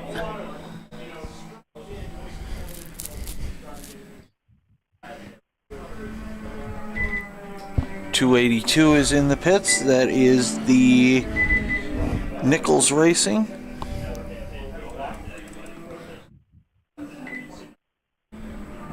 And our 2025 race schedule is out for Champ Car. It's on ChampCar.org. if you want to go ahead and start planning next year. Yep. Which races you want to make it to. That's available for download and viewing. Yeah, and as Tiffany said yesterday, CMP on the schedule. CMP is back on the schedule for July 12th and 13th. Middle of the summer there. That's nice. Hopefully it won't be too hot for you. It will probably be warm, yeah, but it's a fun track.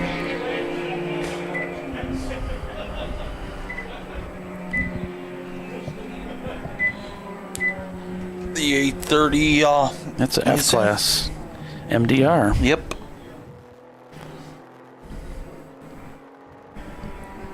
Their 93 Miata. So the standings here, after 91 laps of racing, Eddie Vedder leads over Atlanta Speedworks, followed by Team Salem Mustard, then the Ketchup Car. Then it's Turn-In Concepts in their Porsche Boxster, BLM, the Bogle Legacy Motorsport, Porsche 944 RS in 6th. Then you've got Money Shift Racing in their Honda, Bulldog Racing behind them in a BMW. Then it's Bavarian Mustache Works, Balthazar Motorworks in another BMW, and then a 94 BMW 325 Hound Dogs. That would be 11th place with that EC car up ahead.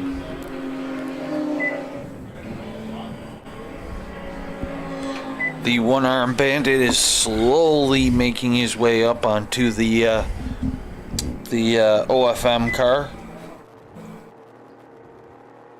Yeah, and Atlanta Speedworks still holding the fastest lap time of the day with that 159.359. Still seeing a lot of 202s, 204s, 205s inside that top 5. So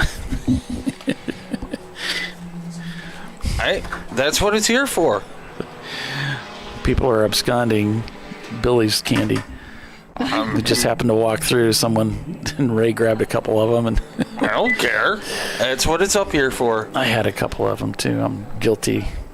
After of course, I insulted him personally several times. Yeah, well, what else is new? Yeah, it's Reese's peanut butter cups and Kit Kats in a bag, and it's got the Halloween purple thing going on there. So, of course, I only buy the good stuff. Thank you. Yeah, your family's used to that with the food stuff. You guys are into that quality foods. Yes. So. See, the Twix is my favorite. Not a fan of caramel. The peanut butter version. Good stuff. The caramel, not so good. How can you not like caramel? I don't understand. It's the cookie that's so good. Yeah, that is good.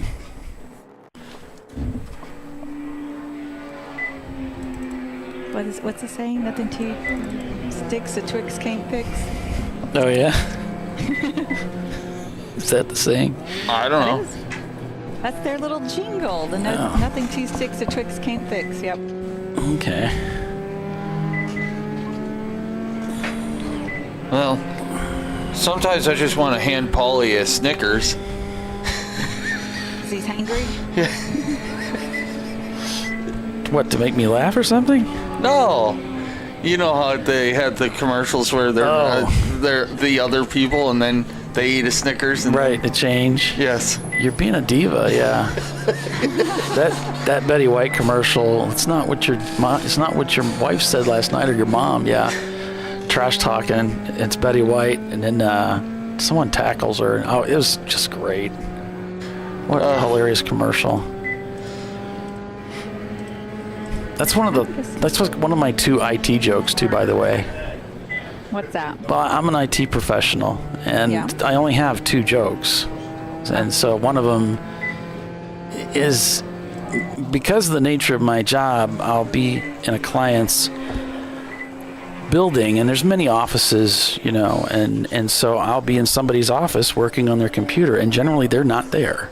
And another staff member will walk by thinking Bob's going to be in the office, or Janet, and they'll look and say, "Oh, you're not Janet." I'll say, "No, but I haven't been feeling like myself lately." So if you got a Snickers bar, maybe that would help, but they usually don't. No, they don't. Yeah, they get a kick out of it though. It's kind of like Doc's Dilbert joke. Doc's what? Dilbert joke. Oh, Dilbert joke? Yes. Yeah, I think Doc's Dilbert joke's a little bit funnier than, but it is funny to have something ready so that whenever that happens. Dilbert cartoon is the one where he says we're gonna give you more responsibility and so there'll be more pressure on you, but there's no money, and he says, and his boss says, it's how we recognize our best people. And he says, I thought our best people went to work for the competition. He says, that's the other way we do it. That one's funny. God. Yeah. I love the way he delivers it. That's the other way they recognize it. Classic. Shoot. You can just see the conversation happening in the staff, with this. Mm-hmm. It's great. So, it is now a 57-second gap between Atlanta Speedworks and Mustard. And there's quite a bit of time left in the race. Over 3 hours remain. And the lap times, they're falling in favor of the Salen's Mustard car. They turned to 2:01. They chopped another 3 seconds. They just keep eking away at that lead. And, of course, it's only a matter of time. And it looks like time is on their side right now for the Salen's team. It all depends on pit stops, really.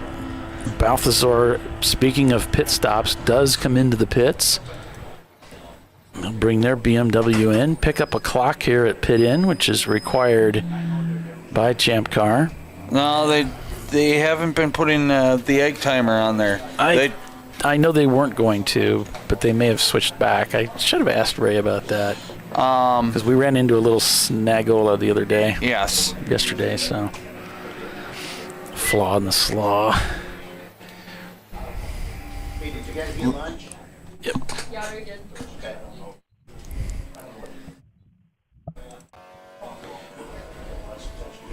The lunch lady was asking if we got lunch. Yeah. Well. It's nice of them to check on you. Yeah. Yep. The lunch lady I'm referring to is Bill Strong. It kind of looks like Chris Farley in Lunch Lady Land. If you don't know that skit, you must watch it. Money Shift Racing leading B class there in 7th place overall. Ooh.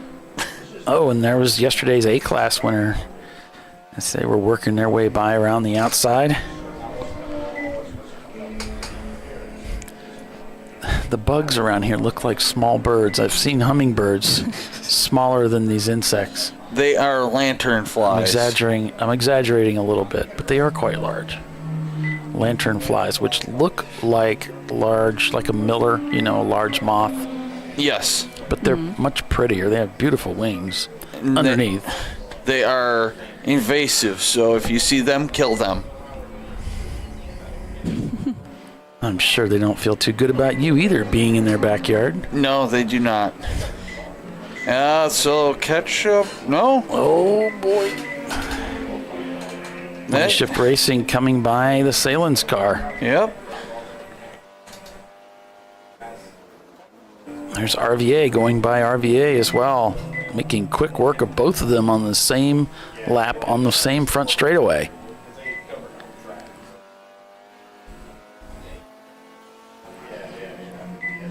So Team Salen Mustard now moves up to 3rd place. Well, they've been in 3rd. They just passed an EC car. Yeah.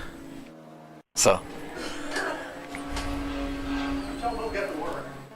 Yeah, good luck with that.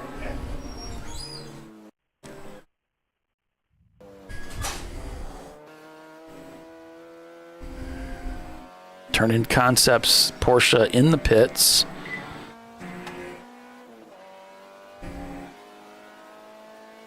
So they will get that car serviced. And there's the J3P Mustang on the left as the Salen's Porsche comes by.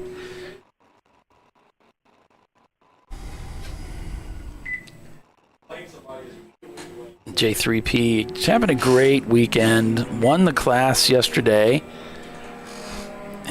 they're hoping for another win today. We'll see how things hold up for them so far. The Corvette up front leading the overall race seems to be holding together. 9:43 just came in, so Mustard's in the pits. About 5 minutes till that pit window. Yep, 3 hours and 5 minutes remain. So we're just past the halfway point, aren't we? Had a 7-hour race, so the 3 hour and 30-minute mark would have been the halfway mark as the number 311 RVA Graphics and Wraps comes by the J3P Ford Mustang. And they begin another lap here at PittRace.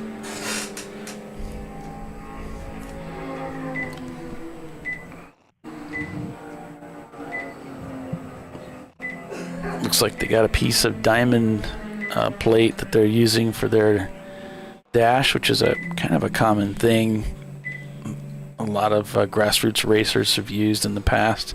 And so the ketchup car is also in. So ketchup comes in. Looks like one of the Atlanta Speedworks cars now going by. So both those cars seem to be doing all right. The 996 car back in 18th place. They've passed 30 cars for position.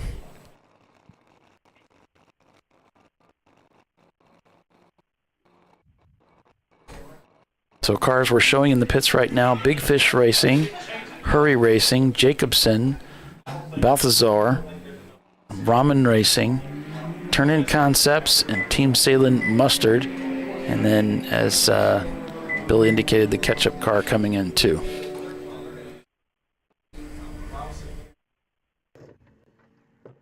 There they are, jacking that car up. Changing the tires. Will is getting out. Stint complete and successful as the Turn-In Concepts Porsche reaches pit out.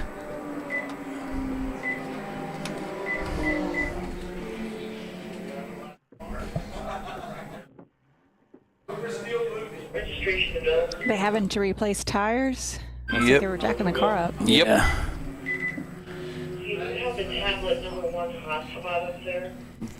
Like I said, this track is eating. Eddie Vedder just pulled in. This track is notorious for eating tires, and now it's getting slick and eating tires. So.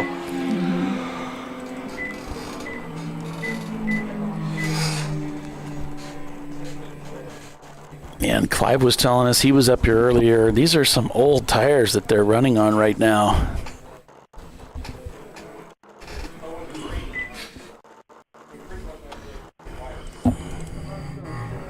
Jacobson Motorsports also in the pits. Firing up that Miata. Get the door and head them on out there.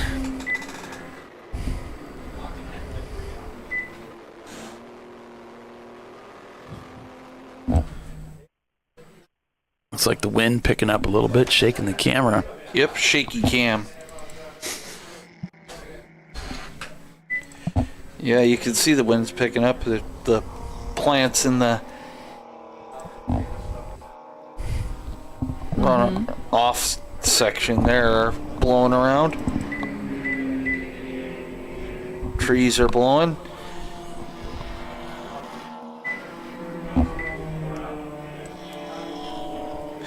Well, Paulie, for your next home track race, it'll be very pretty up there because it'll probably be all the trees change colors. Yeah, yep. With the temperatures that are a little bit cooler up in Elkhart Lake, Wisconsin, and so the trees do tend to turn sooner up there than they do in my hometown in Fort Wayne, Indiana. That'll be pretty. Beautiful part of the country. Actually, we used to be in kind of your neck of the woods, going to an auction on Labor Day weekends at Auburn, but unfortunately that has ceased to be. Auburn, Alabama? No, Auburn, Indiana. Okay. There's multiple. All right, Auburns, now I we're guess. supposed to be a commercial. You're watching ChampCar.Live, presented by AutoZone. We will be right back with the TireRack.com Champ Car Endurance Series, folks. Hang with us.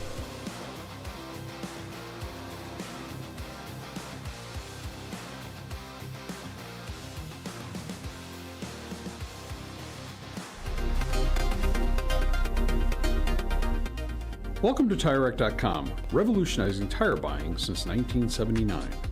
With our unmatched selection of branded products, finding what fits your vehicle and is right for you and how and where you drive has never been easier. Through helpful online shopping tools that include our professional hands-on reviews done at the introduction of a tire and consumer reviews that give real-world feedback over the life of the tire, you can make the right tire choice and find exactly what you need. And if you prefer to talk to someone, our tire testers, our sales team, are available on the phone.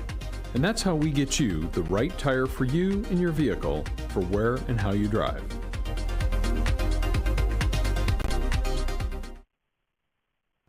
At AutoZone, you get what you need when you need it. Got a today job? Pick it up free same day at your local AutoZone. More of a tomorrow project? Order as late as 10 p.m. with free next day delivery. Getting the job done just got easier. Since 1994, Flying Wrench has been a family-owned business renowned for exceptional European car repair and maintenance. We treat every vehicle with the same care and attention as if it were our very own, building lasting relationships with our clients along the way. We specialize in high-performance vehicles, offering a range of services that include fabrication, construction, custom wiring, and much more. Visit us at flyandwrench.com. Discovery Parts is a veteran-owned racing and safety equipment company. While we're located inside Atlanta Motorsports Park in Dawsonville, Georgia, Discovery Parts can also be found at the tracks, supporting a number of Champ Car Series events. We take pride in being a reseller of the best of the industry to Champ Car teams and drivers. We know racing, love racing, and look forward to tomorrow to even more racing. Visit us at discoveryparts.com.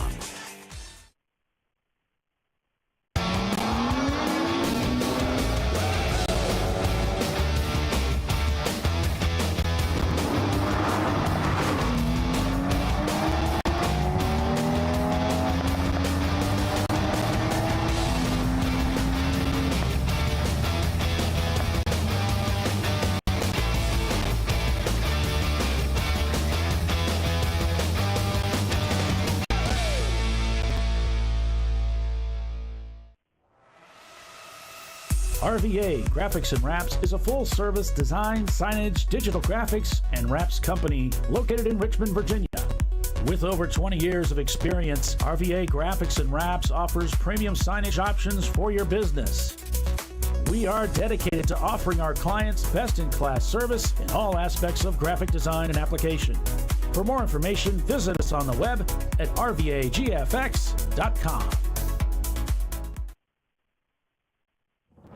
Lifeline's continuous commitment to research and development ensures that we supply the most innovative and cutting-edge products available, used by the majority of the world's motorsport championship-winning drivers, teams, and constructors. Lifeline has a stringent and proven history of success. Lifeline's continuous commitment to research and development ensures that we supply the most innovative and cutting-edge products available. Lifeline's 0360 systems are the result of over 7 years of intensive research and development using 3M's Novik 1230 environmentally safe gas extinguishant. Lifeline uses only the finest quality components. For more information regarding our fire safety equipment and fire safety systems, please contact us at info@lifeline-fire.com. Located in Northeast Ohio, with 40 years of combined experience, Money Shift Racing knows how to deliver performance and safety, offering everything you need to get your vehicle and drivers ready for race day. From safety equipment to full engine assembly and repair, in-house fabrication, 3D design, and rapid prototyping. Money Shift Racing. Performance done right. Frozen rotors from Diversified Cryogenics deliver increased performance and a higher level of safety while significantly reducing braking system costs. So to tell you a little bit about the durability of this product. So we have seen an incredible extension of the life of our brake rotors using frozen rotors. We've gone from brake rotors every other weekend to 6 weekends on one set of brake rotors, and I think they can go farther. The durability has been amazing. And it's been a fantastic season, and man, a lot of that is due to the way our car can brake on those frozen rotors. For more information, go to frozenrotors.com. Sentinel is a comprehensive motorsports video solution incorporating live streaming, local recording, 3 cameras with picture-in-picture, flag status, and much, much more. Stop playing with multiple solutions. Sentinel handles it all, including timing and scoring, vehicle data, graphic overlays, adaptive bitrate encoding, network bonding, and more.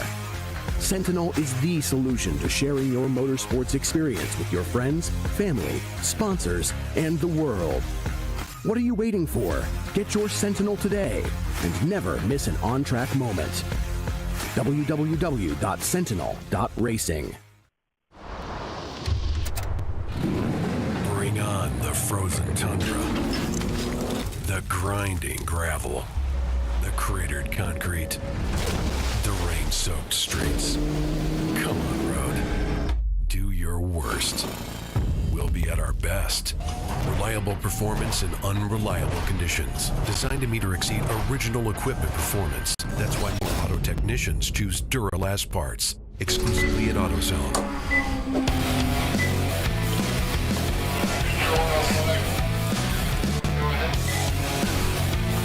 The leader of the race working lap 100 out here at Pittsburgh International Race Complex, the Beaver River Grand Prix. Welcome, everyone. I'm Paul Veltum, and we're Tiffany Alexander and Billy Salen of the Salen's Racing Team joining me as well. Tiffany, of course, one of the racing.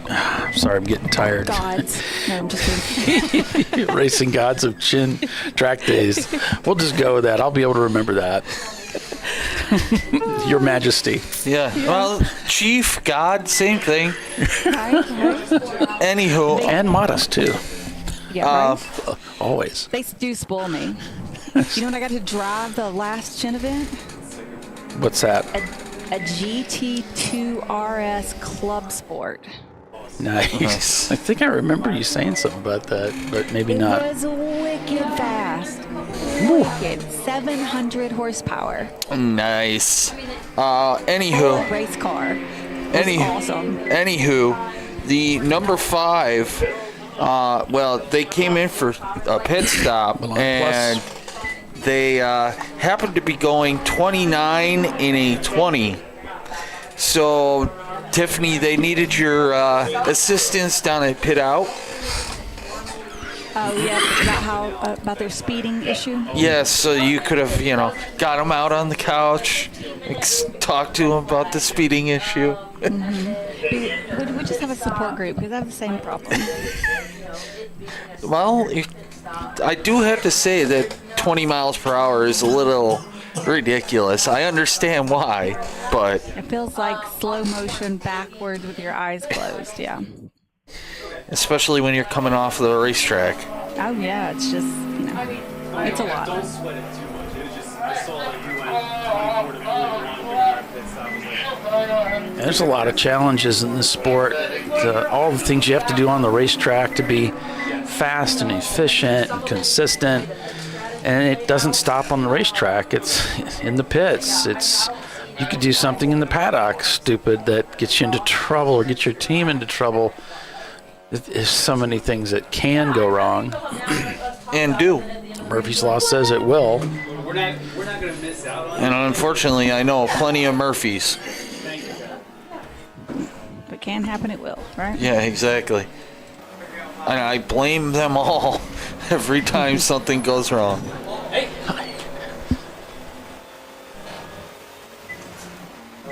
That's how Polly and I were talking about putting the little 35-mile-an-hour, thing, cruise control on the car. Yep. I think that's a great idea. We have another guest coming up here, so Paulie's got his headset off, and now it's on, and rock and roll. You're both live. So yeah, another guest up here. So tell us, what's your name and how are you accused? I'm accused of bringing neons into the racing community again here in Champ Car, but I'm Bill Snowman with Radar Racing, and thanks for having me on. We're having a great time here at Pittsburgh International Race Complex, and the Champ Car team is doing awesome again. So it's Raid Air. Well, Rad Air, however you say it, it's great car care. Okay. So we have an old jingle. So we have 10 automotive repair businesses up in or locations up in the Cleveland, Ohio area. Okay, and we've got Tiffany on board with us remotely. So yeah, we were wondering about, because we heard Kyle Lockrow was up here yesterday. He was calling it Raid Air. And we're like, was it Raid or is it Rad? We're not sure. So what's the story behind that? Yeah, so back in the 70s, it started off as a radiator and air conditioning shop. Oh, okay. Back then, you had shops that specialized in just that. So that's where radiator, came from, or radiator, and then air conditioning. So in the mid-'80s, we had to shorten the name because we started doing full car care. So we decided to stick with our heritage and Raid Air. Mm-hmm. Oh. So you've been racing with Champ Car, you said. How long's it been? This is our third season, and actually this event is the third, recognized as the third season. Okay. So the first time the team had competed in Champ Car, it was at this event, and that was with one car, and now we brought 3, and the team is hooked. Loving, we're just loving it. Yeah? Yeah. So neons, how'd you come across the neon platform? Well, it was a little bit by accident. So during COVID, my business partner said, I really want to get my SCCA competition license. Okay. And a friend of had a neon for sale with a trailer, SCCA ITA car for $3,000, including the trailer. Remember, during COVID, race cars and trailers were very expensive. We couldn't pass it up. Yeah. So took it out for a couple test days, shake it down, and we did an endurance race at Nelson Ledges. And then it was, okay, we're going endurance racing, and we're going to build a team around this. And we, the joke is we kind of tripped into this, and we just, as we were falling, pulled a bunch of our team members along with us. Going down with me. And exactly. As it should be done. Yes. That's how we got here. We have a great group of young men that just are eating this up. They bring in energy. They have the technical aptitude to get the cars fixed on a whim. Their girlfriends are now involved, helping cook. And so it's really become a really neat weekend for us. That's great. That sounds like a lot of fun. So you're here for this weekend. How's it been going for you? Yesterday was good. We did have to retire a car towards the end with some engine issues. That's the third season for this engine, so we have no complaints. It got us through. Just starting the off-season a little early with that one. The other 2 cars, the 23 and the 999, are doing really well. I believe both cars are still top 10 today in our class, and we'll certainly take that. Are you planning on running any more races this year with Champ Car? We do have 2 entries for VIR. Okay. So that's the plan right now. And then that'll be it for 24, and we'll hit the ground running in 25. Not sure what that first event will be in 25, but we're excited about the schedule, and we're going to do some tracks we haven't been to before as well. So is this kind of your area up north here, or? We're based out of Cleveland, Ohio.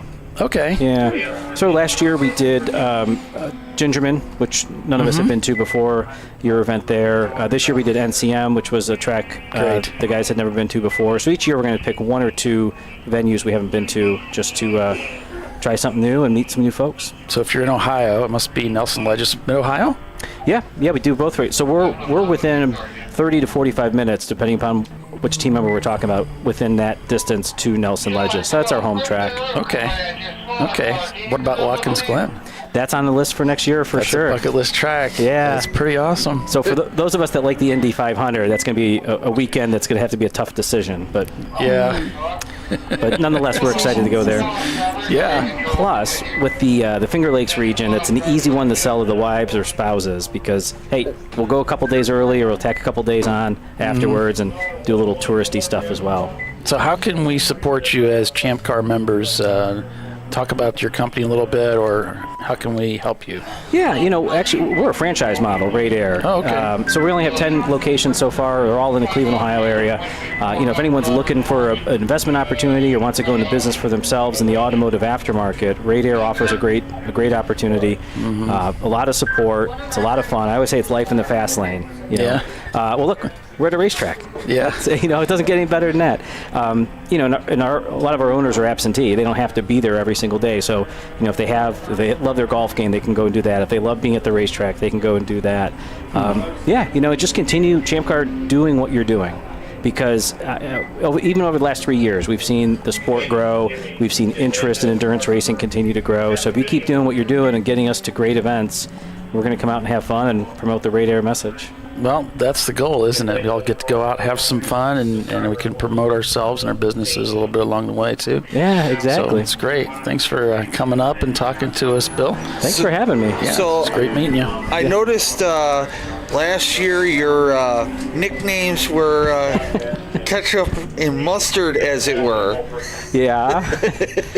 So how'd that come about? Was that a friendly jab or something? It was, and I figured the Salem team, from what they told me, they thought it was kind of comical. Yes. And we were trying to have a little fun with them. But for this event, we switch it up to Alvin, Simon, and Theodore, the chipmunks. So what we thought it's time to kind of grow up a little bit, mature, and not poke fun at our friends over at Salem's. But all good. Yeah. So what we're thinking about doing is every single event we enter, we're going to come up with some funny trio. Something else. Yeah. Just have a little fun. Nice. All right. Well, thanks again for coming up and talking to us, and wish you the best. We'll hope to bump into you again. Yeah. Next year. Thanks for having me. All right. You take care. You too, guys. All right. So that was Bill with Radar or Radar, however you want to pronounce it. So. Yeah, we have this old jingle. I have to bring it out. Start using it again. All right. That sounds good. Do you want Kyle in a while? Yeah, is Kyle around? I got Ben. He's up spotting. Okay.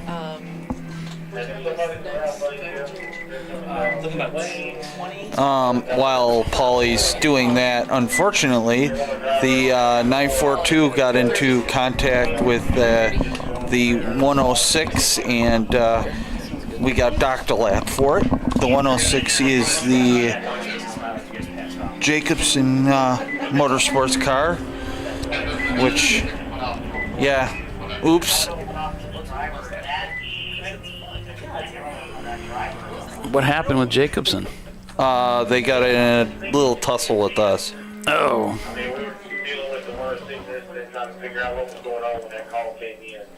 So that was the catch-up car. Yeah. Okay. Trying to occupy the same area of track, I guess. Yeah, Money Shift's come back into the pits here, looks like. So last time they were in the pits was around lap, it's kind of hard to read, around 58 or so. So they've come back into the pits again as we're working lap 105. All right.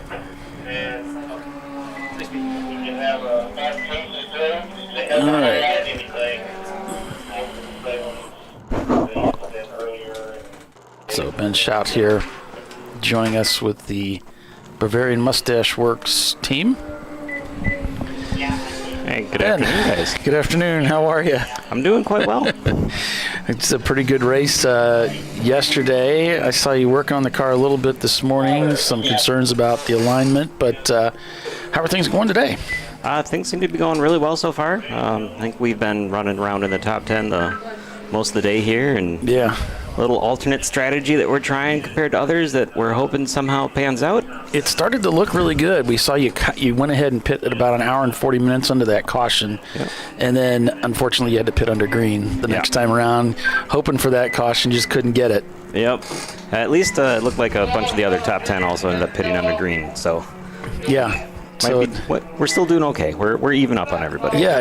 It looked like it was working out really well as we saw the rest of the field at the front all going into the pits at 2 hours. It's like Ben's car's still out there. So that moved you up into second place for a brief period of time. You're down in sixth, looks like, with that EC car up in there. Money Shift is in the pits. getting a service done. So, yeah. So right now you got to help me with the pronunciation on this. The third guy going in. Salil Shukla. Salil Shukla. Okay. Yeah. All right. He's in the car right now. Okay. And then Evan will be finishing this one off today. All right. So I don't know if I got a chance to ask you. We've been kind of polling the drivers. You've got some experience at this track before, right? You've been out here. Yeah. Do you feel like the track's a little more maybe slippery, a little less grip than what you've seen in the past? There seems to be something going on as heat gets into the track. Okay. Because I noticed during the practice day I ran first out. Yeah. And then I ran last stint yesterday, and seemed to be very little grip. It felt like I was running on corded tires that were losing air pressure. Wow. But the tires looked fine. And even the second driver here today was indicating that there was felt like the tires were going away, but there's plenty of tread left on them. So it seemed to be like once they cool down a little bit, maybe they're picking up. They got a little bit of the OPR stuff going on, other people's rubber. Yeah. That's sort of affecting the grip of the tires. So OPR. Okay. Is that the technical term for it? Yeah, it's got to be. I heard it a long time ago. Okay. It's been around forever, other people's rubber. Usually an autocross thing. So whenever I bring up Bavarian Mustache Works, I keep hearing, oh, wow, the guys have such a solid, reliable machine, We always think everybody else's cars are so solid and reliable, and they never have any problems with them until we sit down and talk to them. It's like, no, everybody has trouble. I mean, everybody's got challenges they're trying to overcome and just trying to hold it together. So what are some of the things in Mid-Ohio? You had an engine failure. Yeah, Mid-Ohio was a rough weekend. I had been planning on putting a new motor in. That I finally got it together for Mid-Ohio, and the practice day on the outlap, just trying to seat rings, so nothing crazy for RPMs, and came off throttle going into turn 5, and the motor just completely let go. Something with one of the pistons, either the piston wrist pin broke or the piston itself broke, and it was an immediate brake marker 5 to brake marker 3, and that was it, and the engine shut off. Wow, after all that, a brand new build, that's hard to hear. That's too bad. So what did you put did you have the other one on backup or? I did not, because when I actually changed the oil to prep that one, it was quite sparkly. So I mean that one had. You were done with it. Yeah, that one had about 3 years of racing on it, so it was time anyway. So we did a lot of calling around at a couple of scrap yards and just trying to locate one, and didn't find anything within reasonable driving distance. That's 3 hours. Yeah. There was one back up in Detroit I could have gone get, but it's that's quite a ways away. I ended up getting a hold of Steve from North by Northeast. Oh. I'm like, hey, are you guys at the track yet? And do you have an engine with you? The response was we are on our way. We'll be there about 6, and yes, we do have an engine, and you can use it. Wow. Perfect. Yeah. Champ Car teams taking care of each other. Yeah, those guys were a lifesaver that weekend, and they end up, while we're doing the engine swap, they ended up coming up and grabbed some parts from us too for their own car. And then at the conclusion of the weekend, they're like, when I asked them, okay, so how much for the engine? It's like, we'd like it back. Oh, really? So since Mid-Ohio, I had to source another engine and then did another engine swap. So I can do it with my eyes closed now. You know those bolts really well. That's a lot of work. Well, wow, what a story. It's amazing. Invaluable experience. So the engine you have in there now, is it just another yard motor? You probably didn't have time to build that out. Yeah, I replaced a couple of the seals on it that were easy to get to. The ones that I were not able to get to are seeping a bit, so the underside of the car is a little on the messy side, but it seems to be running fine. So yeah, well, that's a quick turnaround. 2 engine swaps in a really short period of time. We were just at Mid-Ohio a couple, 2-3 weeks ago, so that's a really admirable effort there. And you talked about your team a little bit. You've got Evan Horner out here. You've got Eric, and as you say, it's Salil? Salil, yeah.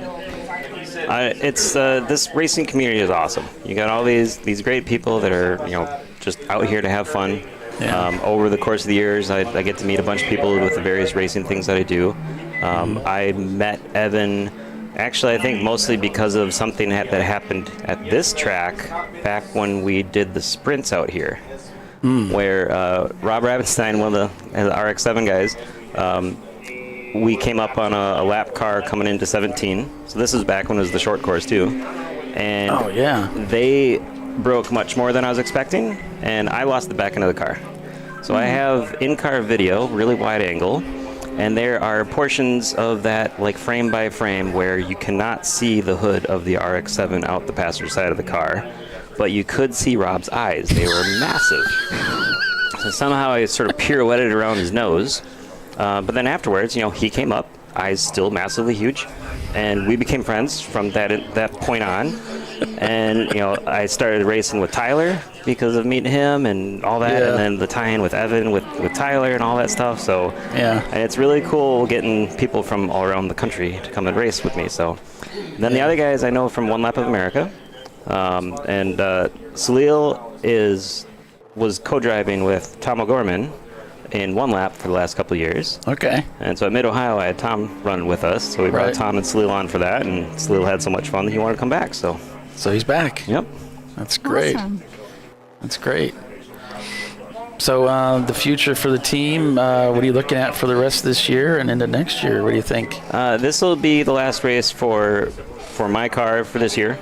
The turnaround to Road America is a little tight for that, and the longer tows down south are a little more difficult for me to do. So it's mostly me just running the team. But for next year, we've looked a little bit at the schedule. It'll probably be a lot of the same tracks we did this year. Mid-Ohio is so much fun. This track is so much fun. Gingerman always races so well. Yeah. So definitely be hitting those. Might look at a couple of the other ones as well. We'll have to see where it goes.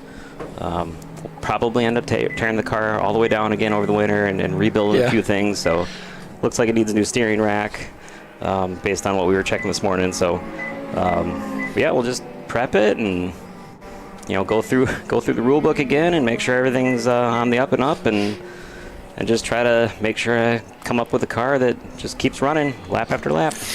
And a question that's, I don't know, it's kind of a dumb question, but it's kind of a fun question at the same time. You've had a number of wins. How many wins have you had in Champ Car? Do you remember? I would definitely have to look back because we won some in the E30 that I started with. And then the other E36, we had a win out of Brainerd with that one. I probably have 6-ish. I know you won at Gingerman. Yeah, 6 plus or minus first place trophies over the years. Do you have 1 or 2 at Gingerman with that car? Yeah, a couple. Yeah, so a lot of success. I've covered the podium at Gingerman. You've been on all positions. I've been on every step of the podium at Gingerman, so Gingerman is really good for us. So. Yeah, it seems like whenever we go there, it's like Ben's going to be there, and he will probably be on the podium, and so it's, he's here again. And I always love seeing your car coming around 11 and using up all the racetrack. So a little bit of body roll. A little bit of body roll, and here he comes. That's awesome. So great racer. So thanks for coming up and talking to us, giving us some of your time and my pleasure, and your friendship. Really appreciate you. Good talking to you guys. All right, good talking to you. Good luck. All right, thank you much. Yeah. And shout with the Bavarian Mustache Works, and see if Evan can get that hotspot working again. We'll get your camera back up and running. So, thank you, sir.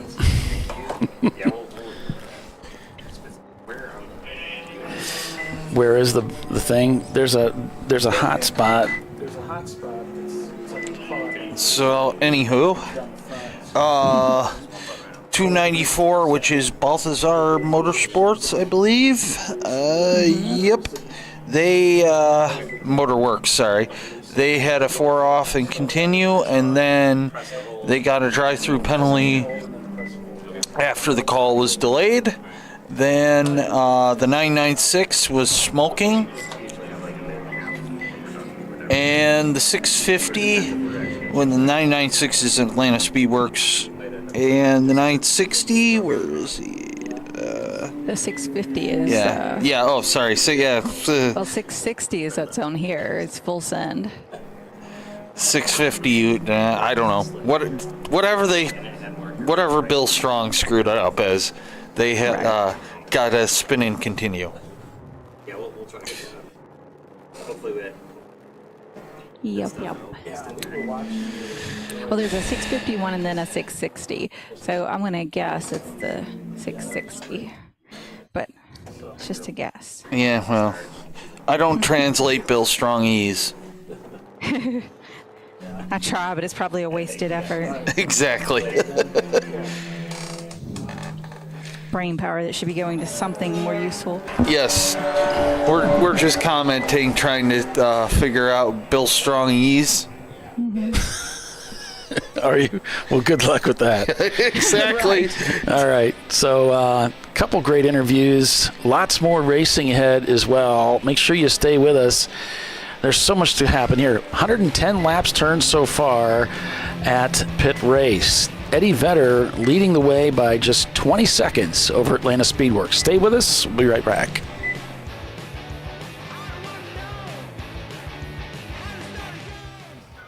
You know, I'd buy tires online, but then what? We've thought about it. We're TireRack.com. They should let you ship directly to a mechanic. Actually, we call them independent recommended installers. They should have like 1,000 mechanics. Try over 7,000 installers. Then you just make an appointment. At a time that's convenient for you. This could change tire buying forever. TireRack.com, the way tire buying should be. Come on, Road. Do your worst. We'll be at our best. Engineered to meet or exceed original equipment performance, exclusively at AutoZone.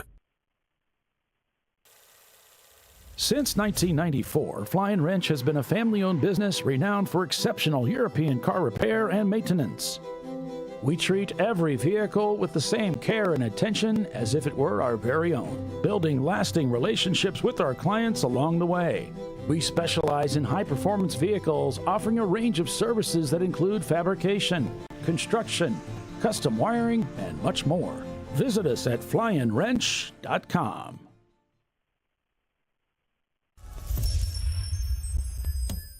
Frozen rotors from Diversified Cryogenics deliver increased performance and a higher level of safety while significantly reducing braking system costs. So to tell you a little bit about the durability of this product.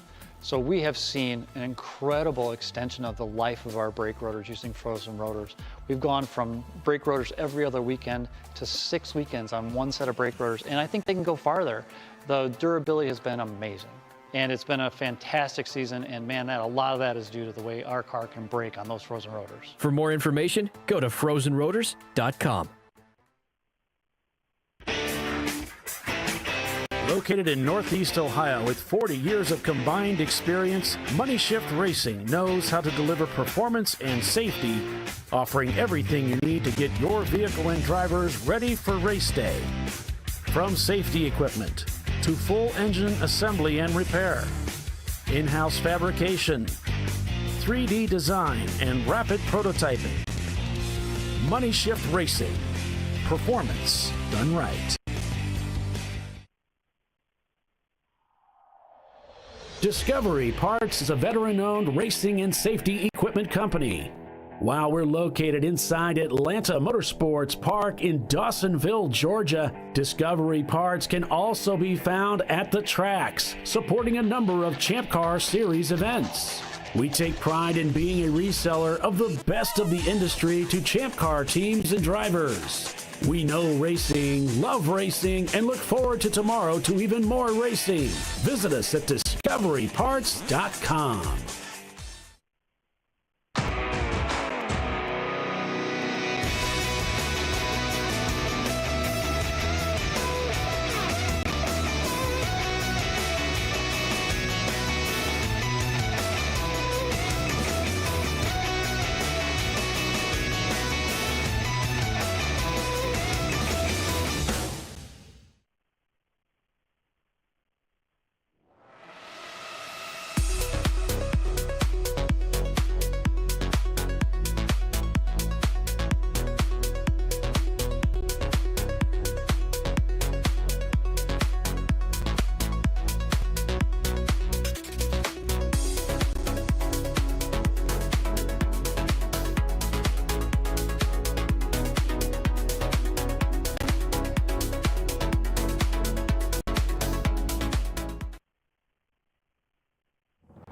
Lifeline's continuous commitment to research and development ensures that we supply the most innovative and cutting-edge products available. Used by the majority of the world's motorsport championship-winning drivers, teams, and constructors, Lifeline has a stringent and proven history of success. Lifeline's continuous commitment to research and development ensures that we supply the most innovative and cutting-edge products available. Lifeline's 0360 systems are the result of over 7 years of intensive research and development using 3M's Novik 1230 environmentally safe gas extinguishant. Lifeline uses only the finest quality components. For more information regarding our fire safety equipment and fire safety systems, please contact us at info@lifeline-fire.com. Sentinel is a comprehensive motorsports video solution incorporating live streaming, local recording, 3 cameras with picture-in-picture, flag status, and much, much more. Stop playing with multiple solutions. Sentinel handles it all, including timing and scoring, vehicle data, graphic overlays, adaptive bitrate encoding, network bonding, and more. Sentinel is the solution to sharing your motorsports experience with your friends, family, sponsors, and the world. What are you waiting for? Get your Sentinel today and never miss an on-track moment. www.sentinel.racing. No. Seriously? Oh, come on. No. You for real? Dale. Really? Wow. So maybe just a cable? We can help you. Welcome to America's #1 battery destination, AutoZone, your battery solution.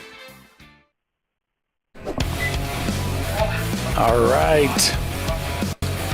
Welcome back, everybody, to ChampCar.Live, presented by AutoZone. It is the Beaver River Grand Prix at Pittsburgh International Race Complex, folks. We've got a race on our hands here. 12 seconds now, the gap from Atlanta Speedworks to Eddie Vedder, the leader of this race. And he is chopping about 2 seconds a lap or so off of each lap. It's not going to be long before we'll see the Porsche Boxster of Atlanta Speedworks challenging Eddie Vedder for the lead. So we'll see who's the better of that challenge as the race progresses. Meanwhile, don't forget about Team Salem. They too are in the hunt for a win. In third place right now is the Mustard car. And then we have the Bulldog Racing, Bavarian Mustache Works, Turn-In Concepts, and then the Ketchup car in 7th place, which we're on board with right now. Money Shift Racing also still in the mix of things. Yesterday, they had a great run of it. Pretty happy was I want to talk to Kevin with the performance of the car and the overall result of their race. They felt real good about it. So things seem to be really clicking for that team. RVA Graphics and Wraps, they're around 12th place right now. Had a tough day yesterday with collision on track. And Money Shift almost taking it all the way off the track in that very tricky turn 18. 17 seems to be tricky and really like a mistress just calls you out into the grass there. A siren, as it were. And indeed, North by Northeast, we just heard a little bit about them from Ben Shop. They've just come into the pits. But RVA Graphics and Wraps there down in, looks like 10th place. So they inside the top 10. So that's good news for that team, as they've been battling trying to bring that car up through the field, and it has not been easy. Their fastest lap time at 2:06, it looks like, 0.599 in that machine. And the leaders with those sub 2-minute lap times making it tough for the rest of the field to catch them. So I do have a little thing here for the 165, which is, hang on, I had it and then I lost it. The Fickle Witch. They were dropping fuel, which is generally frowned upon. No. Because kind of like oil, it makes the track very, very slick and is flammable. And so they're receiving a black flag in driver counseling. So this is beyond a warning. So they'll have to come in and serve that and fix it. Well, they're getting a meatball flag too, so. Yeah, but yeah.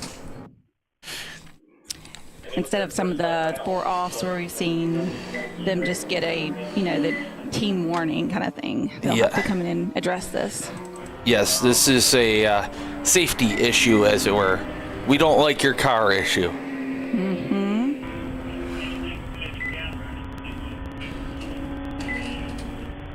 And I think this. Need you to fix that issue. Yeah.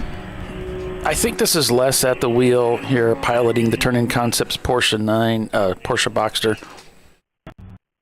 And a little bit of drop out there on the signal. It's a tough track. We've been having some bandwidth issues throughout the weekend, and that's not unexpected. He has a yellow suit, so not only yellow gloves, but a yellow suit. He's extra fast. Apparently. Or he plays for the Savannah Bananas. One of the two. Les is quick. He's good. He's a really good driver. Actually, that is a very good show if you all want to go watch baseball and it's not boring. Yeah?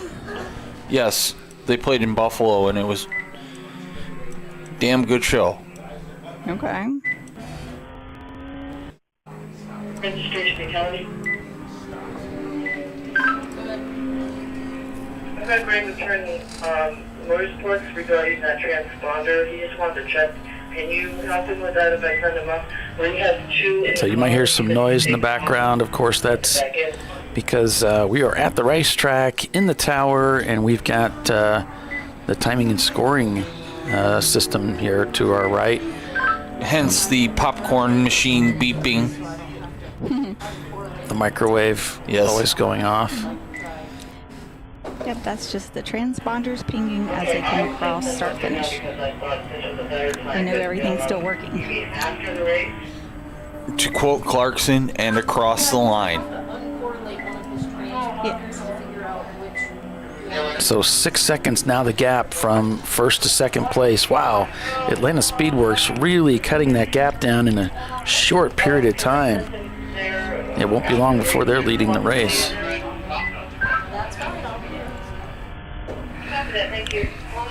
Timothy saying Road America also would love to afford Autobahn, Mid-Ohio. We'll have to see how the money sorts itself out. I don't see a Watkins Glen in there, Timothy. You got to fix that.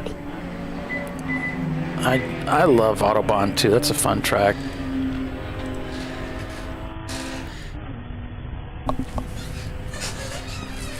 I still haven't gotten to that one. But I'm weird. That's what we like about you. It's a fun track. The 830 has a spin and continue. That is the MDR Motorsports Miata, I believe. Yep. And I've threatened to get Les on the broadcast to help host, so that might happen. Great guy. So I'm sorry, what were you going to say? No, there's nothing important. I was just going to say, you spin me round, right, baby, right round. Good song, good song. Yes.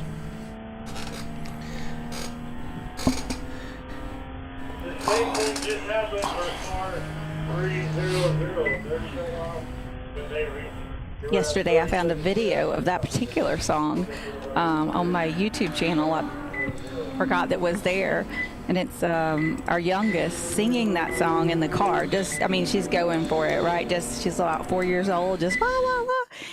She's 20 now, I think, right around there.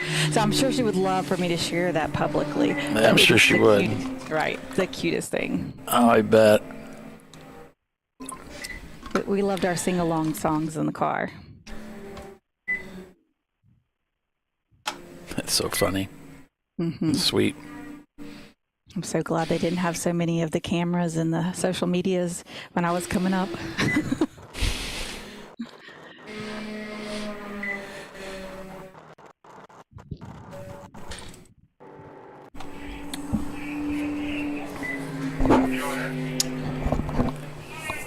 So 2 hours and 15 minutes remain in the race.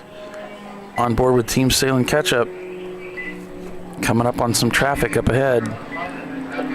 Just trying to work their way through the field. Yesterday's winner of the race, they started a lap down today.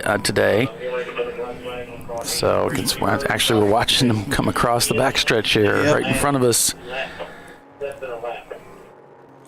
Difference in first and second is down to 5.9 seconds. Wow. 830.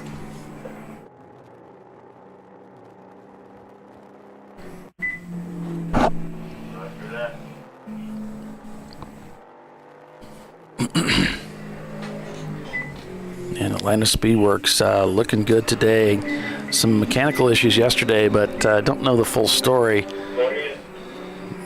So it looks like they've got a lot of those things shaken out. And Eddie Vedder as well, with all of the haunting of electrical issues that they've had this summer. It looks like maybe they've got some of those things or all of them resolved. The car looks like it's in pretty good form. But yeah, 5.9 seconds that last time through. And we're going to be looking for them as they come down the hill here. Here comes the Turn-In Concepts Mazda Miata.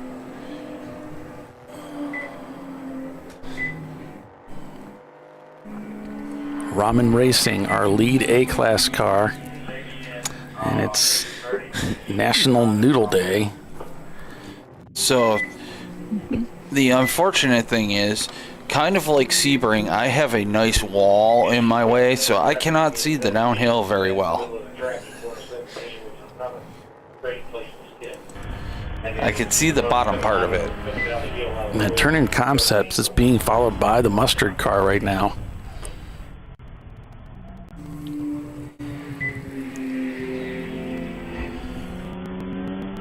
There's Team Milan Plus, the Plus car, coming by the 5 car.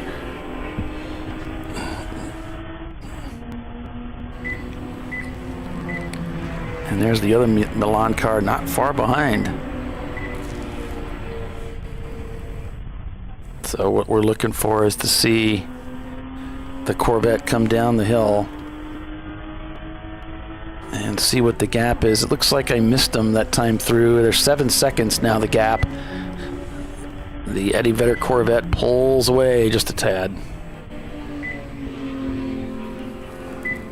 For that lap by, this last lap, the Atlanta Speedworks kind of slowed down a little bit. I wonder if they got caught in some traffic. Yeah, in fact, the Corvette just went by, and now that gap looks like it's about the same, if not greater. So, not sure what's happening here. The Fickle Witch is in the pits. And track prepped. Like 5.9 to 7 seconds difference, I think. Yeah. The Atlanta Speedworks has slowed down because they were running a lot of 202s. And so here comes the 2 cars now. The Vedder machine with a 204. And Atlanta Speedworks with a 203. So... Yep. It's tennis. They're volleying back and forth here. Gap's back down to 5.9. May just got hung up in some traffic. Right. They can get all hung up in a lot of traffic if they want. Well, that's probably why we saw that 12-second gap fall immediately to 6 seconds or something in one or two laps. It was a big jump. RVA Graphics and Wraps not turning laps. It looks like they've come into the pits. So yep, they're right below us. So they're pitting from 11th place. Or they were in 10th, I should say. And so they're beginning to, of course, fall down the standings a bit as they're getting their pit stop done. The leader working lap 120.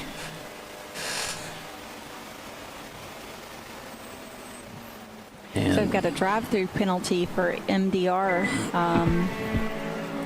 Motorsports in their F-Class Miata. They've had a spin and continue and then followed right again by another spin and continue. So that resulted in some driver counseling. you got to come in on that. Yeah. Yep.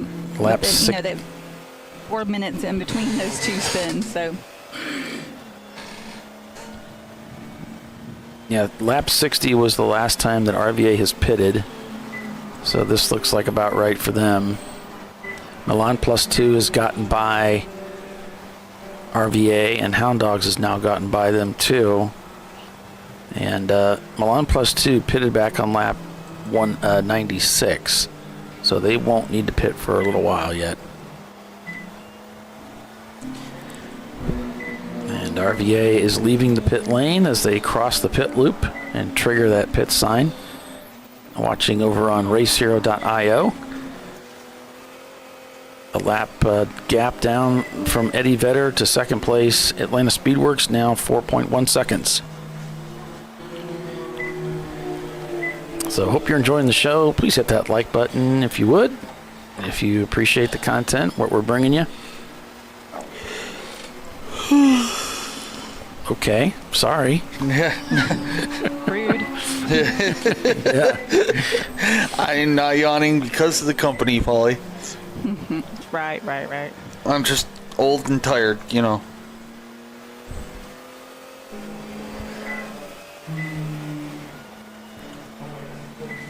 Now there's a team called Small Axle Racing in the show today. It's 33rd.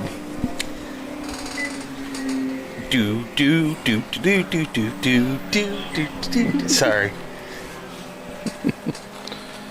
Axel F. Yes. And by the way, that's another movie you have to add to your list there, Tiffany. It was actually really good. It's on Netflix. Which one? The new Axel Foley movie. Oh, okay. So Ready Imports a B-Class car not turning laps right now in 39th. Everybody else ahead of them is turning laps. So the Fickle team, Troxel team, the Troxel team shown in the pits, and so's 90 Racing, but they're not turning laps. So Fickle which?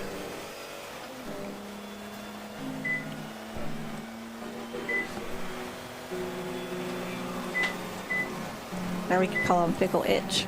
Yeah, that too.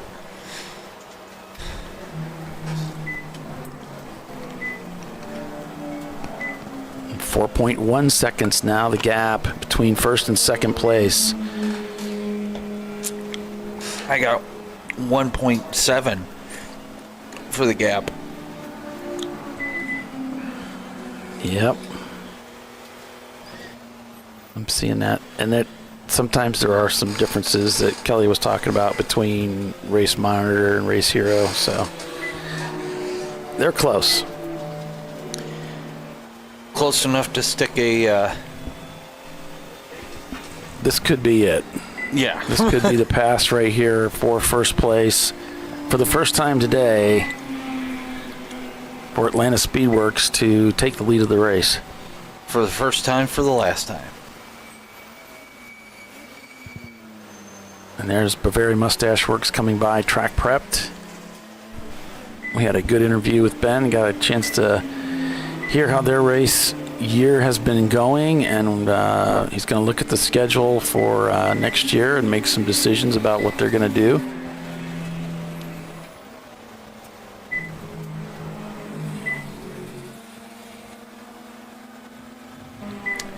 Let's see if there's a switch.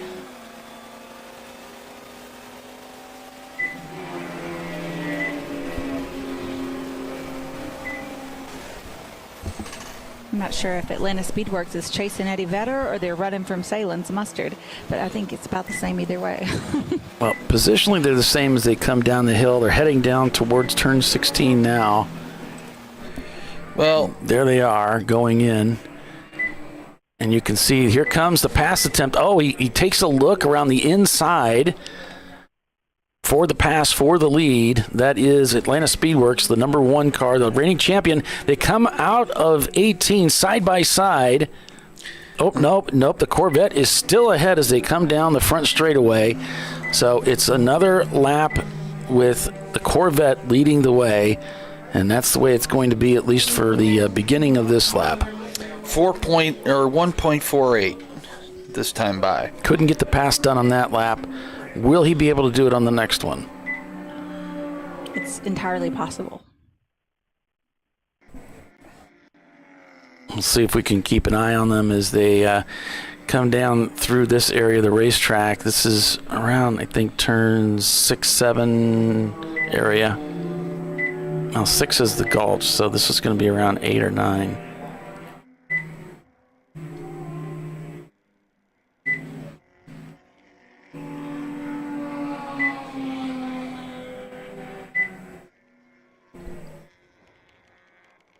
It's hard for me to see here what we got. Right.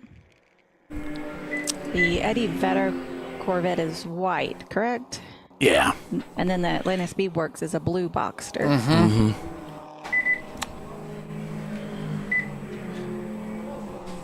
No, sometimes colors help.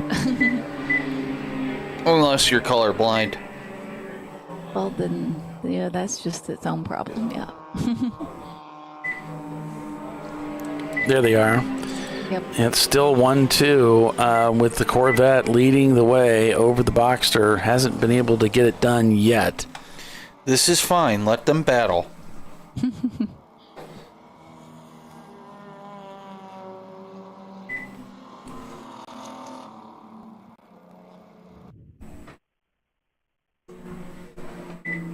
Oh, a car sideways going into 18. He's lost control of the car. Is it the Corvette? So I was wondering.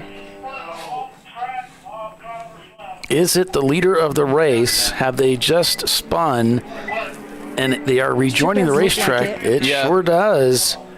Yep, and Atlanta Speedworks just took the lead. Atlanta Speedworks has taken over the lead of this race by just a small driving error going into that very tricky turn 17. The car turned around on them, and that put them down into second place. It looks like the car's back on the racetrack. They crossed the start-finish line 15 seconds behind Atlanta Speedworks. Now, the question is, was there any help? No, it didn't look like it. Difficult to see from this angle, of course, but it just looked like succumbed to the pressure. But, wow, we just happened to have it on our cameras here. Jimmy's calling you. So Atlanta Speedworks takes the lead dramatically as they were on the tail of that Corvette after having chased them down over the last several laps. The reigning champion, number 1, Porsche Boxster, takes the lead here on lap 123. So it's Atlanta Speedworks, Eddie Vedder, Team Salem Mustard, Bulldog Racing, Bavarian Mustache Works, Turn-In Concepts, Team Salem Ketchup, BLM, Bogle Legacy Motorsport, and Money Shift Racing. And Atlanta Speedworks number 996, the top 10. Stay with us. Lots of racing on tap yet. We'll be right back.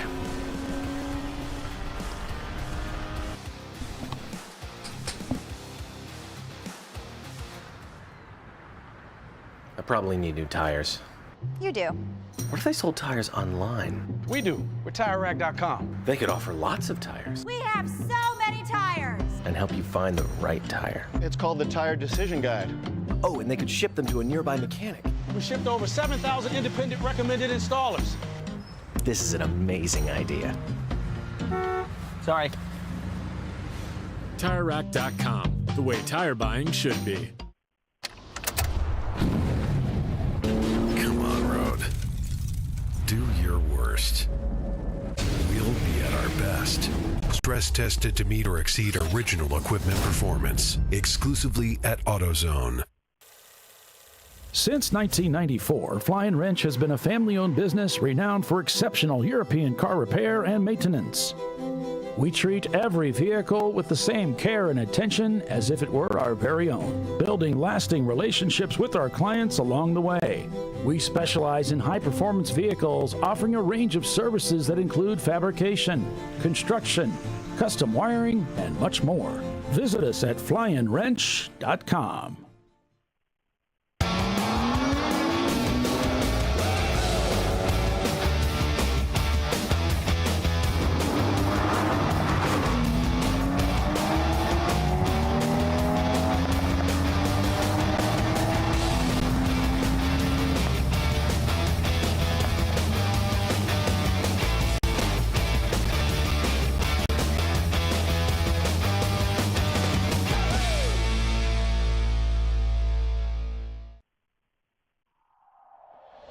Discovery Parts is a veteran-owned racing and safety equipment company.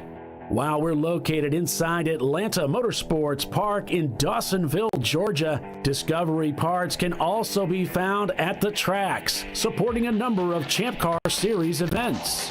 We take pride in being a reseller of the best of the industry to Champ Car teams and drivers. We know racing, love racing, and look forward to tomorrow to even more racing. Visit us at discoveryparts.com.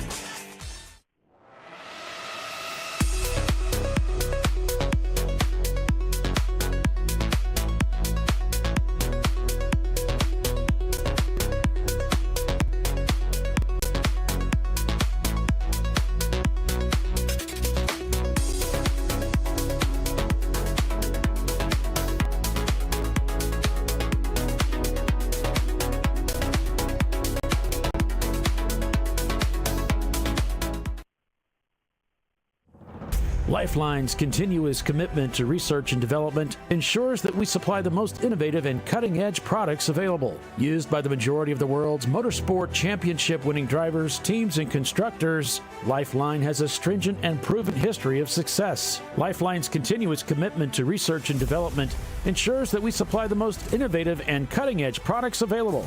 Lifeline's 0360 systems are the result of over 7 years of intensive research and development using 3M's Novik 1230 environmentally safe gas extinguishant. Lifeline uses only the finest quality components. For more information regarding our fire safety equipment and fire safety systems, please contact us at info@lifeline-fire.com.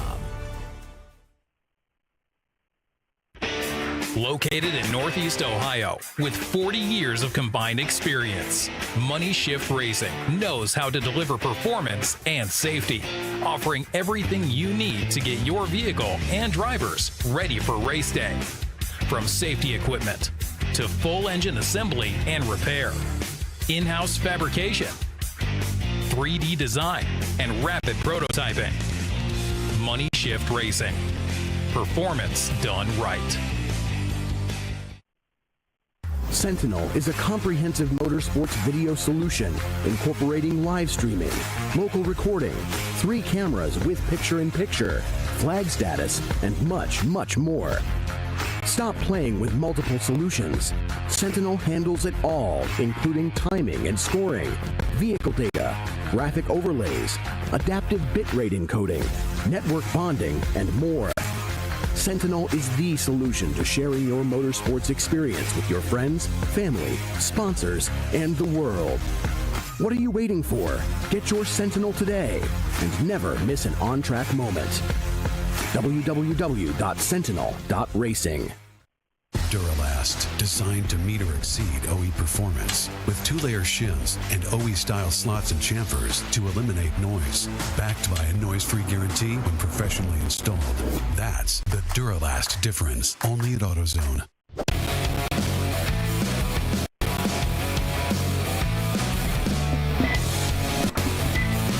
So late in the race, not unlike what happened at Mid-Ohio, but instead of Salen's making the pass on the number 1 car of Atlanta Speedworks, it's Atlanta Speedworks getting the better of Eddie Vedder, now in the lead of this race in the number 1 car.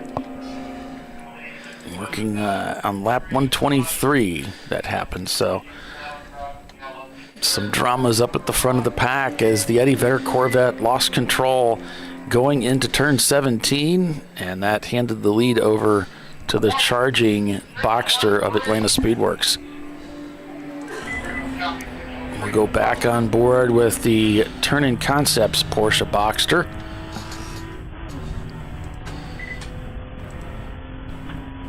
Turn-In Concepts now in 7th place in that machine. And they've got the catch-up machine ahead of them by about 11 seconds now.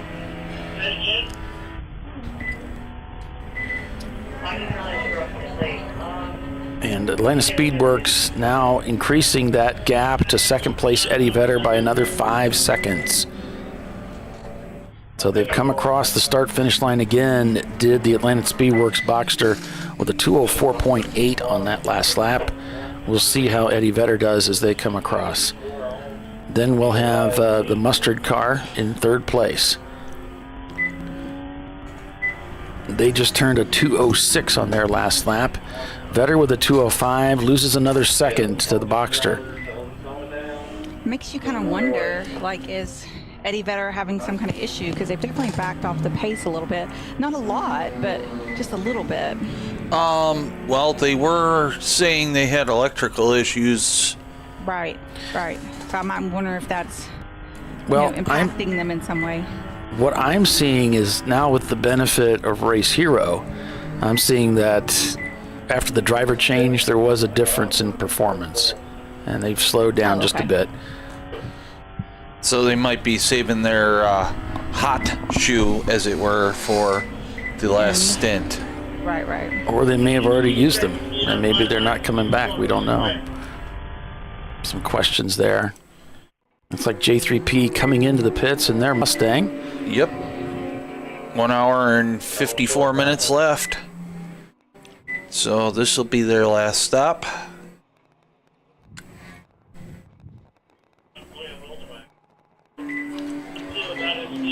That team pretty excited over this weekend. Came away with the class win yesterday.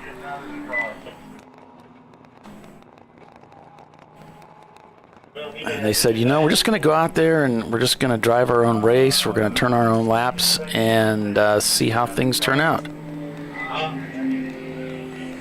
Hoping for the win again today against the ailing Eddie Vedder car. Right now they are in 2nd place. And this team new to this racetrack. None of the drivers with this team have been here before.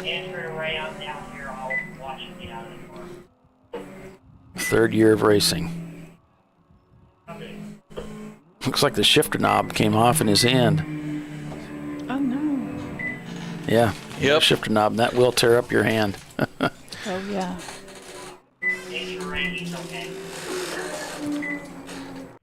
So they got some things to work on.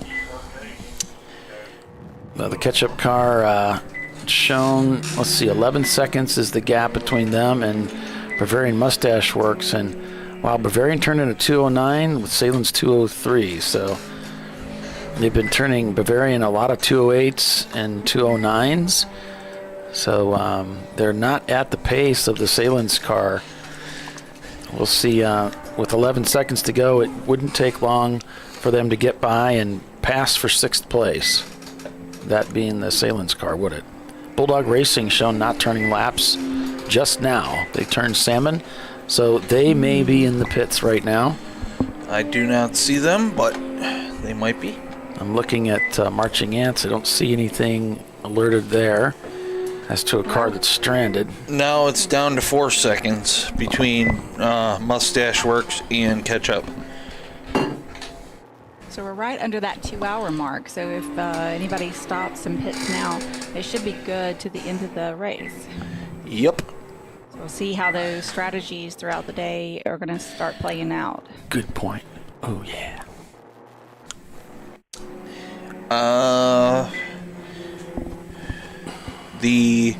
Hang on. Yeah. Did you guys mention the 613 getting a drive-through penalty? Yeah. Okay. They had back-to-back spins. Yep. On 2 laps. Yeah.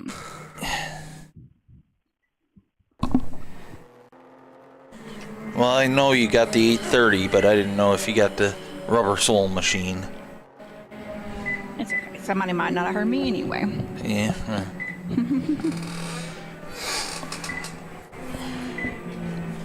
It's called selective hearing, Tiffany. It's not. It's very funny when one of us says it and then the other one says it right behind us. It's like, we're not listening to each other at all. It's hilarious. Boy, Salins has really caught up with Bavarian here. It just looks like a completely different situation here with Bavarian speed-wise, pace-wise. They're set up for, looks like, I think the back stretch here. Yep. And the Bavarian Mustang, BMW just pulls to the left there. Leaving room for Salins to come through here. So through 17, going by. No, he got him back. They're drag racing. Yep, they are indeed. There's something about that corner that lets the cars do a great job of shooting out of that part of the racetrack. He's got him at the start-finish line, though. Yep, there's the pass. So Team Salin catch up yesterday's winner. Another pass for position here at PittRace. Okay. On my screen, the Atlanta Speedworks 1 car went salmon, but I don't know if that's correct or not, so we'll find out. Okay, yeah, on mine it's still clear. Me too. So that puts both. Nope, it just went through. So okay, both of the Salins cars then are positionally right behind one another. Yep. The catch-up car has made up the gap. So I'm not sure what the actual gap is between the two of them, but we should get some information here a little bit later. I think there's a lap gap between them. It looks that way, doesn't it? Because to P1, there's a 1 lap difference between the two cars.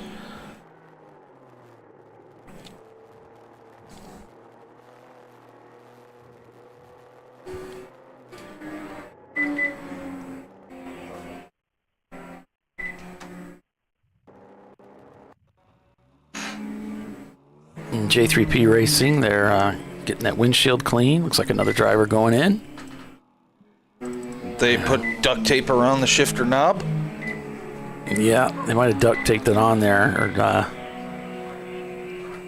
just put duct tape around the... We did that once. Screw. You stick it back down on there, and then you duct tape it on there to keep it from coming back off. Because that screw, just shifting with that, will wear a hole in your hand. And it'll go through the glove. Look pretty painful. Yeah, you don't want to shift that. This chair is awesome. I got the quiet one, so na. I've been in some pretty uncomfortable chairs though, so I gotta say, even though it squeaks, somewhat comfortable. Now next year, to bring WD-40.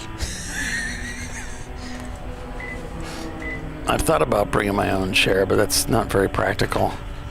I just put up with whatever I get.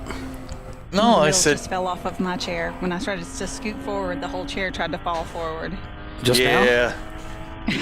Just now. Oh, jeez. Been there, done that. 5 minutes ago. I was like, what the? Been there, done that. Yeah, be careful. It caught on my microphone cord, my headset cord, and so I was trying to get that, and so I kind of tried to scooch it to get it off the cord there, and almost face planted into the desk. Been there, done that. Without a headset cord. Mm-hmm. I was like, good thing it was still muted. I was like, wah! So BLM in 7th place, and they're shown back 3 laps from the lead. Money Shift's shown 5 laps back from the lead.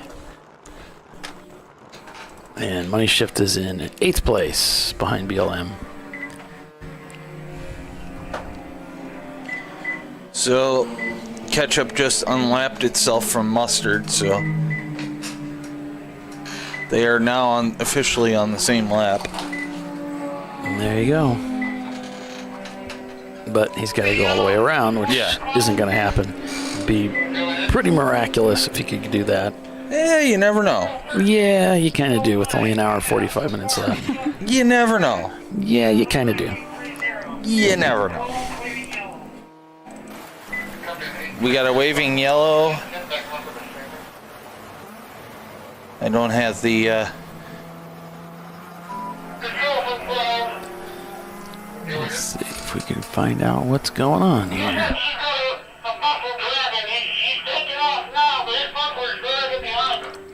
We got a... Oh, there he is.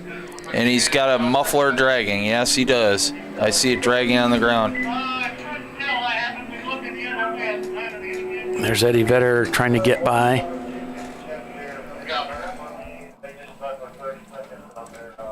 That is the MDR car. There's maybe a blinker light cable holding on to it. Yes. That's about it. It's just, I mean, it's nothing holding it but maybe a wire. But it's holding on. It's a trusty little soldier. Until it's doing its very, very best, and we're proud of it. until the meatball flag comes out. I'm sure they're coming in here, I would hope. Although it would be really entertaining if he kept going, but he's lined up to the left here, so he's coming in.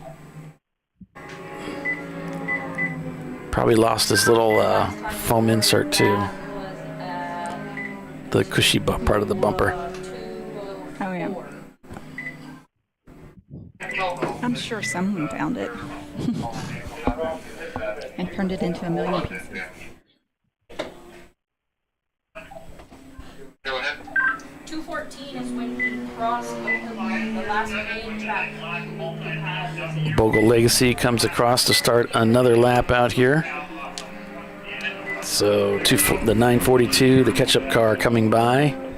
That's our camera car. And Mustard comes by as Ketchup continues to push forward. And the bumper problem here, MDR, it looks like it might be just a clip that's holding it actually, and still dragging that bumper. Number 996, the other Atlanta Speedworks car coming down the back stretch. They've been trying to work their way up through the field too.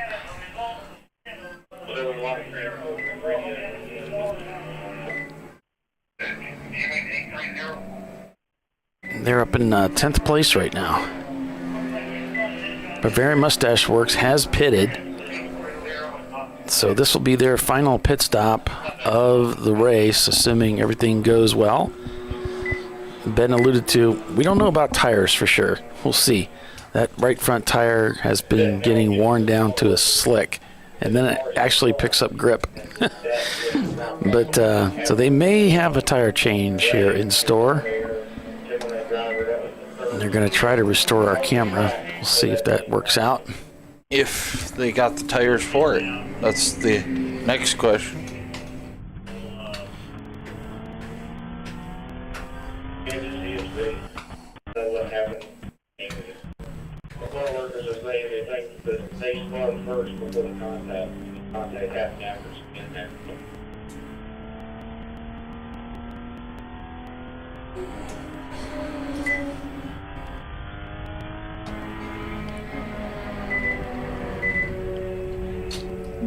It's like there's a yokel. Yeah. A local yellow. Yes, the 830, that's been in our news quite a bit. That's the MDR car. That was probably where they spun and continued and lost their bumper. Well, there's two MDR cars. Is it? Yeah, that's the Miata. Miata again? I see. Yeah. Miata in the news. Yeah, and they got a black flag and driver removed penalty. Yeah. Now they're serious. Warned. Yeah. And served a penalty. Yeah.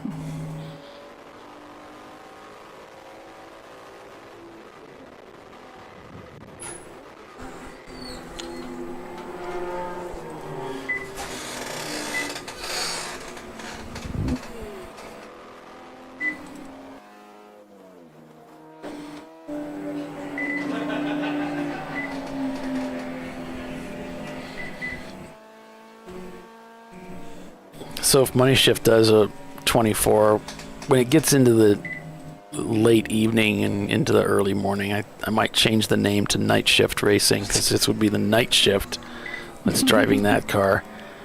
Yeah. Dude.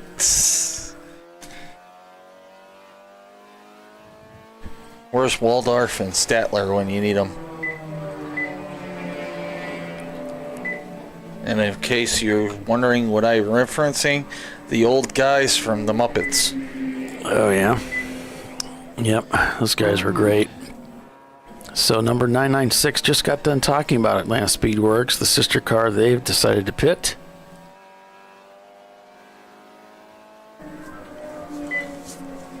So let's see, their last pit stop was around lap 85. So let's see when the leader stopped last. Around lap 96. So about 10 laps is the difference between those two cars in strategy.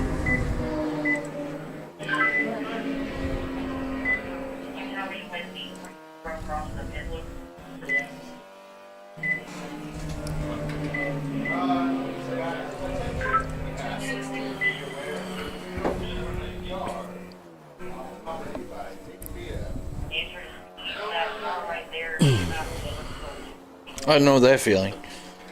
Track prep that they're not turning laps. It looks like they are in the pit area, yeah. Looks like the Bavarian's pitting as well, unless you already said that. Yes. Yeah, I did. And this should be their final pit stop if everything's going well. Yeah. Don't worry, Tiffany. I'm waving to you from the window at the end there as Paulie changes cameras. Okay. But Tiffany, your pick, is leading the race. I know, right? They worked their way up. With about an hour and a half to go. All they got to do is hold on to it. No, they still have to pit, though. Yes. So do we. But so does Eddie Vedder. So does both the Salen's cars. So does Turning Concept. So your whole front of the field has to pit. Yep. So hopefully they pit under green and we pit under purple 35 and all will be good. All of a sudden you're vaulted that much closer to the win, yeah. That would be pretty amazing. The racing gods smiled on us yesterday. Yep. And as well at Mid-Ohio. Yeah. After Nelson Leches, we needed it.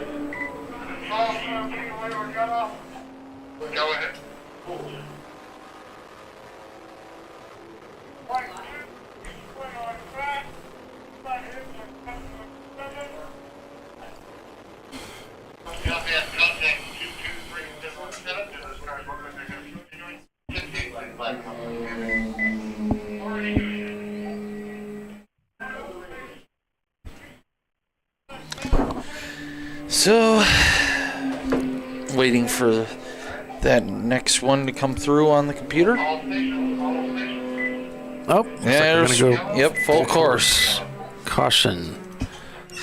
Back over into 17. We'll head back over there and take a look. Yep, there's a car spun there.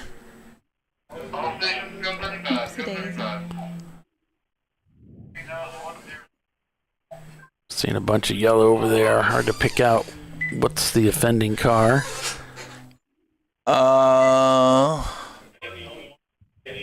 This could potentially help out Bavarian. The 23. The 23, I believe. That'd be Radar Racing? Yeah. Oh, that's our guys. I think. I can't tell from here. Do we have a car going? Is anything saying over there? Nope, nothing yet. Yep. Red Air, number 23, the Dodge Neon. That's a car that's gone salmon.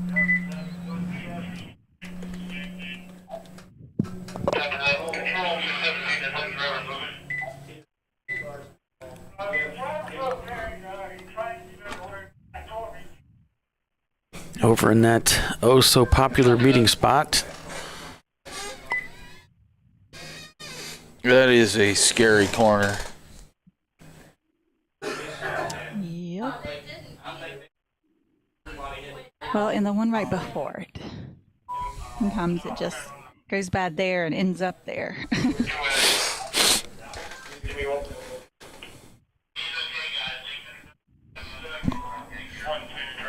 So pit lane is about to become a very busy place. Yes. But several of those teams need to pit for their last time of the day. I'm expecting the whole front of the field that hasn't pitted yet, which there was, we'd say at about 7 to come in. Oh, the one car did not come in. Really? Yeah. I see them on the back straight. Or maybe they'd already passed pit in by the time the yellow came out? I don't think that would be possible. Oh. Eddie Vedder is in. Oh, if they miss that window, they've got to go 35 mile an hour all the way around this track to get back to it. And this car is going to be picked up and brought in pretty quickly. Yeah, one of the Rad Air, the 999 cars, just got a push start. And Money Shift coming in to take advantage. I don't know if, RVA is in the pits. They're taking advantage of this caution. But I don't know that Bavarian was able to. No, both of Salen's cars are on the back stretch. I think Bavarian was in before. Yeah. They were in before it went yellow. Yes. They were definitely in before. I don't know if they caught the back half of their pit stop. I have a suspicion they did not, that they left the pits. But Vetter definitely taking advantage of this. Team Milan as well. The cargo racing team. Sorry, what? It looks like the Salen's car is coming through. Yep. Yeah. So I'm sure they're going to pit.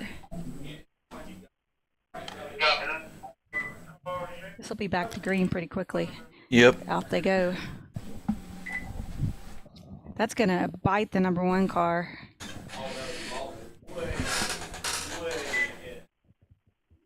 So here come the Salen's cars, yeah. Yeah, both are coming in pits. Exactly what Billy had called for. An opportunity to pit under caution. Purple 35 with the competitor left out on the racetrack, the leader. So we'll see what the gap looks like and how much of an advantage they will get. Of course, if Salen's can finish their pit stop and go back to green before the number 1 can come around, but unfortunately for them, the number 1 is just coming down the hill. Yep, he's just on the backstretch now, so Team Salen's may not get the advantage here. It depends on how quickly they can get back to green here, and it's going to have to be quick. So Salen's just getting into their pit stall, getting started now on their pit stops.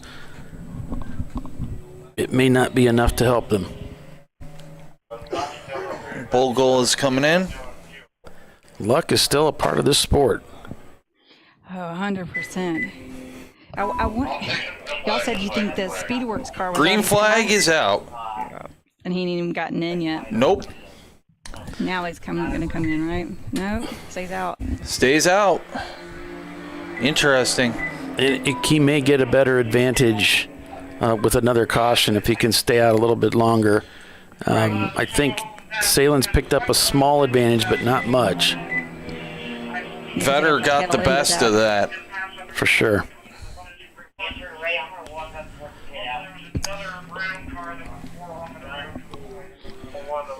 Oh, the turn-in concepts easy up just blew over on top of their car. Oh, no. Yeah. And the crew is jumping to try to get the easy up. It's blown over the cold pit side into the hot pits, and now they're trying to push the easy up against the wind and pull it up over back into the cold pits. Oh, so it's on top of the Miata, and they can't do it. The 23 lost the rear in 16, spun in front of the 942 and 717. Hang on, there's more to it. Yeah. And heavier contact with the 717. Turn-in concepts, this is a huge easy up. They're still struggling. They actually had to pull it further into the hot pits in the lane in order to push it in front of the car, and now they're working on taking it down in front of their car in the hot pits. Yeah, the Miata that they had in there that got hit by the tent was the car that was involved in the spin with the Rad Air car. Meanwhile, they're trying to conduct a pit stop on the other Turn-In Concepts car, the Porsche. They're fueling it now while the rest of the crew is working on that easy up, that pop-up. The wind has definitely picked up. Yeah, you can see the trees moving, like these big, tall trees moving top to bottom. And the camera even catching a little of that air. That's an expensive mistake. Yep. A costly one, too.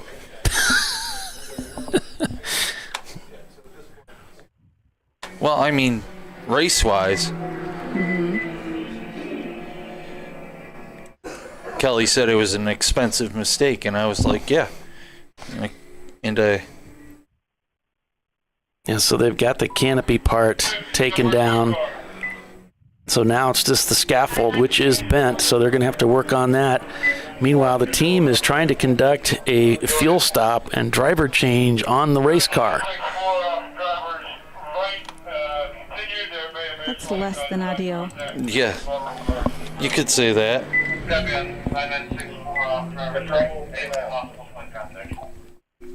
996 had 4 off. That's the Atlanta Speedworks sister car. Yep.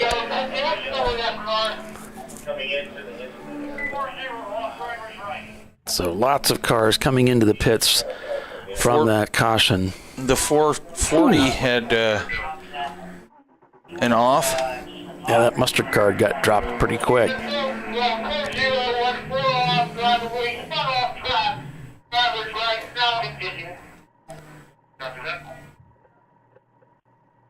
One 06 has a black flag passing under yellow.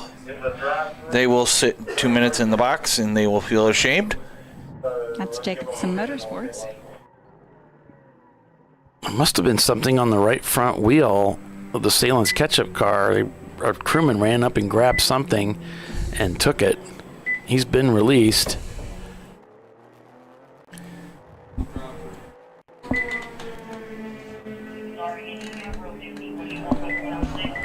So they are heading back out, but you got to believe they lost some time there with whatever was going on with the drama of that car. So just kind of a messy final pit stop session for these guys. Everybody, for that matter. Just didn't quite work out for Team Salins. So close. The problem, they just got caught out on the backside of the track when the yellow came out. But boy, Eddie Vedder really capitalized on that. And it'll be interesting to see how all of this shakes out. And Very what will interesting. Atlanta Speedworks be able to do? You know, they decided to stay out. It was really no difference. They were going to end up pitting under green anyway. So will they be able to pick up a caution and pit that number 1 machine under caution? Time will tell. We got less than an hour and a half to go in this contest. So plenty of drama in front of us here, folks. Whew, so much going on. Stay with us. You're watching Champ Car Live, presented by AutoZone. We're at PittRace this weekend. Atlanta Speedworks leads, but guess what? They need to pit. Stay with us. We'll be right back.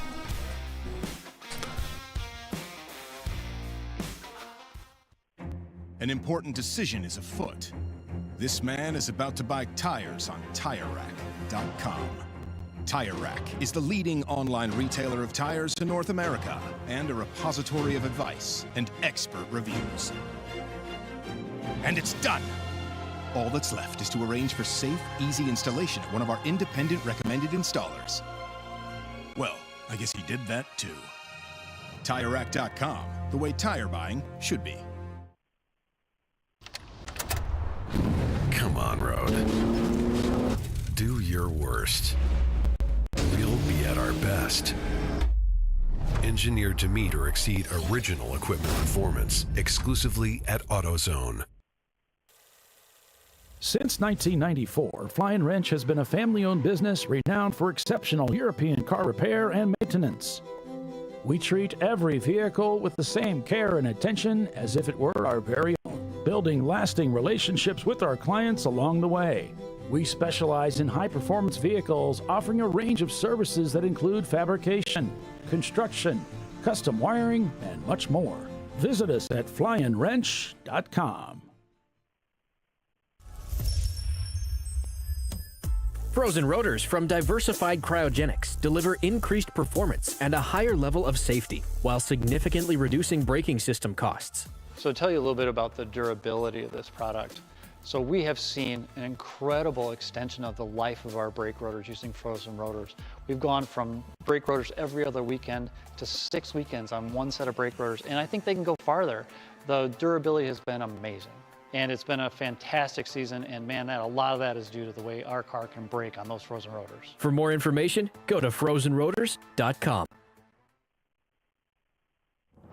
Lifeline's continuous commitment to research and development ensures that we supply the most innovative and cutting-edge products available, used by the majority of the world's motorsport championship-winning drivers, teams, and constructors. Lifeline has a stringent and proven history of success. Lifeline's continuous commitment to research and development ensures that we supply the most innovative and cutting-edge products available. Lifeline's 0360 systems are the result of over 7 years of intensive research and development using 3M's Novik 1230 environmentally safe gas extinguishant.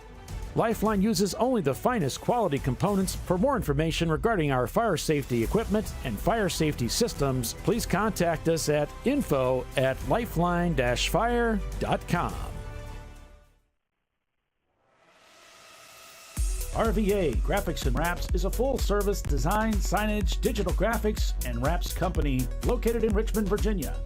With over 20 years of experience, RVA Graphics and Wraps offers premium signage options for your business. We are dedicated to offering our clients best-in-class service in all aspects of graphic design and application. For more information, visit us on the web at rvagfx.com.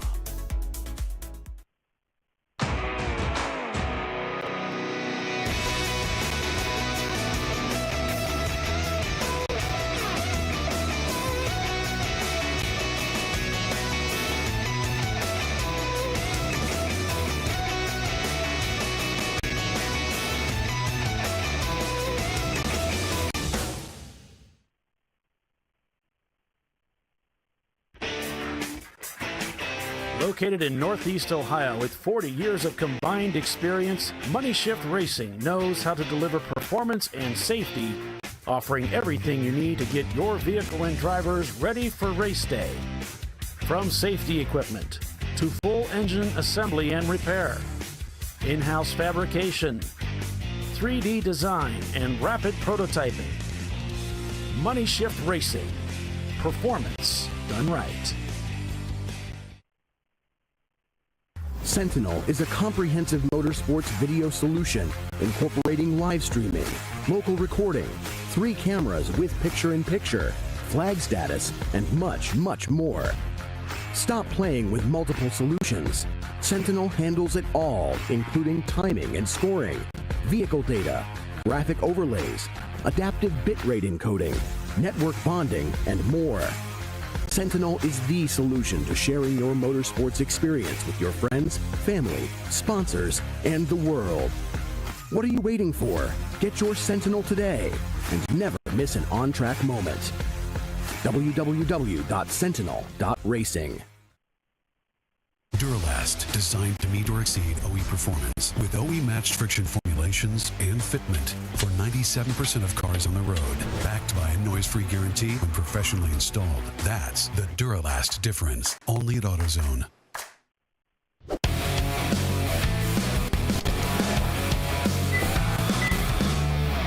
And welcome back, everybody. ChampCar.Live. 142 laps completed. Atlanta Speedworks still the leader of this race. Eddie Vedder in second place. Back, difficult to get a measurement on that. And then we've got the Team Salem Mustard car, then the Ketchup car, Bogle Legacy Motorsport, Turn-In Concepts, Bavarian Mustache Works, Bulldog Racing, North by Northeast, and Money Shift Racing. Looks like that's the top 10. And now race officials, the announcement going out, yeah, you might want to tie down your easy ups. It's a bit windy out there. By the way, the 40 got a spin and continue and pit lane warning for said spin and continue. So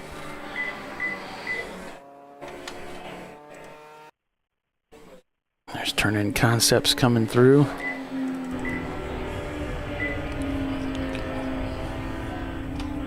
I want to thank everybody for tuning in and watching. Appreciate you guys. Appreciate the likes. For some reason, I don't see the counts. I don't know why. Something weird with YouTube today, I guess. But thanks, guys. We appreciate you. Look forward to a lot more shows in the future. Road America coming up in just a couple weeks. Yes.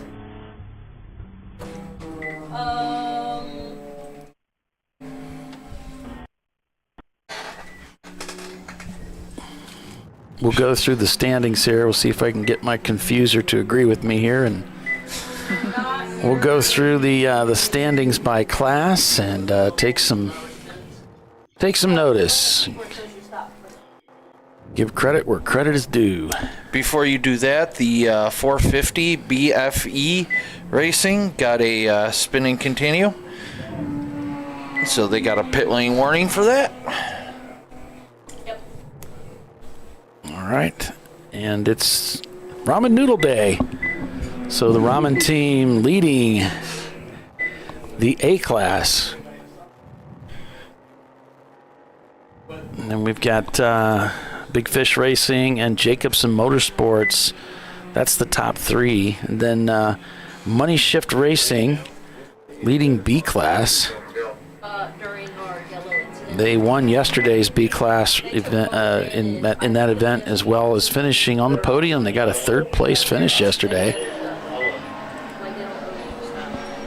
Just had a great race of it down to C class, the populous class at the event here this weekend. ATL Speedworks, Atlanta Speedworks.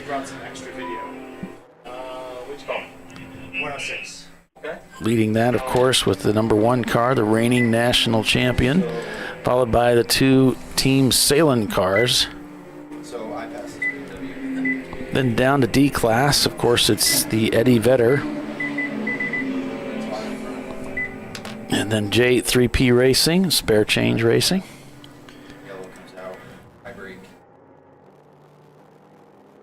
Then we go down to the F class. Now it's the Boston Winers leading that class.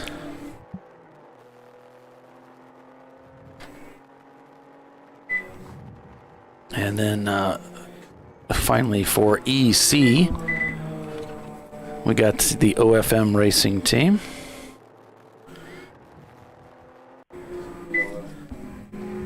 So that's a look at the field class by class.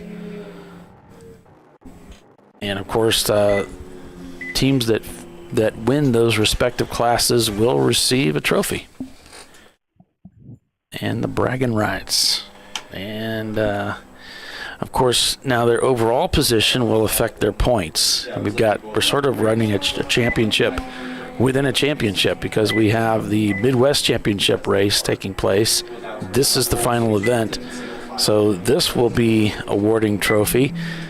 But there's also the national points standings that are affected by today's race, and that's affected by your overall position. The Corvette getting a little wiggly there as the Boxster, the Salen's Boxster ketchup trying to get by. The number 44 got sideways. 942 looking for a way through here as they come down, and he's got a little bit of a run. But they've got a slower car up ahead, and here they come by. It looked like that might have been MDR, and he sets him up beautifully, the Corvette, for the pass down the inside. Does the Porsche Boxster of Team Salem catch up? Let's see if he catches him coming out. There's the turning concepts Porsche, but Does Salins get the better of the Corvette? And yes, it looks like he does as he comes down the front straightaway.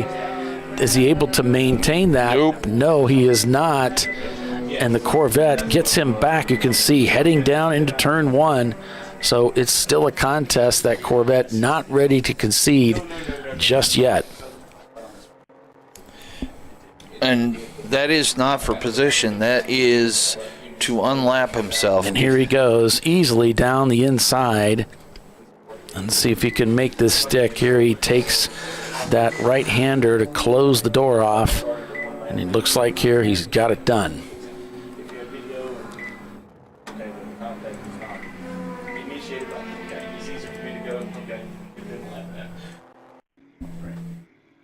But yeah, that one's kind of...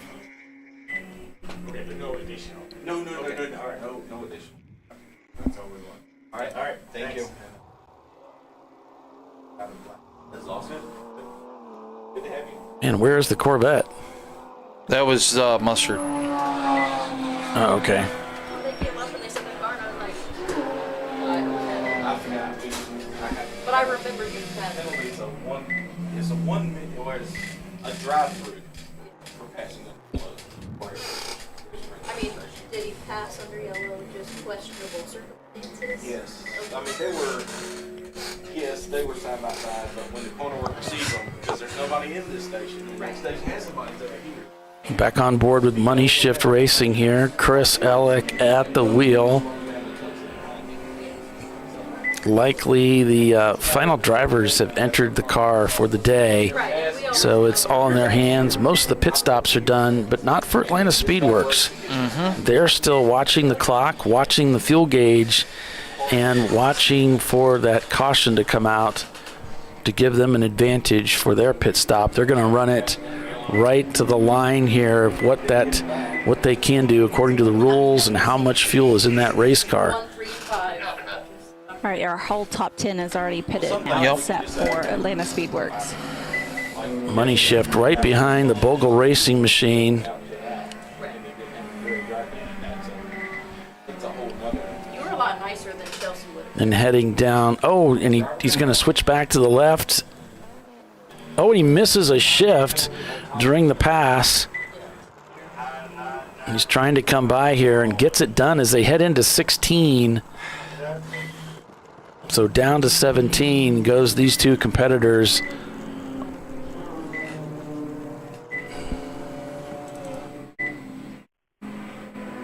There they go by our cameras.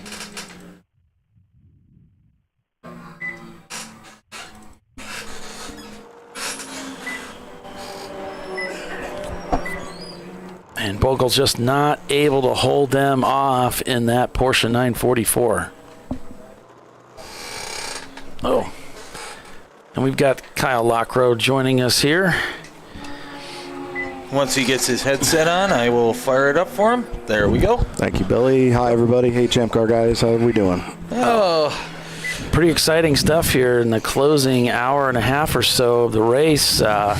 We've had some interesting dramas here, not just on the racetrack, but in the pits, with an easy up from Turning Concepts being blown over into the hot pits. So it's been an interesting closure of the race here as the winds have picked up on pit lane. Yeah, it's definitely wreaking havoc for the guys on track. I can tell you right now, when you get heavy winds like this, it makes the car harder to drive because depending on which way it's going, it can mess up your left or right handers because then you're having to not only fight just the inertia, but you're fighting the wind pushing you, trying to get you to go a different direction. So it definitely adds an element that is unexpected, and a lot of times you're not always ready for it. So Beloit Racing and MDR. Lap to lap. Absolutely. Yeah, exactly. Corner to corner, even if that wind changes direction and speed, it'll die down and then it'll start picking up again, and it's gotten pretty substantial. We're looking at our broadcast booth here, and those trees are moving side to side. Every which way.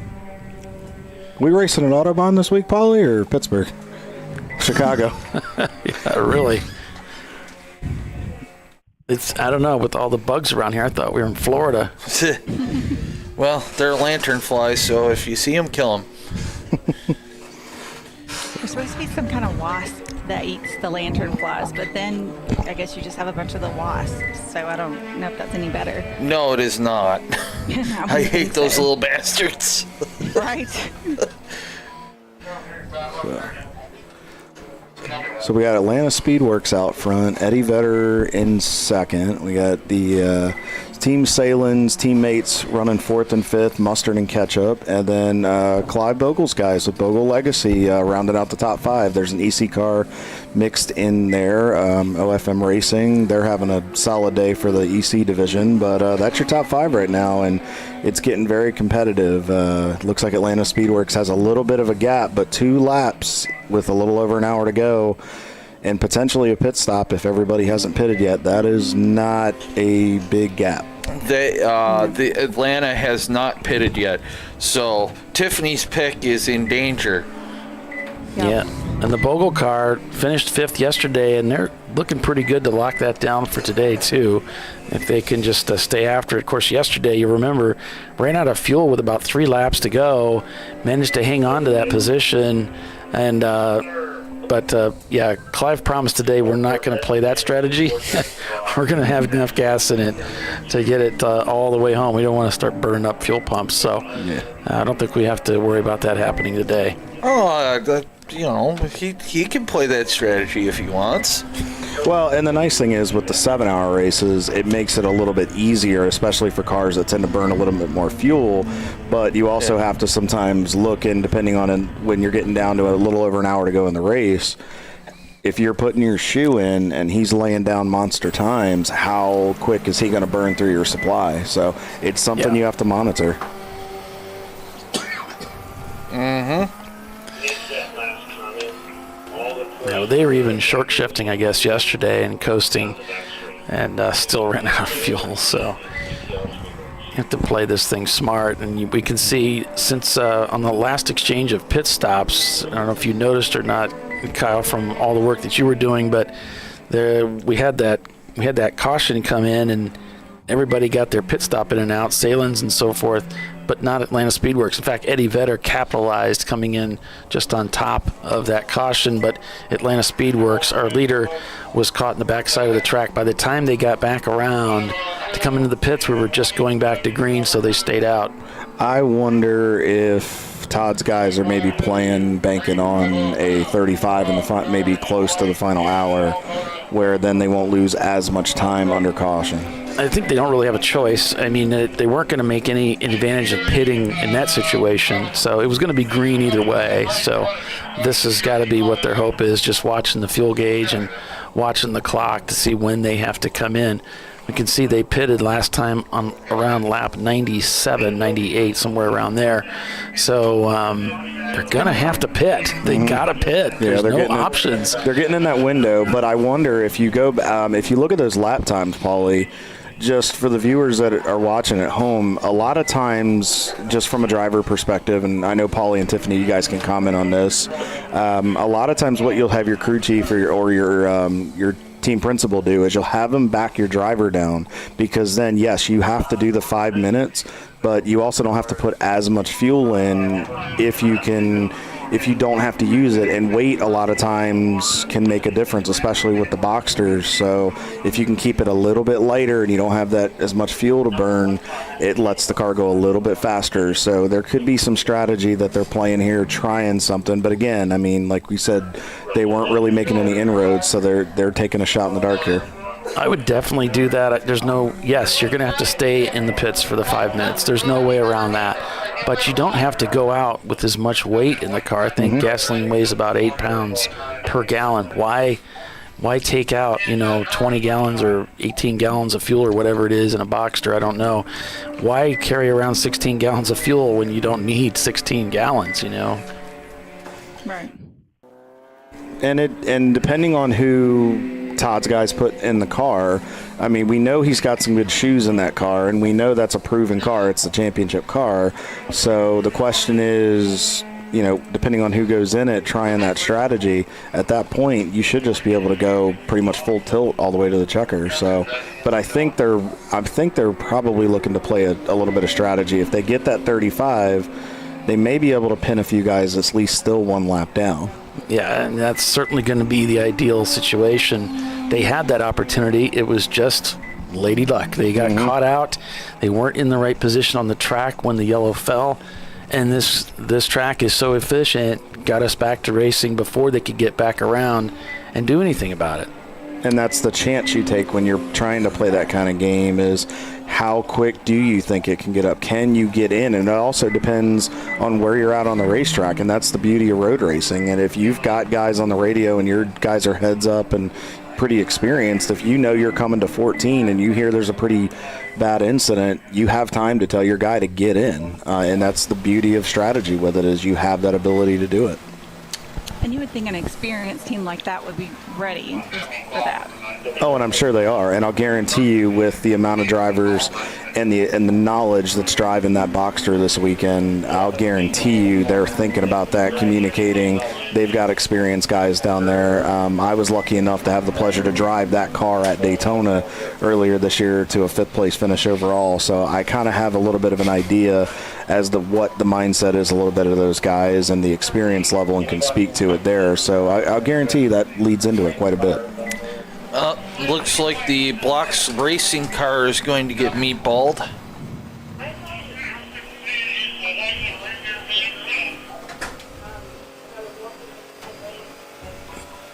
Yeah, so, if I'm their team captain, I'm watching marching ants. It's like, come on, somebody.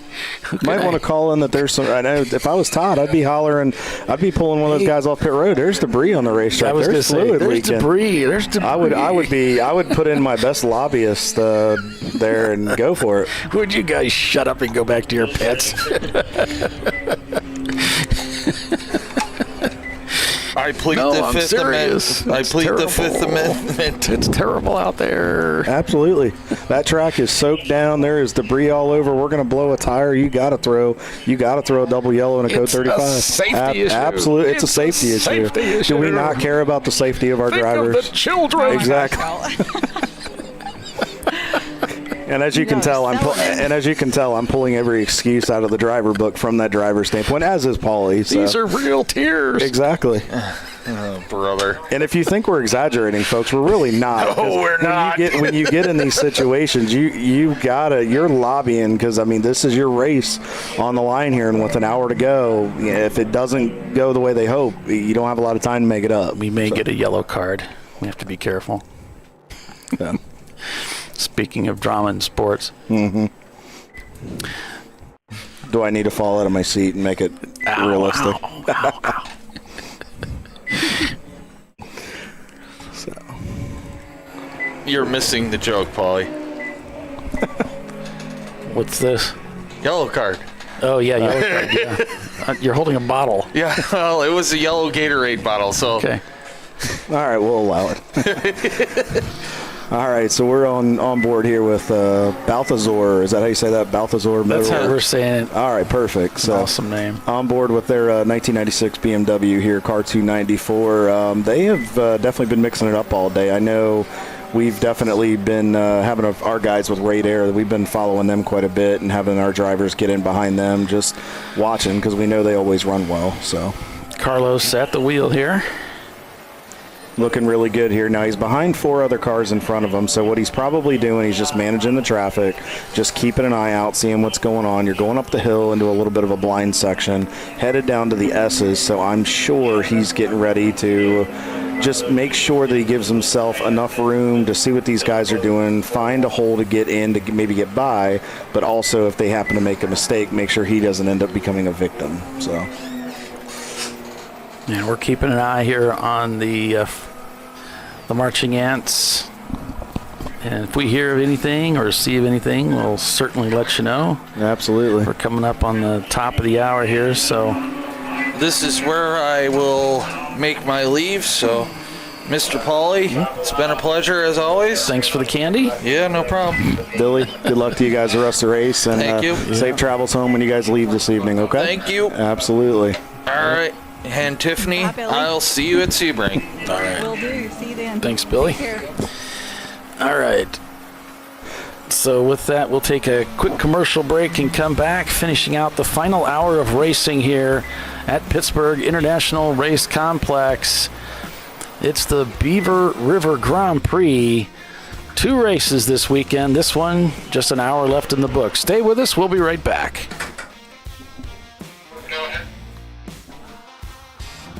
An important decision is afoot. This man is about to buy tires on TireRack.com. Tire Rack is the leading online retailer of tires in North America and a repository of advice and expert reviews. And it's done! All that's left is to arrange for safe, easy installation at one of our independent recommended installers. Well, I guess he did that too. TireRack.com, the way tire buying should be. Come on, Road. Do your worst. We'll be at our best. Engineered to meet or exceed original equipment performance, exclusively at AutoZone. Since 1994, Fly & Wrench has been a family-owned business renowned for exceptional European car repair and maintenance. We treat every vehicle with the same care and attention as if it were our very own, building lasting relationships with our clients along the way. We specialize in high-performance vehicles, offering a range of services that include fabrication, construction, custom wiring, and much more. Visit us at flyandwrench.com. Frozen rotors from Diversified Cryogenics deliver increased performance and a higher level of safety, while significantly reducing braking system costs. So to tell you a little bit about the durability of this product. So we have seen an incredible extension of the life of our brake rotors using frozen rotors. We've gone from brake rotors every other weekend to 6 weekends on one set of brake rotors, and I think they can go farther. The durability has been amazing, and it's been a fantastic season, and man, a lot of that is due to the way our car can brake on those frozen rotors. For more information, go to frozenrotors.com. Lifeline's continuous commitment to research and development ensures that we supply the most innovative and cutting-edge products available. Used by the majority of the world's motorsport championship-winning drivers, teams, and constructors, Lifeline has a stringent and proven history of success. Lifeline's continuous commitment to research and development ensures that we supply the most innovative and cutting-edge products available. Lifeline's 0360 systems are the result of over 7 years of intensive research and development using 3M's Novik 1230 environmentally safe gas extinguishant. Lifeline uses only the finest quality components. For more information regarding our fire safety equipment and fire safety systems, please contact us at info@lifeline-fire.com. RVA Graphics and Wraps is a full-service design, signage, digital graphics, and wraps company located in Richmond, Virginia. With over 20 years of experience, RVA Graphics and Wraps offers premium signage options for your business. We are dedicated to offering our clients best-in-class service in all aspects of graphic design and application. For more information, visit us on the web at rvagfx.com.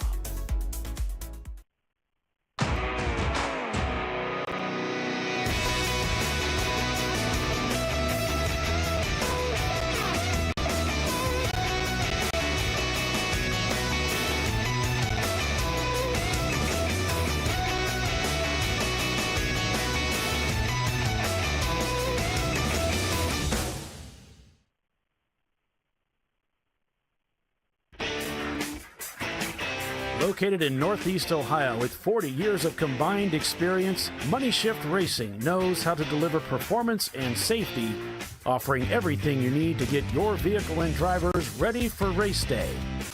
From safety equipment to full engine assembly and repair, in-house fabrication, 3D design, and rapid prototyping. Money Shift Racing.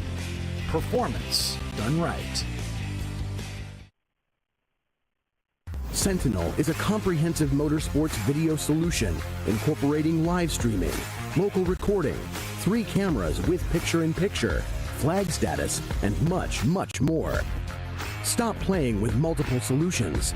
Sentinel handles it all, including timing and scoring, vehicle data, graphic overlays, adaptive bitrate encoding, network bonding, and more. Sentinel is the solution to sharing your motorsports experience with your friends, family, sponsors, and the world. What are you waiting for? Get your Sentinel today and never miss an on-track moment. www.sentinel.racing. Duralast, designed to meet or exceed OE performance with OE-matched friction formulations and fitment for 97% of cars on the road. Backed by a noise-free guarantee when professionally installed. That's the Duralast difference. Only at AutoZone.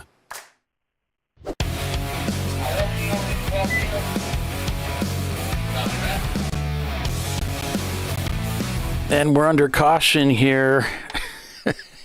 We're under caution here at PittRace. More dramas out here for this event as we're closing in. If you can believe it, Atlanta Speedworks, the #1 Porsche Boxster, just ran out of fuel on the racetrack. And Eddie Vedder will assume the lead as they're coming back around the racetrack. They're just coming up. Eddie Vedder comes into the pits. The Corvette is pitting. They should not need to pit. Who's going to win this? Does anybody want the lead? Is everybody afraid of it?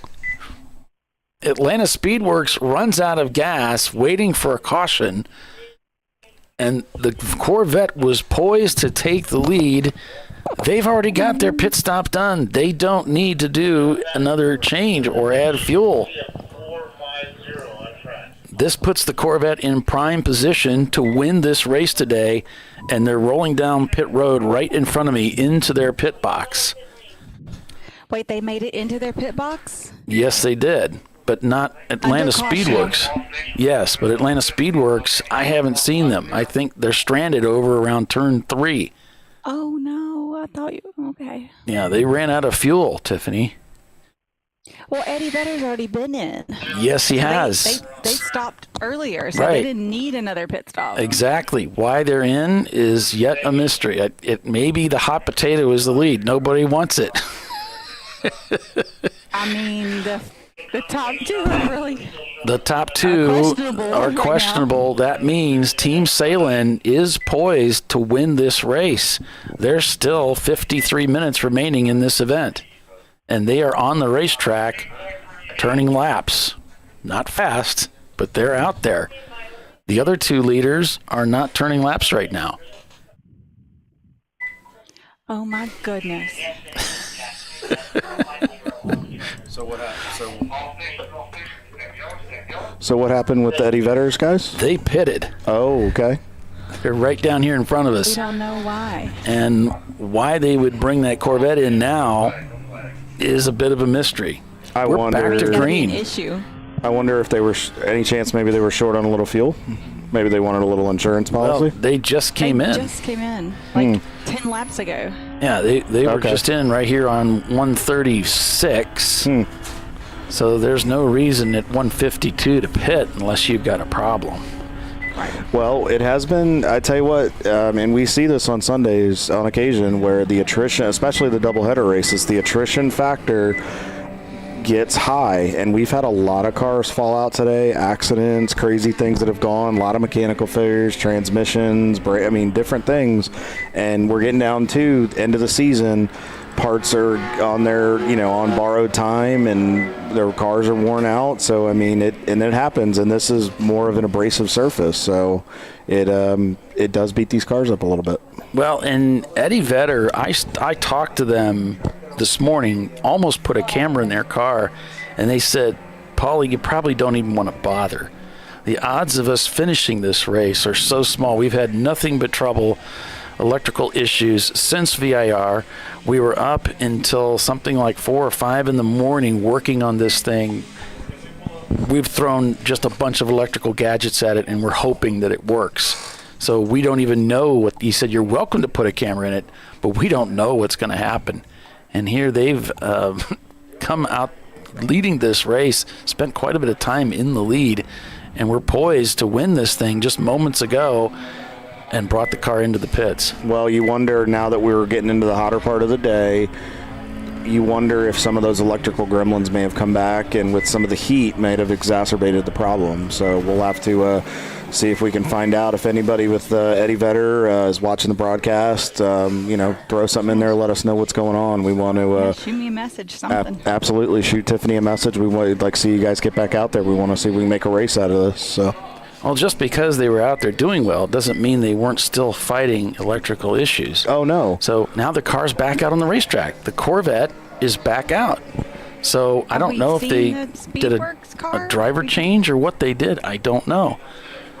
All right, so there's the 996 coming by. This is on the back stretch. It's a little bit easier for me to see. I'm like, where is the number one car?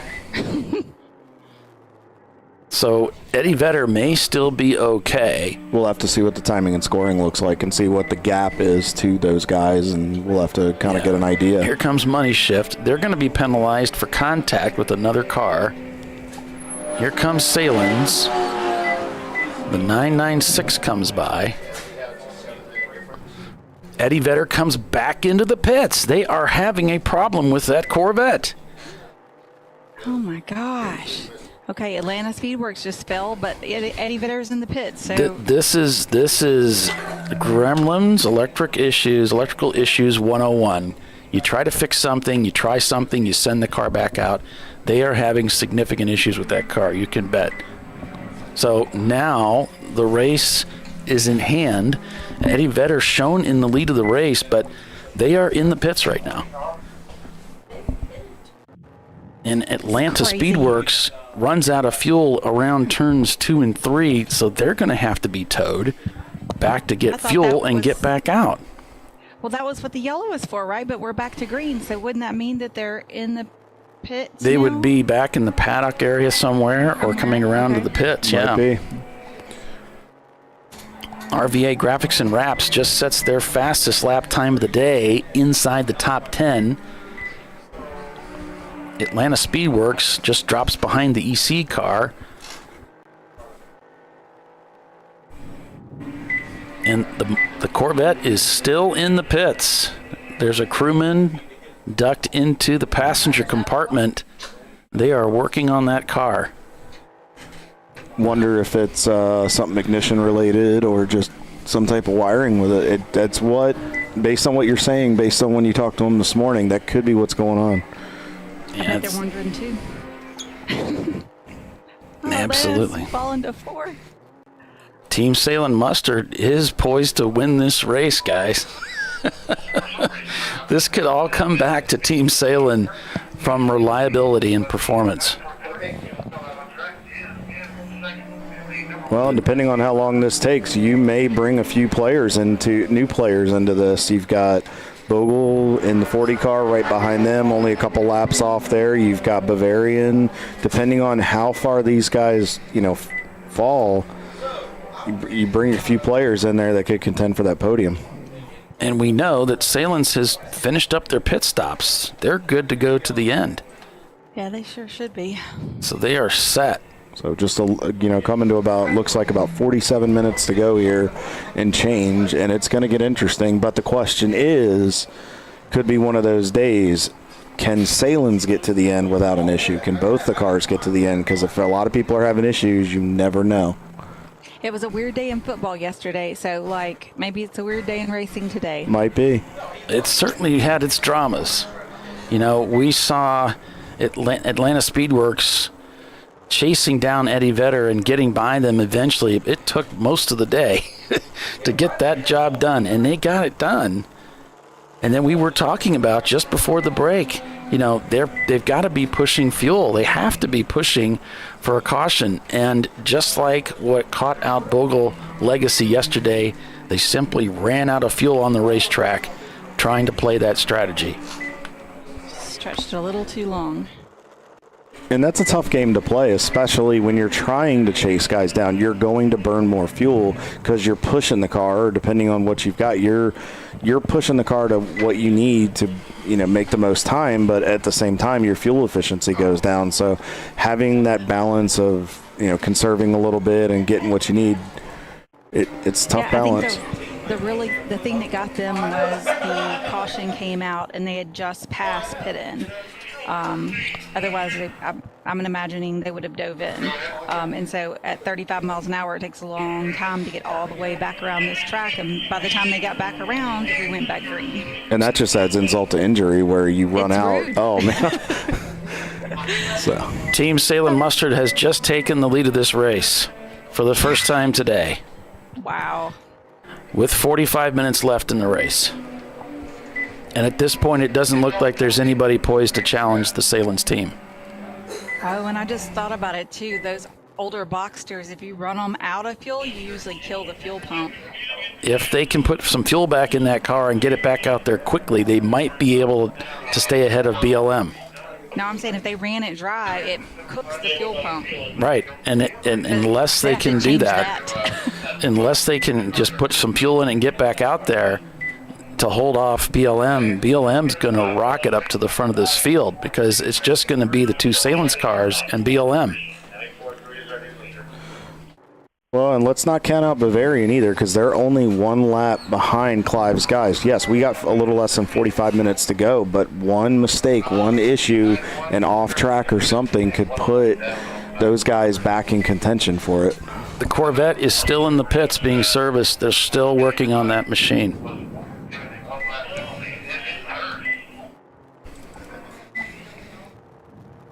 Yesterday's winner, Team Salem Ketchup. They are in this mix too.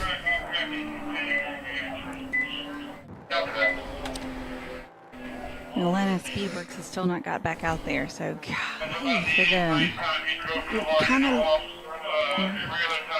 You may be right, Tiffany, with that issue that they had with running out. They may have cooked that fuel pump. Yeah, there's fuel pumps right next to us here, where you'd roll out onto the into the. I'm sure they've got fuel in the pits too, so it wouldn't take that long to get the car towed over here, throw fuel in it, and get out if that pump was okay. But right, I'm not seeing anything from Race Hero indicating that they've gone back onto the racetrack, but we won't until they at least come across the pit loop, but they have not.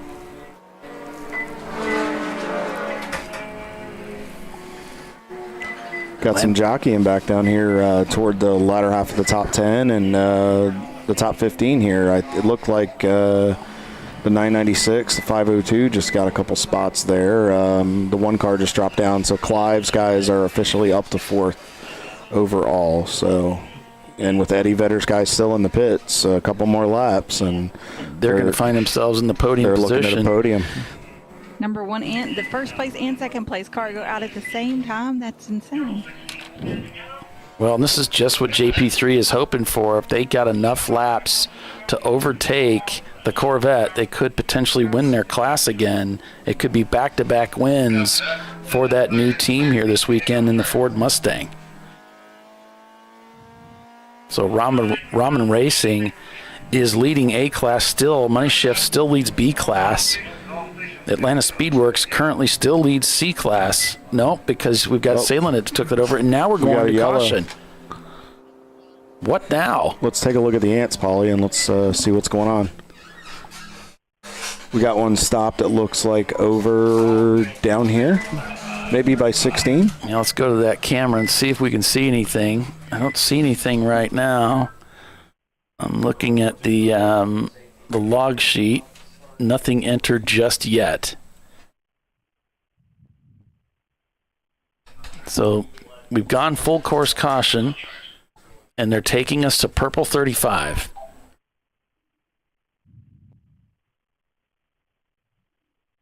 And we don't know why. But I don't see anything over there. You know what? It looks like it's off to the left, Polly. It may be just out of our camera shot because we're looking right at the kink here. Well, I don't see it. Yes, I do see it. It looks like it's the. It may be the number 5 car. It looks like it's the Milan Miata. If it's that one, it's just off of our camera shot. It's way over by the flag station there. I just caught it out of the corner of my eye. All right, so that's one of the Milan cars.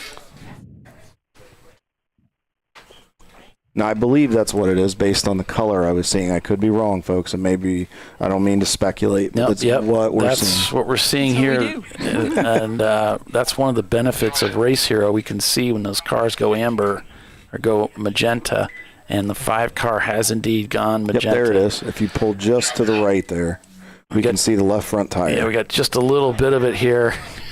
You can see it, of that blue and yellow car, and track officials are actually looking at the surface of the racetrack here on that backstretch leading to where the Miata has pulled off the track. I'm seeing some fluid, Paulie, right off as you come out of the kink to the left side. I'm wondering if they've dropped the motor or some type of rear end leak, because it looks like they're looking at fluid.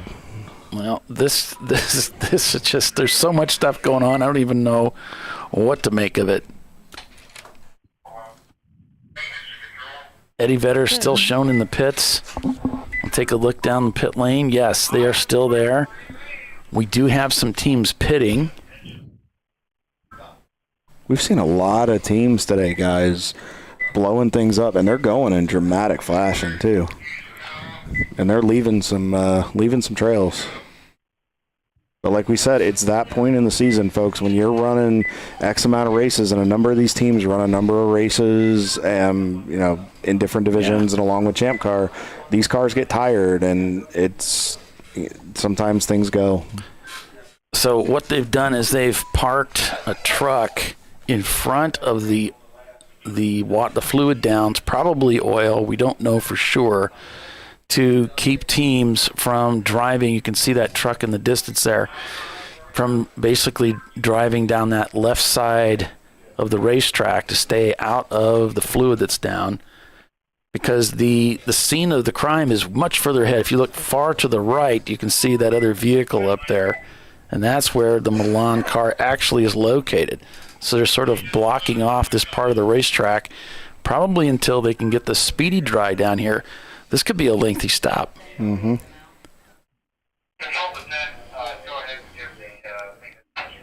That's where the scene of the accident started, and that's where the Milan car ended up. Yeah, Atlanta Speedworks still hasn't turned any laps, so it doesn't appear as though they've returned to the racetrack.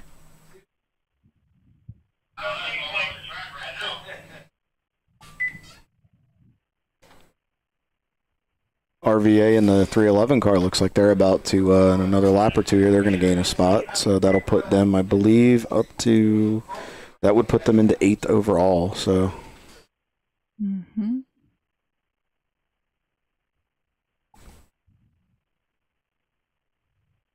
This is going to get interesting, because that's based on where that truck is to where the Milan car is. That's a good little. Now you can tell the driver did a solid job of getting the car over and trying to get it into the grass.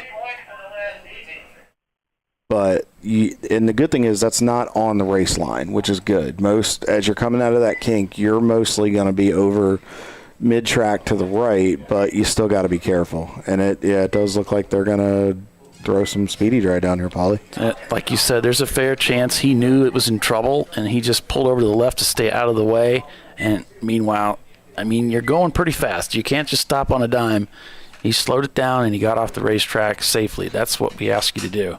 And he did a good job. The fact that he got it as far over to the left as he did, and when you get to that point, especially if it's catastrophic like that, there's not a whole lot you can do. You're just trying to, especially if it starts getting on your wheels, you're just trying to keep it so you don't end up getting into further mess. Yeah, so they got their little bucket thing behind the pickup truck, and they're loading the speedy dry into it. Here comes some other equipment, the brush gadget and all that blower thing. They're going to do their thing with that as well. So yeah, this is going to be a little bit of a wait. So with that, we'll go ahead and take our final commercial break of the event. I think we need another hour or two of racing just to figure out where this is all going to go. Red flag this morning, double yellow now. What are we TNT now? Are we asking for that much? We know drama. Feels like SmackDown, doesn't it? I know. Stay with us. We'll be right back.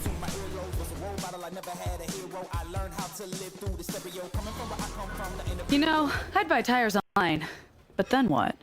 We've thought about it. We're TireRack.com. They should let you ship directly to a mechanic. Actually, we call them independent recommended installers. They should have like 1,000 mechanics. Try over 7,000 installers. Then you just make an appointment. At a time that's convenient for you. This could change tire buying forever. TireRack.com, the way tire buying should be. Come on, road. Do your worst. We'll be at our best. Engineered to meet or exceed original equipment performance, exclusively at AutoZone. Since 1994, Flying Wrench has been a family-owned business renowned for exceptional European car repair and maintenance. We treat every vehicle with the same care and attention as if it were our very own, building lasting relationships with our clients along the way. We specialize in high-performance vehicles, offering a range of services that include fabrication, construction, custom wiring, and much more. Visit us at flyandwrench.com.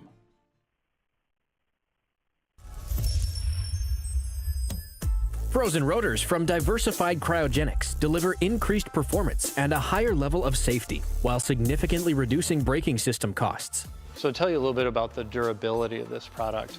So we have seen an incredible extension of the life of our brake rotors using frozen rotors. We've gone from brake rotors every other weekend to 6 weekends on one set of brake rotors, and I think they can go farther. The durability has been amazing. And it's been a fantastic season, and man, a lot of that is due to the way our car can brake on those frozen rotors. For more information, go to frozenrotors.com. Located in Northeast Ohio with 40 years of combined experience, Money Shift Racing knows how to deliver performance and safety, offering everything you need to get your vehicle and drivers ready for race day. From safety equipment to full engine assembly and repair, in-house fabrication, 3D design, and rapid prototyping. Money Shift Racing. Performance done right. Discovery Parts is a veteran-owned racing and safety equipment company. While we're located inside Atlanta Motorsports Park in Dawsonville, Georgia, Discovery Parts can also be found at the tracks, supporting a number of Champ Car Series events. We take pride in being a reseller of the best of the industry to Champ Car teams and drivers. We know racing, love racing, and look forward to tomorrow to even more racing. Visit us at discoveryparts.com.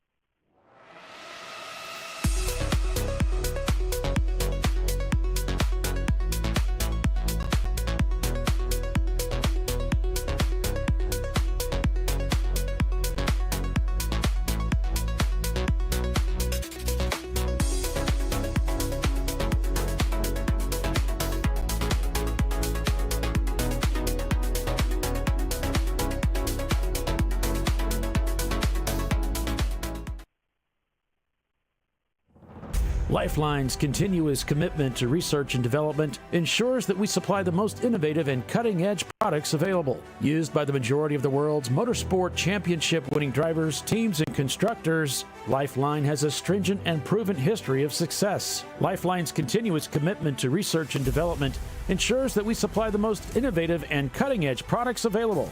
Lifeline's 0360 systems are the result of over 7 years of intensive research and development using 3M's Novik 1230 environmentally safe gas extinguishant. Lifeline uses only the finest quality components. For more information regarding our fire safety equipment and fire safety systems, please contact us at info@lifeline-fire.com. Sentinel is a comprehensive motorsports video solution.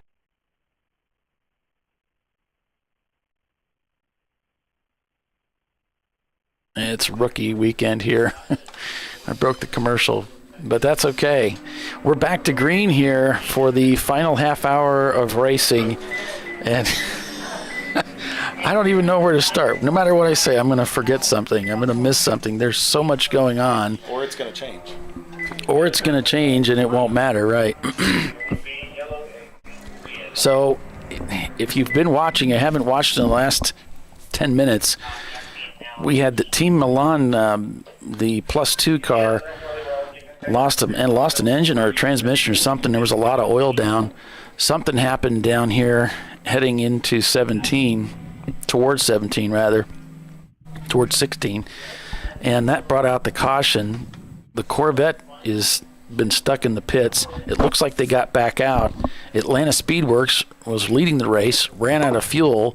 That handed the lead over to the Corvette, but with returning electrical issues, apparently, they weren't able to assume the lead and kept coming in and out of the pits. So that means with those cars suddenly leaving the leadership positions, Team Salem has moved up into the lead, and that vaulted the BLM Bogle machine up into third place. So Bavarian Mustache Works and Turn-In Concepts are really where the tighter battle is found, because those guys, looks like just a 6-second gap between Bavarian and Turn-In Concepts. And then Bulldog, both of those cars with Turn-In running lap times similar to one another. Bavarian not quite on the pace as the Porsche.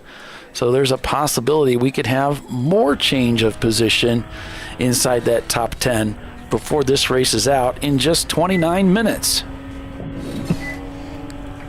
Well, before the caution, Paulie, they were running pretty similar lap times within about, I'd say, about a second of each other. So depending on how they work the traffic, it's going to get interesting. And with that close of a gap, about a little less than 7 seconds, if you get caught up or get held up or anything, that could take away your gap real quick.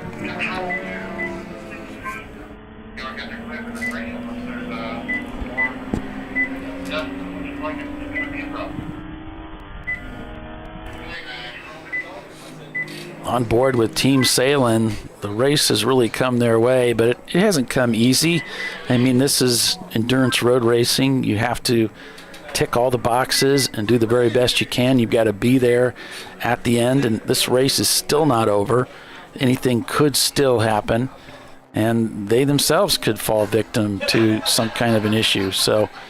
But before all of this drama began to unfold in front of us, we were just talking about Atlanta Speedworks playing a fuel strategy, a strategy against the clock, hoping for a caution to come out, never dreaming it would be them. It would be them that ran out of fuel on the racetrack and completely turned this thing upside down. And somehow, coincidentally, the Corvette issues came back and fierce and immediate. They were not able to really capitalize on this moment, and both cars were suddenly struggling to even stay in the event. Now, Eddie Vedder has returned to the racetrack, but they're shown down in 7th place now. Presumably, these issues they're just looking to resolve for the next race. Now, I want to highlight something here, and this is something to pay attention to, folks. We've got the Turn-In Concepts car is about just a little under 7 seconds behind Bavarian. If you look at those lap times, they're just about not even a tenth and a half apart. That is going to be crucial to where if Turn-In wants to catch up to that BMW, they're going to have to find a way to gain some time. And right now, they lost a tenth that last lap. So we'll have to see how that plays out. And again, that's not a large gap. And traffic plays factors here at Pittsburgh very, very easily. And same with Bavarian. They're only 57.5 seconds behind Clive's guys, so those guys have to stay digging. And if they get caught up, that can go away very, very quickly. Yeah, there's a podium position on the line for Clive at this time and that team. And so they need to keep their nose clean, keep their heads down, race like they've been racing, don't change anything, and they should be okay. They can't let the pressure of the situation get to them. Now, I did just see the lap. They just came back across the line, Paulie, and they ran a 2:10.60, the driver that's in the car. So the lap times are a little bit closer now. So obviously the previous lap was a 2:12.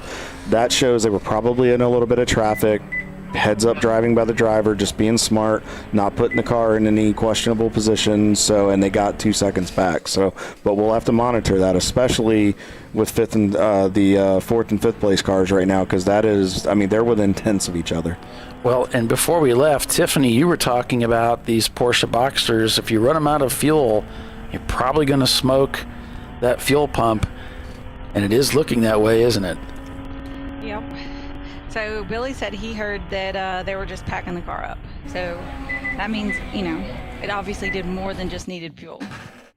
Yeah, it's a shame. I mean, that's so sad from first place just to not finishing, you know? They fought so hard for that, and so many times in racing you say, oh, if we just would have had more laps, you know, we could have got you. And then there's the other side of that is, boy, if we could just have had that checkered flag, you know, half an hour ago, we would have been fine. Or if that caution had come 1 lap sooner, they could have been in. Yeah, definitely. So many ifs in racing that don't get fulfilled. Money Shift Racing in 10th place right now. I just looked at the gap there. They gained 6 or 7 tenths right there, guys, for that fourth place position right there. It's down to 6 seconds. The driver, whoever's in that turn-in car, he's turned the wick up a little bit, but Bavarian may have gotten caught in a little bit of traffic, so we'll have to keep an eye on this. Yeah, 210s that last time through for both cars. They're pushing.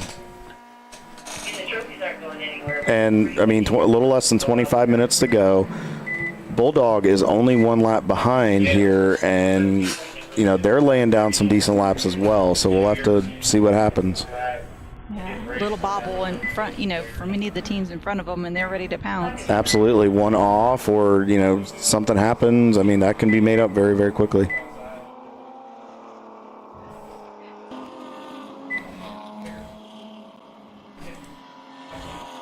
On board here with Turning Concepts. You can see that he is driving it, and he is trying to find ways to make speed.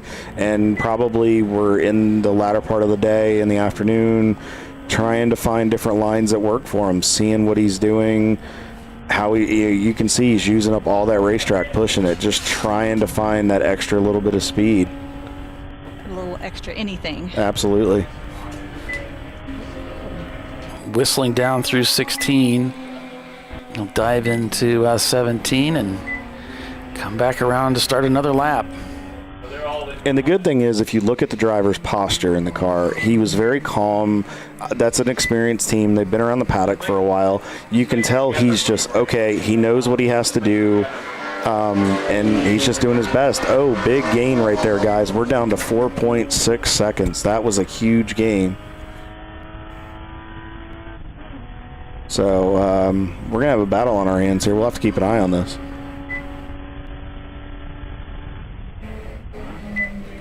So right now the standings, it's Team Salem Mustard leading the Team Salem Ketchup car, yesterday's winner, over BLM, that's Bogle Legacy Motorsport, in their Porsche 944 RS. Then it's Bavarian Mustache Works, Turn-In Concepts, Eddie Vedder, Bulldog Racing, RVA Graphics and Wraps, North by Northeast, and Money Shift Racing. That's your top 10, with Rama Racing leading A class, Money Shift in B class, C class by Team Salem Mustard, D class still by Eddie Vedder as they maintain some semblance of laps out there, and Boston Winers in F class with OFM rather, leading C class.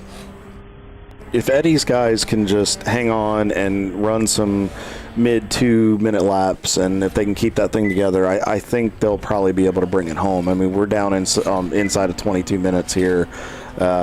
We'll have to see what happened, but just, have to see how long somebody just said in the background here, we'll have to see how long that electrical stuff holds up for them. So we'll have to play it by ear.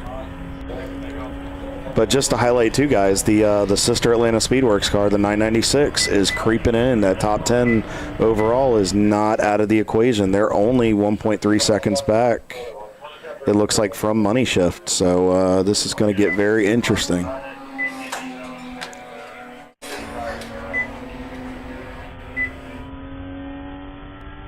Turn-in concepts coming around. Now the times are pretty consistent back on these guys this time. They were up by 2/10 that time, and it's down to about 4.5 seconds. So still maintaining the gap, but they still have time. That's a bit of a gap to make up, but that's with 20 some minutes to go. You have a little bit of time, but you got to stand on it at this point. As he's headed up to turn 3 here, as we're back on board with him. He's getting ready to drop into the low part of the track where we often lose some signal. We'll try to stick with him here.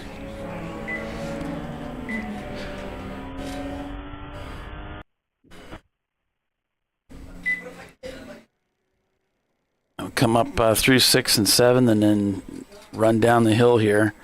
And there's also a difference in delay because it's their cameras, not ours. It's a little difficult to see where he's at.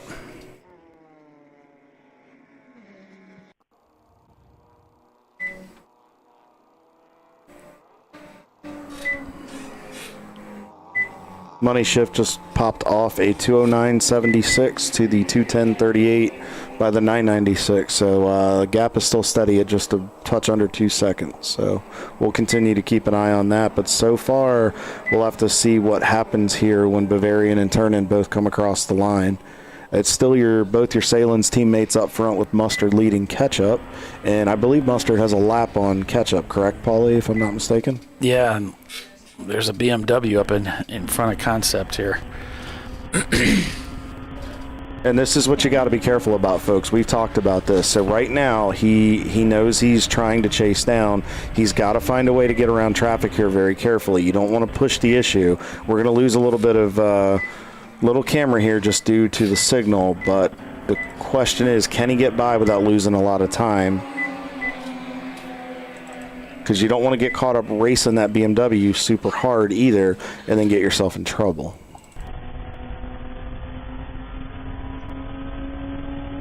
What color is the Bavarian Works?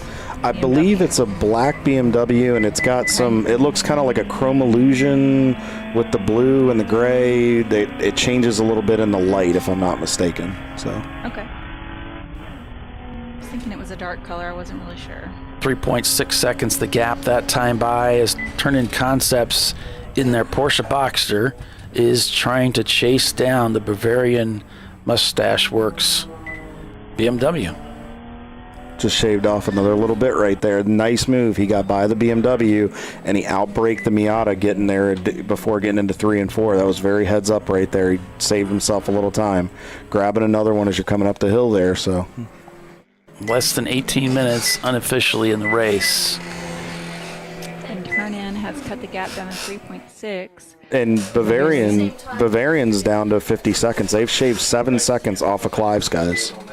I don't know if they'll get there, but I'll tell you what, they're pushing hard. They're giving her all she's got. Timothy asked Kyle, what happened to the number 23 earlier? So we're trying to get a little bit of information on that. We had Joe Harbert in our car, who's my teammate. He was out running. We were running 4th in class, having a great day with the car. And I had given him some transmission, just giving him some heads up. One of the Salen's cars was getting close to him. So I was just saying, hey, leaders are coming. Just be mindful in your mirrors. He said he went down into the kink in 16 and the car stepped out on him. And all of a sudden, I guess I got sideways and he got hit. We're still trying to find the story or find some footage. We'll have to go back and look at the tape. But it looked like something happened and he kind of got hit. And, we're going full course yellow here, guys. Yeah, something's wrong. We got a car stopped.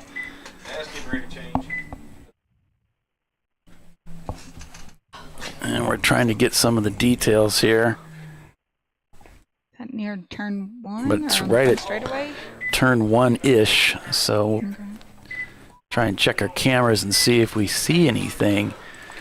There's a little runoff room over there right outside of 1. Is he in there? No. Timothy, once we get this sorted out, I'll kind of finish here. We're still trying to figure it out, but he spun. We had a tire go down. We ended up getting into the wall. Joe's okay, but we're still trying to figure out what happened. We're not sure if we got hit or if a tire just let go. We did see some cording on the left rear, so a couple things may have happened all at once there, but once we get some information. It's BLM. It is BLM that's off the racetrack. It's your number 3 car. They are up against the wall. Wow. They were poised for third place. Holy cow. Talk about a Christmas and now we got a battle for the podium here, guys, because that caution is going to bring Turn 11 and Bavarian right behind each other. What is with being in the top 3? It's like a creeping paralysis. It's that jinx. You don't want to be that third place car. It's a curse, jinx, something. BLM up against the wall. Oh, man.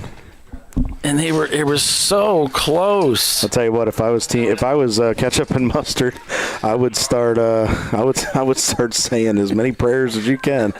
Right? So he's calling them over. He's pointing down. I don't know. Maybe he ran over something.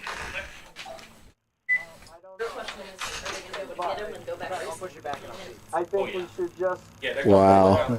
driving on the track. So they're going to push the car back. They're going to push him back and see if he's leaking. Let me take a look here, Paulie, and see if I can see any liquid down the front straightaway. I'm not seeing anything to this point because it would have been right in front of our booth here. Well, if he thinks he's leaking something, Kyle, this would be something catastrophic. Oh, absolutely. I don't see a trail of anything that's behind it, but if it all of a sudden just gave out.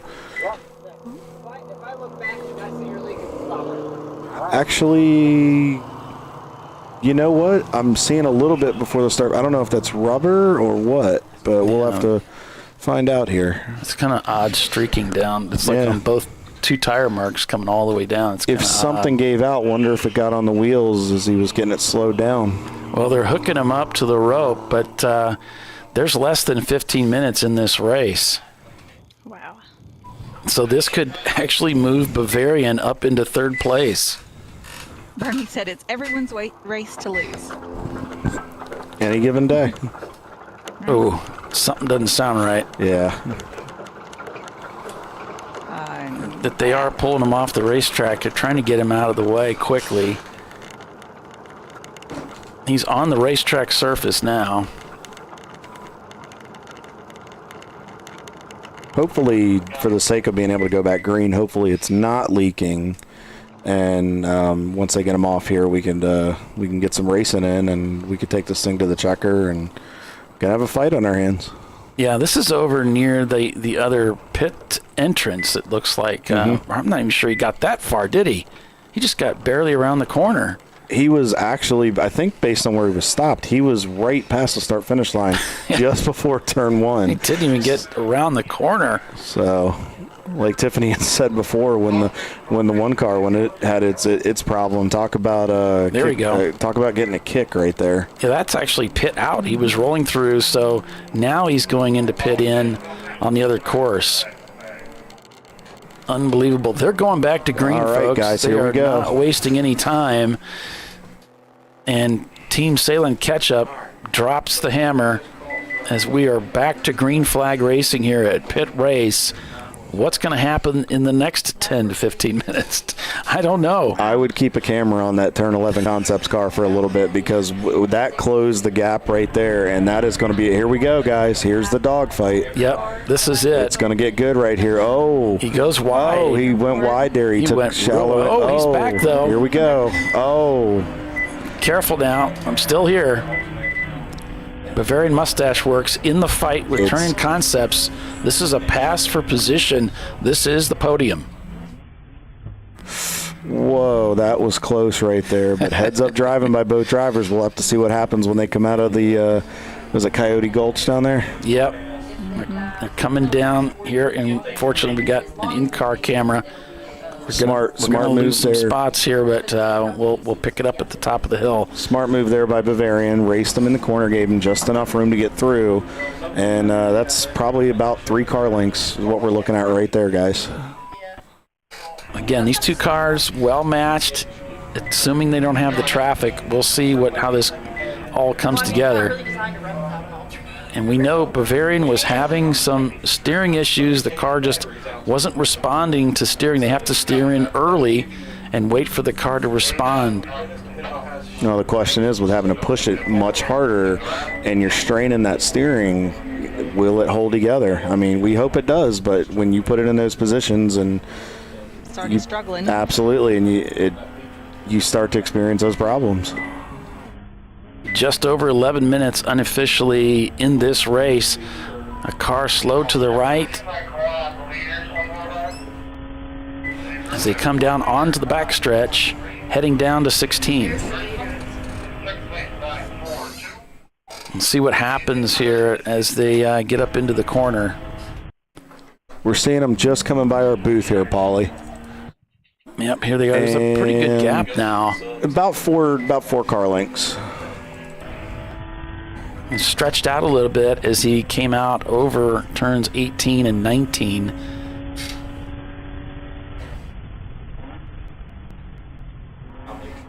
Both cars will get the optimal line through here. Doesn't see anybody up ahead just yet. I'll tell you what, Turnin got a heck of a run through there. Oh, he did. He really did. He gained half of that gap is gone. Definitely. If he can, he's still got a good run. He's still closing the distance. Absolutely. He's now right on the bumper of that BMW going down into the twisties here. And this is where he's going to be strongest. He's at the bumper, guys. This is going to get interesting. If he can nudge by. He's got to see if he can find the hole to get in there and make the pass. Yeah, I mean, this is where he's strongest without question, so he needs to force the issue to try to get through the twisties, get ahead of him in the twisties so he can get away. But the BMW pulls him coming up the hill. Now the question is, with those steering issues that they're having, how smooth can Bavarian get through the S's? Can the Turn-In Concepts Boxster make up some ground? Not if you overdrive it and have to catch it like that. But you can tell he's giving her the beans, as they call it. He's giving everything he's got. Full beans. Full, I guess. If he has, this is a dad joke, if he has a little gas, might give him a little turbo. Turn-In Concepts pursuing Bavarian Mustache Works. He just dropped a tire. Yeah, he did, and you could see that it unsettled the car a little bit. Yes, it did. And now they're coming back down the hill here. And this is where the BMW is strong. Look at it walk away. If the Boxster can get a decent run into 17 and not overshoot, it looks like he's overdriving the entry. If he can back his entry up a little bit and get back to the throttle sooner, I think he can stay with that BMW. He seems to be a little bit smoother in some sections, and you can tell he's not fighting the car as hard as the BMW is. So we'll have to see if those guys, how it turns out. It's kind of the same situation he was in the last lap. Let's see if he gets as good a run out of here. You notice how he's clipping. I mean, he's using absolutely every bit of tarmac that he has to get this run coming down here to the drop. And once again, he starts closing in. Mm-hmm. He needs to maximize the brakes here. He's good under braking. It just seems like he can't. I noticed he's driving in. He's good under braking, but he just seems like he can't get back to the power. So I don't know if he's just getting in so hot that he's not, and they don't have any type of aero on that car in the rear, so I wonder if it's just kind of stepping off that right rear tire a little bit. He made some inroads right there. Bavarian did not step away as hard as they did before. Everybody that sat in that chair today and yesterday told me this track is slick, especially in the S's. Oh, absolutely. You just don't have the grip level, and that's going to affect when you can put the hammer down. So, and how much you're going to have to be finesse with it. Mm-hmm. And how big of a hammer? A little bit of a wiggle there from the Bavarian car up ahead as he's working that E36 through the S's here. Another little wiggle there. He's chasing it. I'll tell you what, whoever's in that car, I give him all the credit in the world. He is driving the snot out of it, trying to get everything he can to go get that Bavarian BMW. Yeah. He knows, I think you can tell, he knows where he's faster. It just, on that straightaway, he just gets walked a little bit if he can't get out of those corners, and that's the thing. He just needs a little bit more forward bite. Evan Horner at the wheel inside the Bavarian car. We had him on the show earlier. Here we go. Giving it all she's got. And Evan's experience, he's been doing this a long time. He knows the ins and outs of that car. He knows what he can and can't do. What was that hand signal? He's trying to get that car to go. And a little more horsepower. If he was gripping that wheel really, really hard, he might have been stretching his hand out. He might have been cramping. Because that's something we tell students, like we talked about on yesterday's show. Here we go. But let's see here. If he can go to the right here. Oh, there we go. Here's his shot right here. Yeah, this is where he really needs to capitalize on it, force the issue on the inside, and this will be a beautiful move for him. See if he can dive in. Oh, Evan's going to squeeze him. Yes, he is. Not going to happen, baby. Wow. Not going to happen. You're going to have to take it. But he now knows if that happens again, because I'm seeing some traffic ahead, he knows to do it in. And I tell you what, if that happens a couple more times, that turn-in driver's not going to give him the courtesy next time. You're only going to get away with that chop and block so many times. Well, I guess according to the race, he only has to get away with it for about five and a half more minutes. Very true. Yeah, he just needs to hold him off here for a couple laps, and should be good. See how it goes. He's driving it. Expensive driving on there. And real quick, both the Mustard and Ketchup are still leading. Mustard has a lap on Ketchup, but this is the fight for your podium, guys. This is why we're focusing on this. This is your third place overall, and third place in your C class as well. So this has, this is for 2 spots here. Coming down to the last 5 minutes. Turn-in Concepts in their Porsche Boxster trying to chase down Bavarian Mustache Works. They've caught them. Evan got by. Can they get by? Can he dive in? Yes, he did. He was able to dive in and get the lap car. Good job there. As we know, passing is a whole other thing from catching. I just heard something. It might have just been the camera, but I heard the wheel spin. I think he's lacking forward bite up out of that hole there. I think that's why, Tiffany, you were wondering about his hand. I think that was like a chug thing, like, come on, man. He's just trying to find a little grip. Here we go. Yeah, I'll do like the swimming thing. Oh, Like, now we got 2 lap cars up here, guys. This is going to get interesting. They cleared the Miata. This could be a replay right here. Oh yeah, but Evan's going to get held up here. Unless he can dive in. No, he's going to get held up here, guys. Holds the center track. That's okay. He's shown that he can hold off the Porsche through this area. So he just needs to guard that inside going into this area, because this is the primo area. If the Porsche could get in there, he would be in good shape going through all those S's. But Evan got held up coming up the hill, guys. Yeah, but it checked up the Porsche a little bit too. They're moving away from him here, and unfortunately, this is a battle the car ahead really shouldn't be in. Welcome to road racing. And there it is. He lets him through. Going to come around the outside. He's clear. That actually helped get that Boxster some more forward bite there. Whoa, big wiggle right there. Yep. He's there this time, guys. If he can get a good run up through the top section here, I think we're going to have a race going into 17. Yeah, he's a little bit closer than he has been in the past through this section here. But, this is where Evan usually gets a little wiggle, and then he turns to the right, and then it's the power of that BMW kicks in, and there's just nothing the Porsche can do but watch him drive away. He's not getting away that quick this time, Paulie. He's in his slipstream or in his draft, and at these speeds here, it can come into effect, even just slightly. This could be it. The superior braking. He's diving in. Here he goes. Yep. Is he going to let him through there? Oh, nope. Evan shut the door. But slammed it in his face. He may be. We still have a couple minutes left, guys. He may be trying something once he knows it's 1 to go. Yeah, it's still pretty close here. Just a touch over 2 minutes to go in this race, folks. The white flag furled in the hands of the starter right in front of us, getting ready to give that signal 1 to go. Meanwhile, Turn-In Concepts fighting for a podium. Here we go, guys. Now Evan he's got held up into an 2. honest Here shot he at goes. this. If he can swing, and no, he gets held up. He gets But held he may up. try to dive in. If he rolls to the right, he'll be on the right side for 4. Here he goes. Oh, that's going to be Let's really see if he difficult. can roll it. Oh, he might try it. No way. No way. That's going to be so difficult. No, Evan's got his number. He knows how to hold him off, and that's going to work, getting him down to the gulch.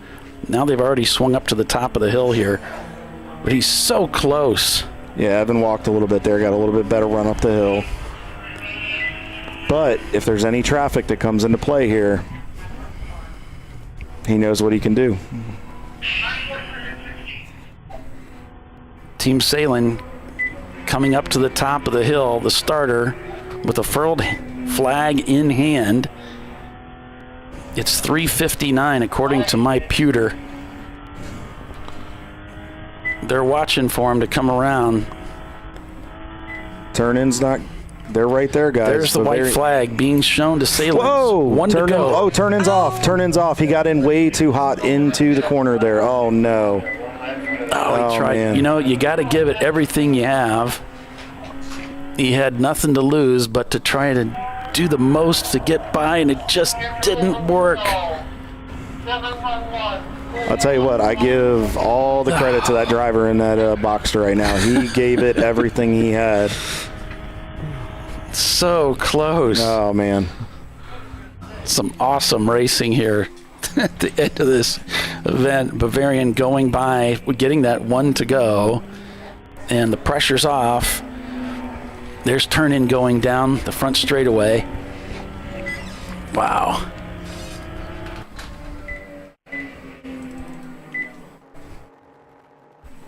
Team Salem catch up at the front of the field here in second place. And Lester just messaged me, it's Greg himself that's in the car. So Greg Platt in his own race car in the Porsche at the wheel of that Turn-In Concepts machine. Well, Greg, our hats are off to you, sir. You are driving it. You drove that car. And Monster, and about 5 Monster saves, and he wrecked about 6 times and didn't hit a thing. So, Greg, I salute you, sir. That was a heck of a drive right there. Yeah, that was amazing. What a show. And credit to Evan. I mean, he gave him enough room, but he raced him clean. There was no contact. That is what Champ Car's about. Yep. And I've got word from the Eddie Vedder car, and it was that extra pit stop was for a dead alternator. Oh, man. That's what it was. So that's what cost them the race, because they would have been in first place. Here it is, the checkered flag, and Salins takes the win again. Day 2, it's Team Salins with the win with the mustard car. The Team Salem ketchup car takes second place. And yes, Bavarian Mustache Works brings home third place in this incredibly challenging race here at Pittsburgh International Race Complex. So the standings after an incredible afternoon of racing, it's Salins with back-to-back wins this weekend, 1 and 2. Wow. That was awesome. It was epic. Absolutely. It's going to be the Ramen Racing on National Noodles Day, taking A class, if you can believe it. They win A class. B class looks like, let's go down and make sure. Yes, Money Shift Racing poised for the win there at B class. C class, of course, going to the Salins Mustard car. D class still just rescued by Eddie Vedder. They managed to salvage a D class win with all of the problems they had and nearly won the race overall. They just crossed the start finish line in front of us, in fact. For F class, let's make sure. It looks like it's going to be, yes, Boston Winers taking F class, and OFMC in the Ford Mustang is going to take home a trophy for their EC win here today. That was a great race. That was an incredible race for the podium. Class is 591. turning guys, if you're listening, you owe bravo, and you owe Greg a bottle of water and a nice beverage of his choice after that one. He gave it everything. Yeah, that was an epic race. That was fun to watch. And again, hats off to Evan with Bavarian. He drove him clean, and he did a good job of holding on to that podium. So well deserved, and on to the next one. Tiffany, how about you? What do you make of all this? That was just crazy. That was just crazy. I mean, you have your top 3 go out in the last hour of the race. But that proves any given day. Yeah, any given day. It could be your day. So our D-class winner was Eddie Vedder, right? Yep. Yeah. They came in 5th overall. I gotta go see who my championship cars are. So an incredible day, an incredible weekend of racing as the cars will come in and line up for impound. Our heads are still kind of spinning from trying to understand what just happened here in the last hour and 20 minutes, but it was epic. The racing gods were not kind today. Wow. Oh, no. No. Eddie Vedder suffering. So did Atlanta Speedworks. And then the Bogle racing team as well, falling to the wayside with mechanical issues. It was like a plague that was creeping in on the front of the field. But we saw this throughout the day at time too, guys. I mean, we saw a lot of attrition with a lot of cars. And we got into the last hour and change of the race, and you push these cars to a point, and sometimes they just say, I can't go any farther. And we saw that. Yeah, especially the battle of attrition up front. Mm-hmm. And really just that lack of luck falling on the number 1 Atlanta Speedworks car. I mean, had they been, just a few seconds behind where they were when the yellow came out, they would have pitted under that, got a full yellow pit, but they were just it seems like they were just a little bit past the pit entrance. And so, I mean, that ended up costing them everything. Yep. And that happens where you try, and when you play those strategies, you kind of have to, live and die by that call. Yeah, I mean, it's a risk, right? You got to, you know that. And then at the same time, the second place car, ran into a problem with the alternator. So, and then the third place car. So everything got shook up right there at the end. Pretty amazing. Absolutely. So looking ahead, 2 weeks we're in Road America, right, Paul? Right, Paulie? Yep. So looking ahead to that race, what are you guys thinking? We know Road America, it's going to be cold. It's going to be interesting. It's always a race, 4-mile racetrack. What do you guys think? I'm thinking a lot of the same players, but Road America's Road America. What are you guys thinking that we should all look forward to? Well, I mean, this is going to be Champ Car racing, just like it always is, right? So it's never done till the checker flag flies and you've gone beyond it. Yeah, it's a very different kind of racetrack, of course. It's big, it's fast, it's intimidating because of that speed. It's a different kind of racing. This is very close quarters, a lot of twists and turns. Road America is just big, flat out, 4 miles of speed and gut checks as you go into some of those corners are a lot of braking necessary. So very different racetrack. So but wow, what an amazing race here this weekend for us for Champ Car. We want to thank everybody for tuning in. We want to thank Kyle Lockrow and all of the guests that joined us here this weekend to talk about their teams. Kyle, thanks for helping call the race here, especially here towards the end. That was thank you guys for having me. And so for Kyle Lockrow and Tiffany Alexander, I'm Paul Veltum. We'll see you next time, folks. Take care. Bye. Hi, everybody.